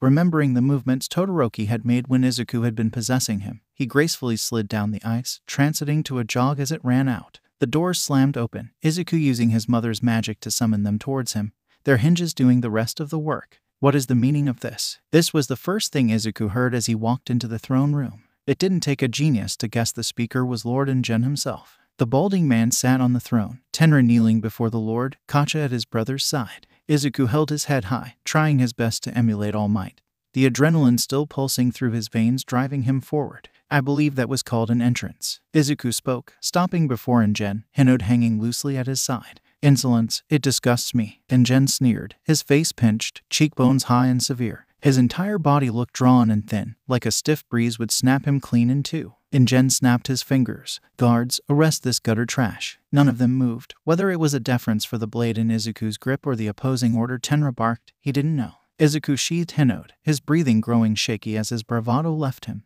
Tenra stood. Grandfather, this is my brother. Izure, you must believe me now. He wields Hinode, do you not see? Izuku watched as Ingen glanced around the room. It appeared he had gate-crashed a rather lavish party, filled to the brim with fancy lords and ladies and even fancier wine. So, my grandson speaks the truth. Ingen finally spoke, waving a calming hand to the guards. I thought he had perhaps been bewitched by some foul curse, but in the flesh, the resemblance is uncanny. You look just like that common harlot. Gasps shot through the room, followed by whispering. These stuffy nobles were loving the show. Izuku saw red. In an instant he dashed forwards, drawing Hinode and placing it at Ingen's throat before the man could even blink. I believe such a comment is grounds for an honor duel, is it not? Izuku asked, his tone dangerous. Izuku knew what a vile being the Lord Protector of Elvar had been in the books. He was no all-for-one, but still, he wasn't a common villain. Ingen gave a hearty laugh. I retract my statement. You look like your mother, but your attitude, it is entirely your father's. I've looked up to him my entire life. Izuku slowly lowered Hinode.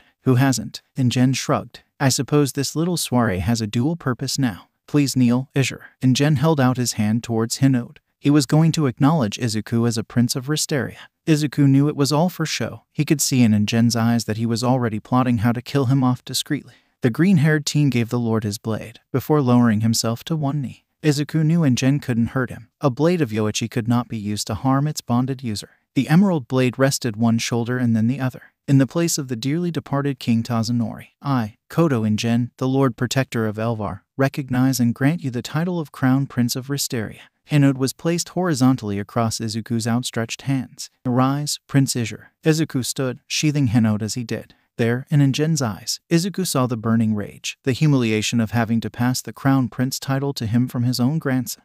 That was Ingen's mistake. He had changed the laws to force Tazunori to marry his daughter, but never given thought to change the laws of succession. If the blades of Yoichi choose different wielders, they who possesses the first of the blades will be heir apparent. But Izuku wasn't king, not yet. With both he and Tenra in possession of one of the swords, neither could ascend to the throne without the other blade changing its allegiance. However, it did grant Izuku a seat at the head of the Interregnum Council, alongside Ingen. The man was in the seat of House Ingen, and would remain so, only lacking the second vote his regent status had provided him. Ingen grabbed Izuku's arm, pulling him in for a hug with a jovial chuckle. You will regret this, you filthy bastard. Ingen hissed into Izuku's ear. Izuku's eyes darkened. Funny, I was about to say the same thing. The two broke apart, Ingen retreating to a side table, under the pretense of mingling with the guests. Izure, I was hoping for a little more subtlety. Tenra chided as he and Kacha approached. Izuku shrugged. Your grandfather would have been arrested and thrown in jail before I even made it through the gate.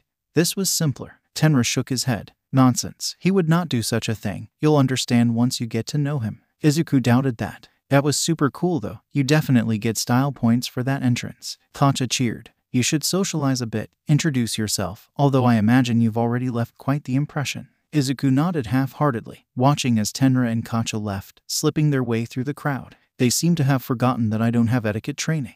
Not that I care. Slinking towards the edge of the room, Izuku found an empty table and took a seat. He was exhausted. After 2 days walking and all the political shenanigans he'd just gotten through, he wasn't surprised. Izuku heard her before he saw her. The footsteps on stones, getting louder every second. He looked up, and there she was. Momo. She looked just like the real world. Her hair was even styled the exact same way. Izuku started. He saw something in her eyes he hadn't been expecting. Familiarity. Momo. The dark-haired girl smiled. Hey, Izuku.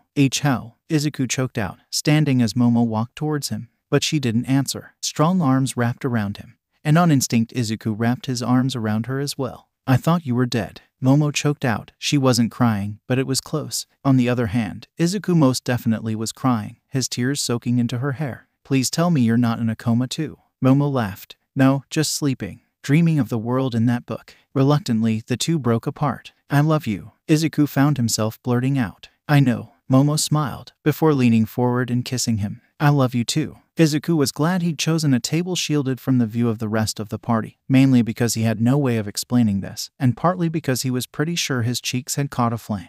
You know, this is the point in stories where something usually goes wrong. Izuku murmured, Momo's hand clasped in his. Momo laughed. Oh, absolutely. I am most definitely expecting that to happen. Namu, a voice called. This is all getting a bit meta, isn't it? Izuku joked. Momo smiled. I always thought the fourth wall was overrated anyway. Giant Namu, coming from the south. Momo tilted her head. Is that Shoto's voice? Sounds like it. I've never heard him shout that loud before. Izuku admitted. Izuku and Momo left the seclusion of the table, re-entering the throne room proper. And there he was, Hisama, Sancho's ice half, panting with exertion as he stood in the doorway. Izuku frowned. The giant attack on Elvar. That's a bit early. It shouldn't be until book 8. Momo shrugged. None of us are characters in a book series from 200 years ago. This dream isn't really abiding by the original storyline, is it? I suppose not. Izuku admitted. Ready for a really awesome set piece. Indeed. Then on we go.